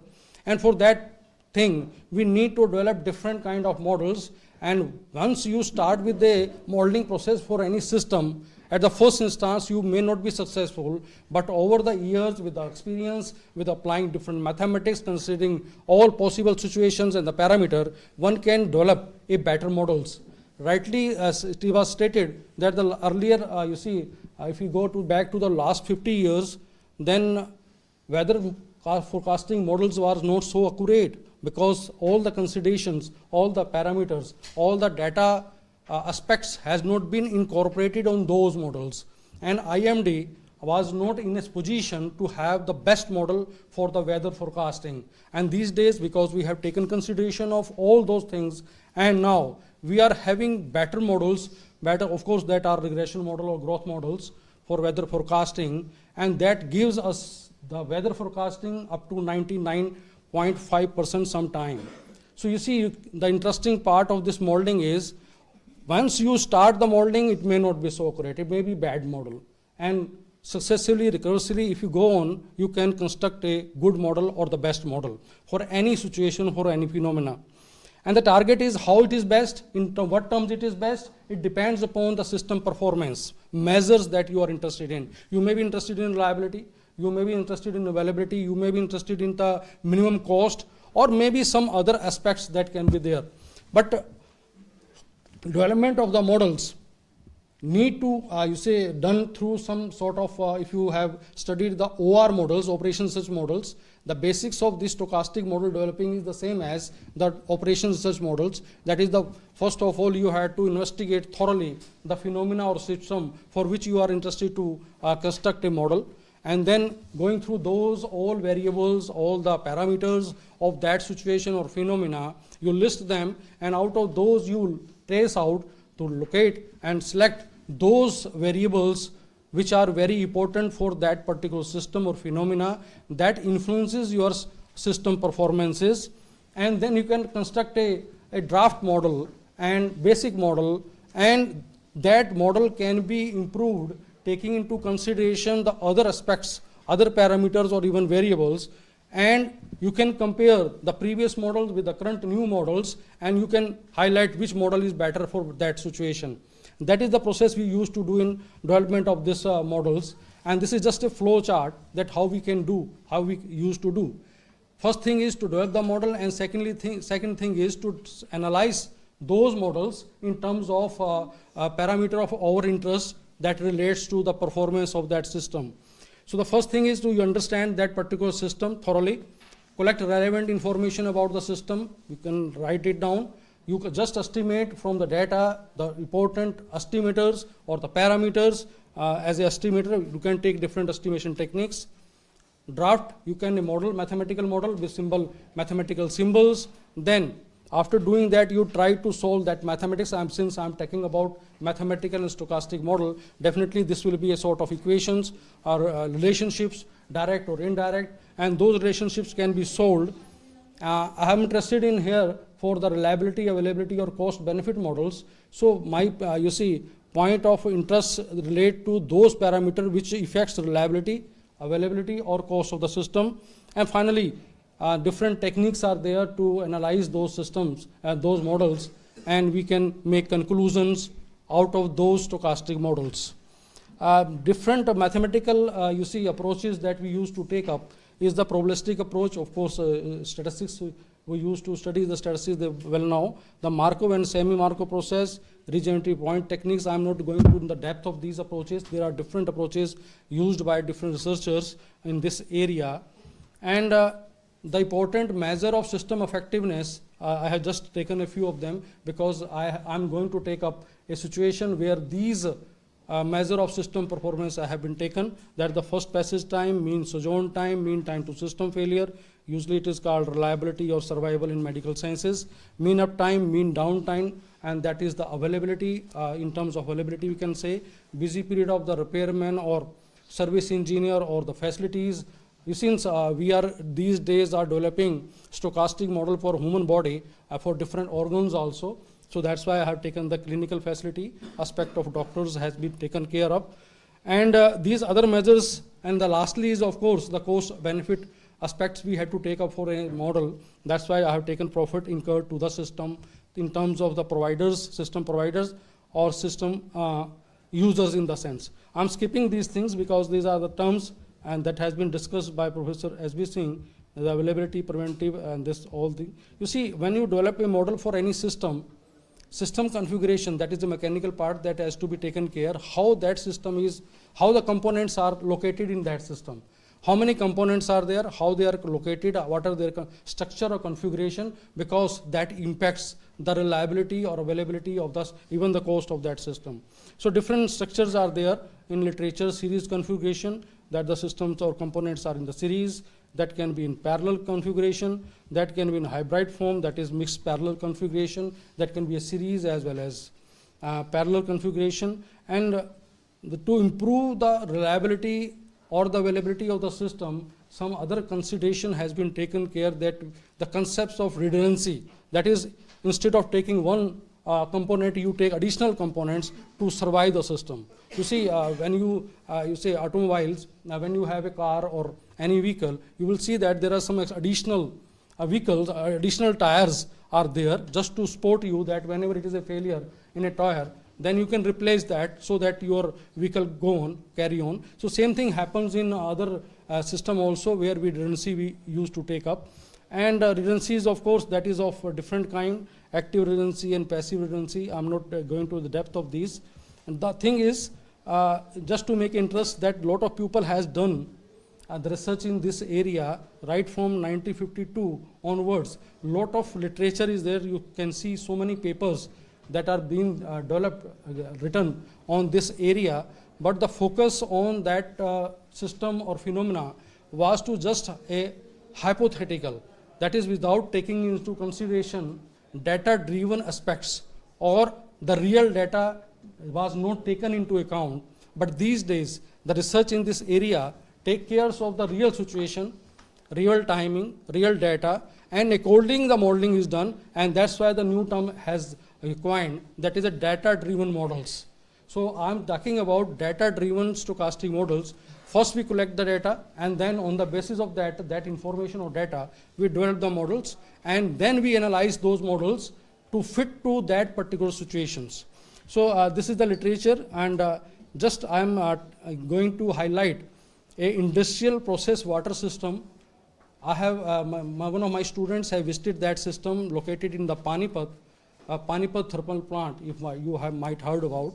But this is a one example. You can take any thermal plant, any solar plant, where such kind of system exists, or even coal plant also, where such situation arises. There is a water devices, water systems, and I have focused on those systems only. This kind of a questionnaire has been made to collect the information or data from the system, from the plant, and that was visited, and through the engineers, the surveyors, and the record register, log register, we have collected information on these aspects that was relevant for us to develop the models. And this kind of information was provided by the company. You see, different kind of subsystems are there, and how many subsystems are there in that water process system, what are the standby systems, how they work, what are the failures, how they can be repaired, what is the estimated cost for repair. Such kind of data, we have a very huge data. I have just shown you the slides with some examples. This kind of system is there that is used to called as a water system or water process system. And going through the structure, going through the data, we have this data, we have formatted this data according to our requirements, because we are interested in the failures, we are interested in the repairs, we are interested in the cost, and what kind of maintenance, repair or inspection is going on. That is we take into consideration, and then we estimated the parameters. A very simple estimation through the data. We have estimated the parameter which was relevant for our model, and these parameter has been estimated. And on the basis of this, I just going to show you two models. First model, of course, when you draw a mathematical model, we need to have some notations. Notation has been taken, and some assumptions also, so that we can have a very simpler model at the initial stage, and then we can rule out those assumptions, and we can have a better models for that particular situation. These are some notations that has been taken for this model, and this is a sort of a state transition diagram. This is a probabilistic aspect that a system, we start from this O stands for the operative unit, and then how this unit is not working, I think.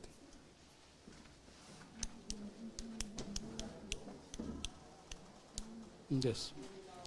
This stands for the operative unit, and you see we have taken care of two kind of faults, minor fault and major fault, and what situation arises that the major fault lead to the complete failure of the system. However, there are subsystems which are redundant and non-redundant, so different situation arises, and those situations are taken as states here, and these are the states, and this circle represent the upstate, and this hexagon represent partial failed state, and this square represent the failed state, and this model. And of course, you can see the probability aspect has been taken, and this G represent the probability density functions. Here inspection is also taken care, that is also a probability density function of time to inspect the systems. And taking all these probabilistic aspect, we have another, this modeling. And just to improve this model, this model has been taken with considering some other aspects for the same situation. Earlier model was the basic model, and that was not found to be a good model. And analysis has lead us to the things which were not fitted to that situation. So then we have improved this model, taking other aspects into the consideration, and then this model was improved into this form. Now this model more or less fit to that particular situation, that is to the thermal point, and it shows the reliability, availability as well as cost very much closer to the system that is working there. And we have analyzed this state transition diagram graphically as well as mathematically. These are some results that we have got for reliability, that how reliability varies with respect to the minor fault as well as with the major fault, and to the repair rates and the inspection rates. So different graphs have been plotted for mean time to system failure, availability that is with the reduced capacity, with the full capacity. Then what is the cost consideration, that the profit, how profit varies. And you see there is some points where we can suggest the company that how much profit you can have if you see you control the major fault or the minor fault. If the major fault, minor fault is restricted less than lambda 2 to this limit, then definitely the system organizer, system managers, they can have profit out of the system. So this is different cutoff points for the profits for different situations. This is for the major fault, and we can suggest that how, at what cost, how much revenue you can generate for different value of parameters, that is for different failure rates or inspection rates or repair rates. So this kind of thing we have got from this for water process system. And this is another situation there. I'm taking a mobile communication system. Students may be interested to this because you used to do, you have the mobiles. You know the mobile is controlled by different aspects, and how we can improve the reliability of this communication system. You see the mobile is related to some, you say, networking point, and that networking point is used to be called BTS, base transfer system. Every mobile is connected to that, and that BTS is connected to BSC. Let me show you the diagram. This is a sort of information we have from this thing. You see, this is the kind of structure we have for a communication system, especially mobile communication system. MS stand for the mobile set, and BTS stand for base transfer system, from where you get the networking, you get the data or your information transmitted. And that BTS is related to BSC, and that main switch devices, that is MSC. And this all setup, if works well, then you have the network at your mobile, and then through that you can communicate using that particular mobile. It can be, you see, communicate means any kind of data transformation, that is audio, video, or messages, whatever you take. This passes through such structures. And for this system, we try to had a stochastic modeling analysis. And one of my students who have been awarded thesis, she has constructed several models for this system. And just to show you, data we have taken from Vodafone company, especially from Bihar and Jharkhand state, because the data was available from that state, and that have more than 7,000 towers in that particular, these two states. And the data was collected from the source of the company, and kind of structure of BTS is like this. You see, it is a complex structure, and the person who belongs to the communication sciences or doing BTech in computer science or even electronic, they can understand such things. And we have to go through these things before constructing the model. As already I stated, that whenever you want to construct a stochastic model for any situation or system, thoroughly you investigate that system, and then only you can have a better model for the situation. So this kind of the faults are very common in any communication system, especially mobile communication system. And you see traffic congestion concept is there, which is generally not there in mechanical systems. Communication system has this aspect that we have taken care. And on the basis of this, we have also constructed models taking this data from that Vodafone Space Tel Limited. We thank to that company who have given us the data. Usually the company do not provide the data to avoid their, you say, privacy. They do not leak out, but through some channels we got this data, and we have estimated the parameters, and these measures has been computed for the system, because that was of interest for the company. And through these models, I have just taken two models here. This is the first model. Since I have had to wind up in 20 minutes, just showing you that we have carried out the analysis of this. These were the conclusion out of this stochastic model. I'm not going to one by one. You have these slides with you. You can go through these. And another model, we have improved that model to fit to that situation.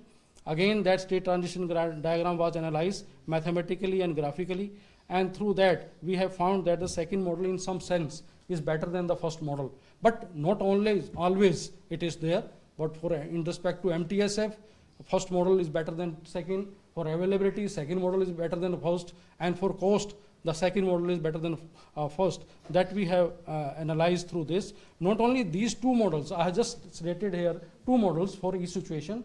We have multiple models for the situation, and through that we can judge that which model under what aspects is better than the other model in for that particular system, maybe a water process system or a base transfer system, or even you can have a model for BSc, model for MSc, and of course the students are working on that area.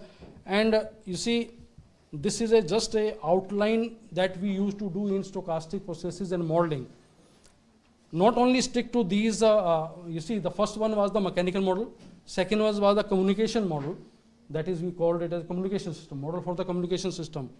You can have model for any system or a situation, and that required some, you see, steps, that steps has to be carried out. You have to develop mathematical setup for that, solve those mathematical setup to fit that situation. It may be a good fit or bad fit, but our, you see, try is for the best fit. Once you get a best fit model, that will give you the conclusion about that model, stochastic model, and that will be definitely benefit for the company for which you are making that model, and yourself and society as a whole. So you see, these models, if you are interested to study, there are some references I'm just listing here. These are available in different journals. You can go through these journals and can have a better and better model for any situations. Right from living things and non-living things, you can have these models. So that's the outline I have winded in 20 minutes. I hope that is done. Any question related to these will be welcomed. I will appreciate that if you ask, you see, about these things. I just want to tell you that is a lot of scope is there in this area of stochastic modeling. These days, models are being developed for stochastic, that is stock market also. Recently, some stochastic analysis has been carried out for the stock market.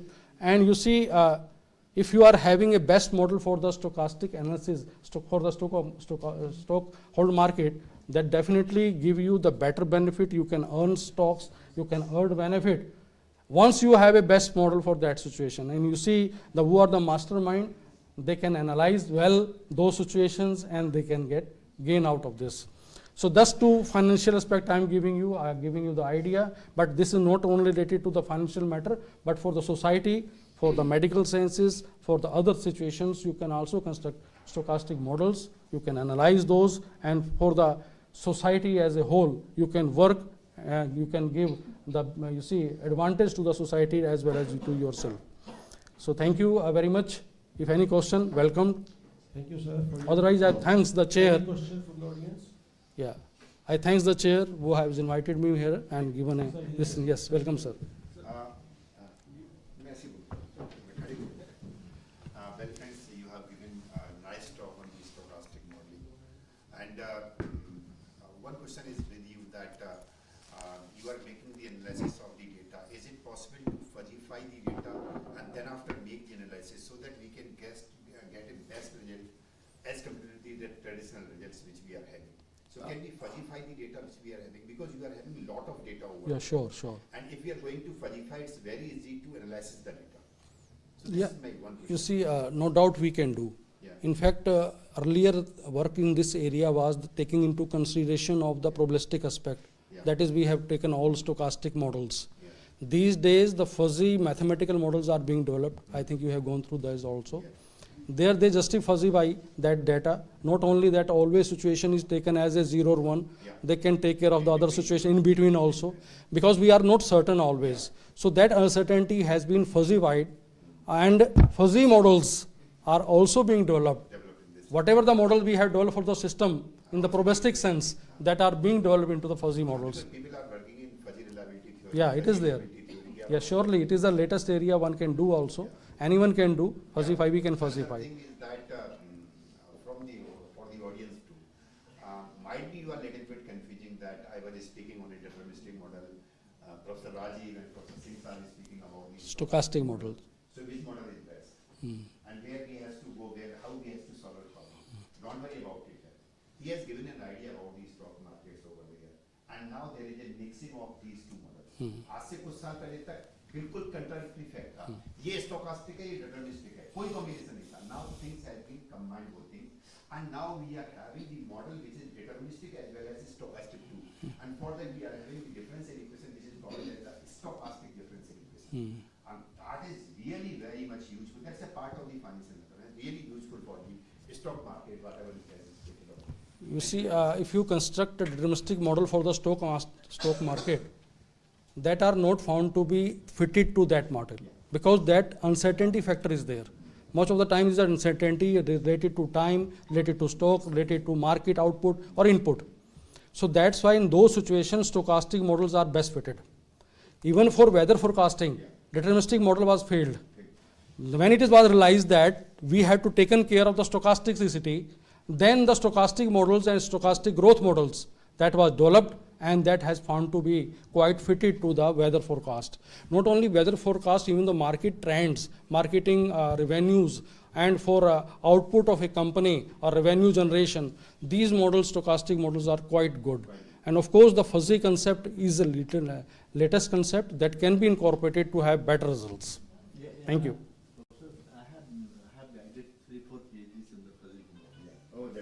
Yes, good. Okay, thank you, sir. Thank you very much, all the students who have patiently listened to me. Thanks. Now our next speaker of the session is Dr. Vikas Garg. He is Associate Professor, Department of Mathematics in Chandigarh University, Mohali, Punjab. He has completed his doctorate from Kurukshetra University. He has a teaching experience of more than 18 years and also has published many research papers in reputed journals. Dr. Vikas, please.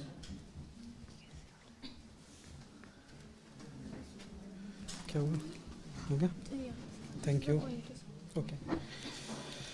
So first of all, good afternoon everyone. Especially thanks to the organizers who gave me a chance to give my presentation. Dr. Vikas, please don't mind 15 minutes for you. Because this is last session, then we have to start the valedictory. 15 bhi hai? Yes. Thank you. It's okay. So thanks especially Dr. Dheeraj for providing me the chance. And I will like to thank Dr. Rajiv because he is my teacher, mentor from the graduation time. I've been his student from the graduation time in University College Rohtak.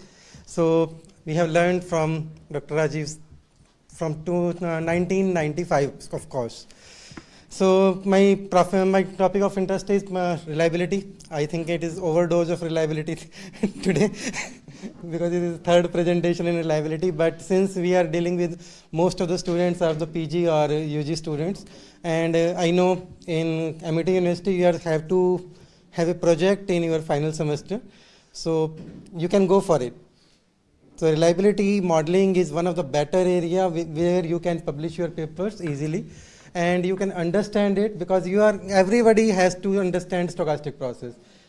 Because we are having here only statistics students, it is rare to have. Most of the times when we are giving a talk, it is an engineering institute and we are having mechanical student, electronic students, sometimes we have some other students, but all statistics students or mathematics students really tough. So all of you have project in your final semester and you have choice in your final semester to have an option. So reliability, I think most of you have many ideas about the reliability. So I think you have studied your already 3 chapters of your reliability, 3 to 4 portions of your reliability MSc, if I am not wrong. Am I right, ma'am? So the issue is that when I am talking about this thing, so reliability is nothing but a system. System refers to its ability to perform required function under stated conditions. So I am not going to go through this 3 to 4 slides. Why? Because everything is done already and I have just 15 minutes. So when I talking about my research work, the first thing is Dr. Rajiv was also asking about redundancy. Guys, these days when we are talking about market only. And whenever you are you are working in industry, but because most of the statistics students these days goes to the industry. Whenever you ask a student what you want to do after BSc or MSc, they will say, I want to go to data science, I want to go to the industry, that's it. Fine. So the industry, what the manager wants from you? He wants profit. Profit starts from the designing of the component, whatever you are designing with. When you are designing a component, the first thing is come to the picture is reliability or availability, how the quality of the system will be. So redundancy, as Dr. Rajiv was telling us, so redundancy is the major thing that we are giving component redundancy or some system redundancy, that is we are providing a parallel part to the system so that the system may be working. But what happens is that the cost of the system is already too high. It is hard to sell that out. So if you are having a parallel system throughout, it is very difficult to sell that. So it is not profitable and it will be not feasible to design a system. So that is why we need stochastic analysis. Dr. Rajiv already told, I don't want to discuss that. Then the reliability models, already done. Then we have identical systems and non-identical units. So sometimes, guys, we have same units. For example, we are having a car, and second car we have as a spare standby. But it is very difficult to maintain two, and in Delhi NCR it is very difficult to have the parking as well. So what we can do? We can have a second, some less efficient system, but as a backup. You can have a bike for that. Okay. So the non-identical system is nothing but that you are having the components which are less in frequency, less in efficiency, less in cost, but providing you a almost same outputs. Right. So the next is preventive maintenance. I will not go because Dr. Singh has already discussed all these things. And now I am just going to tell you that how to design a model, that you have an idea about the model and you want to have it on method, on paper, then how you can have it step by step. Okay. So in our system, we are having a system, for example, we have electric supply, and second thing is generator. So one is your main supply and generator, or you can say your your simultaneously emergency supply. Fine. So we have two units here. One is original and second I will say duplicate. And then what is happening? That initially the original unit is working, but the duplicate unit is held at standby. So, but what happens after some times, the original unit goes for preventive maintenance, but at the same time, when the unit goes for preventive maintenance, the duplicate unit start working for that. And then we have preventive maintenance. After providing preventive maintenance, it may be that the original unit may also fail. Before going to the, it may be some shock kind of situation where it is not going for the preventive maintenance, it has some final faults. So it will fail out. So what happens that it will then the duplicate unit also come into the picture. So guys, the preventive, we are using regenerative point technique, as Dr. Rajiv was telling you, semi-Markov and regenerative point technique. First of all, what is regenerative point technique? Notations, etc. I am just skipping, just 15 minutes I have. So guys, issue is when we are talking about a system, it is going for a service or it is working as it is. When the previous history erases, it is a regenerative point. Okay, and this is the concept of Markov process as well. When the previous history erases, we consider it as a new system. So one thing, assumption in reliability most of the time we have that after repair the unit work as good as new. So in my presentation or final presentation of PhD, the invigilator asked me how can a unit be as good as new? Can you give an example?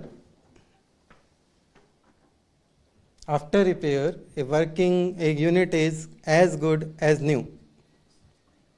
You have a ballpoint pen? Refill over, new refill in, the pen is as good as new. So these are assumptions we have generally in the methodology, as Sanjeev sir was saying. Fuzzy is no doubt these days most of the reliability models we are starting to use fuzzy programming, etc., because it gives us more approach. But right now I am discussing about regenerative point technique. So guys, I am at stage 1. I am not going to show you whole the model at the same time. I am just telling you that how the situations arises and how can you make a model out of it. So initially my original unit is working and my duplicate unit is cold standby. Now the two things can happen. The original unit may fail, and that is the rate with lambda. If it is fails, then I will reach at stage S2, but if it is go for preventive maintenance, by the rate mu naught, I will reach stage S1, right? At S1, now original unit is under preventive maintenance and my duplicate unit is operational, And I am not giving priority to operation to original unit in the first model, whereas I am giving priority to operation to the original unit in the second model, and we will like to discuss how much profit difference is in between them. Fine. So what can happen now? Duplicate unit is an operation. It may fail. If it fail, it will go to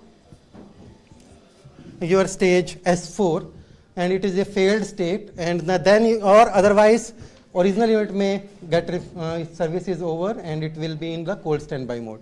After that, if in the stage 4 you are, what are the situation possible?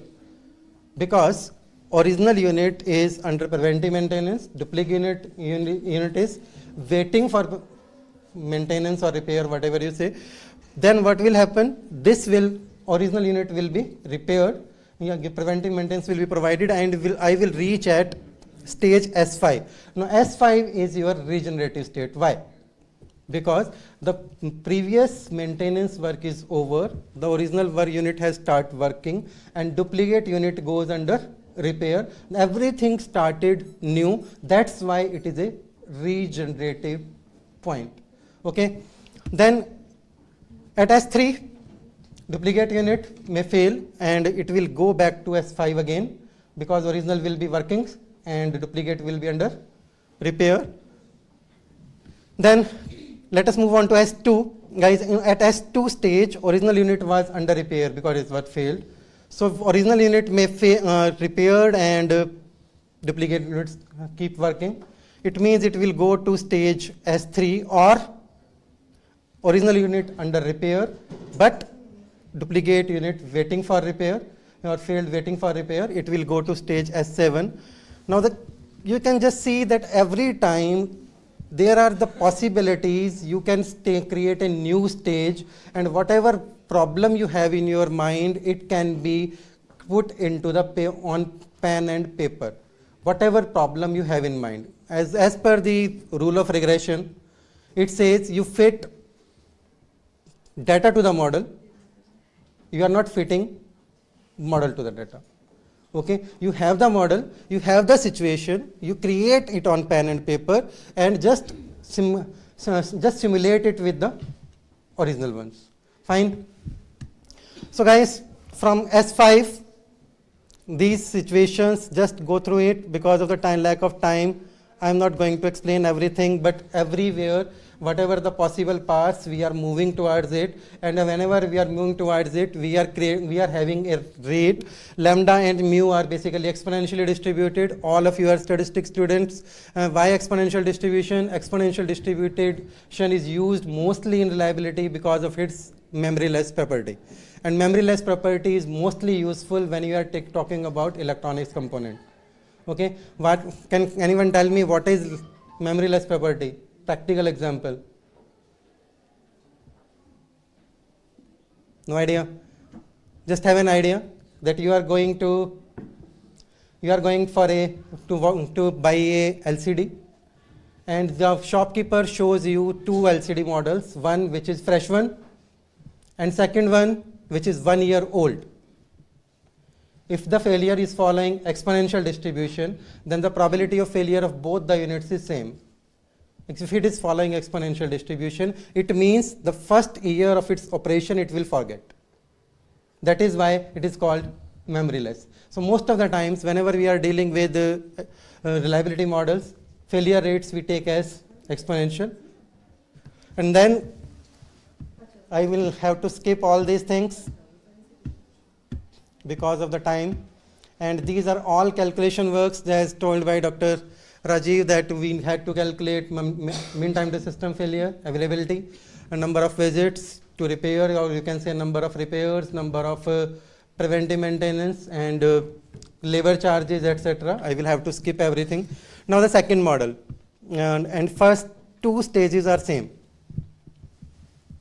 But in this model, we are giving priority to operation to the original unit. That is, when the original unit is operable, we will stop working of duplicate unit, and we will start working with original unit. From the last time, you can see that from S1, we moved to a situation where original unit was in cold standby mode. But here, when the unit is preventive maintenance is over, the original unit will start working, that will move from S1 to S0, a stage of S5.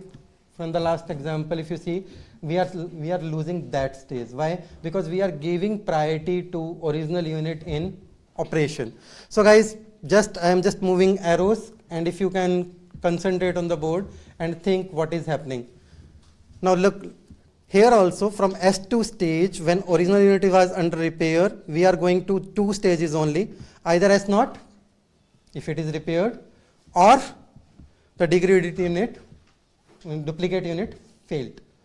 So whatever model you have, as Dr. Rajiv was also telling us that when we are talking about water treatment plant, so whatever the modeling sir has done, they have started with that they have 3 models. One is in cold standby. If one fails, it will start working. Then the next level and the next level. Everything was on pen and paper. That is what we call as mathematical modeling, or especially we are talking about reliability modeling. So whatever situation you have to think about whatever the possible outcomes, and you have to take care of all the possible outcomes with the probabilities involved to it. Since we are dealing with reliability, so we are talking about stochastic process. We are not talking about deterministic models. Why, sir? Because any unit can be failed at any time. A probability is involved to it, right? So guys,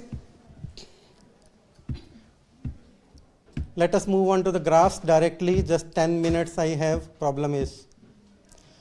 So these are the graphs, and this is the mean time to system failure, and the failure rate of main unit is lambda. And as per notations, mu naught is the rate by which unit is going for the preventive maintenance.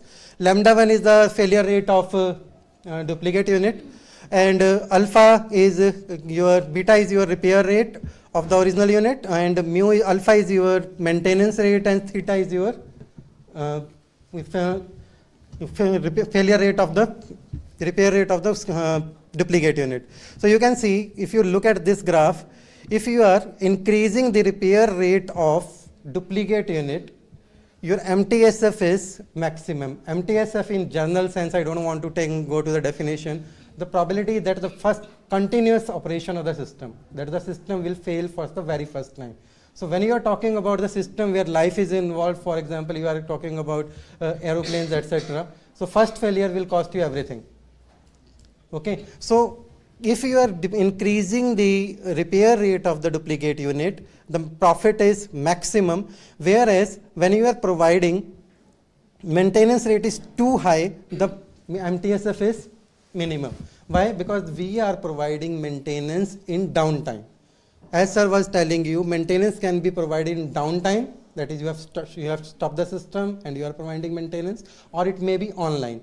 If it is online, it's okay, because the system is working. But if you are doing it downtime, in our model, we are doing maintenance on the downtime. So that's why. So these are, so you can say that as per the failure rate of the original unit increasing, the failure rate, whatever happening, MTSF is decreasing every time. But with the increase of repair rates of original as well as duplicate, both the MTSF is increasing rapidly. Okay, so next is same is for model 2, but you can say what is happening now, the same things here, but the main issue should be the difference of the profit. Now you can see that profit difference, the profit in the model 2, availability also is there, availability and profit in model 2 is better as compared to model 1. So we should give priority to original unit rather than the duplicate unit, and at the same time maintenance should be proper, and duplicate unit maintenance as well as original unit maintenance should be higher. And these are the conclusions I have already told you. I think, sir, I have met with the time. Thank you, Dr. Vikas. Any questions? Any question? Okay, thank you, Dr. Vikas. And this session will be very helpful to the students from starting from the mathematical modeling to the stochastic modeling, then reliability, application part, all this, because students are studying this portion now in their semester. And it will be helpful to you. It will open your eyes regarding the concept, how can you use this concept in your daily life also. Okay, thank you all speakers.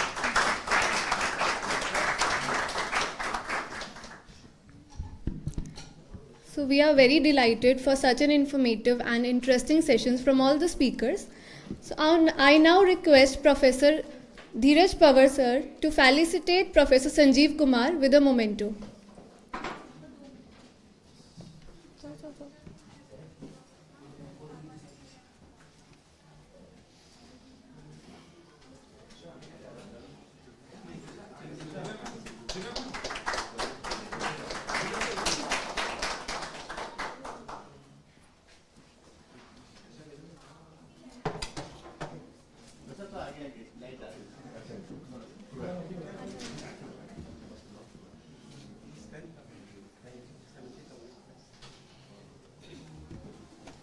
I now request Professor Dheeraj Pawar to felicitate Professor S.B. Singh with a memento.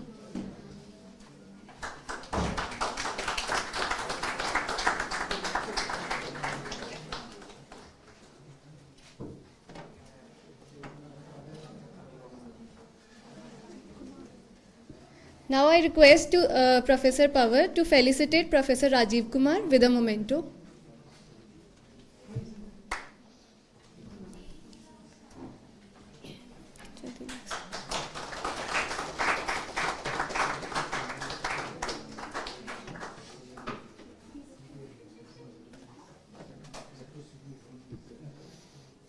I request Professor Pawar to felicitate Professor Dr. Vikas Garg with a memento.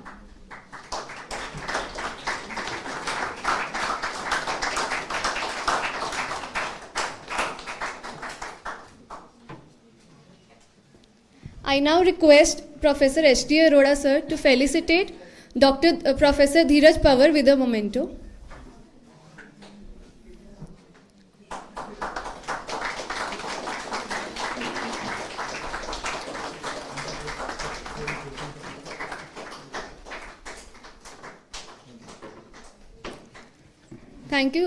Thank you so much, all of you. We would now like you to invite for tea, and I request you all to please join us for the valedictory in F2 Seminar Hall.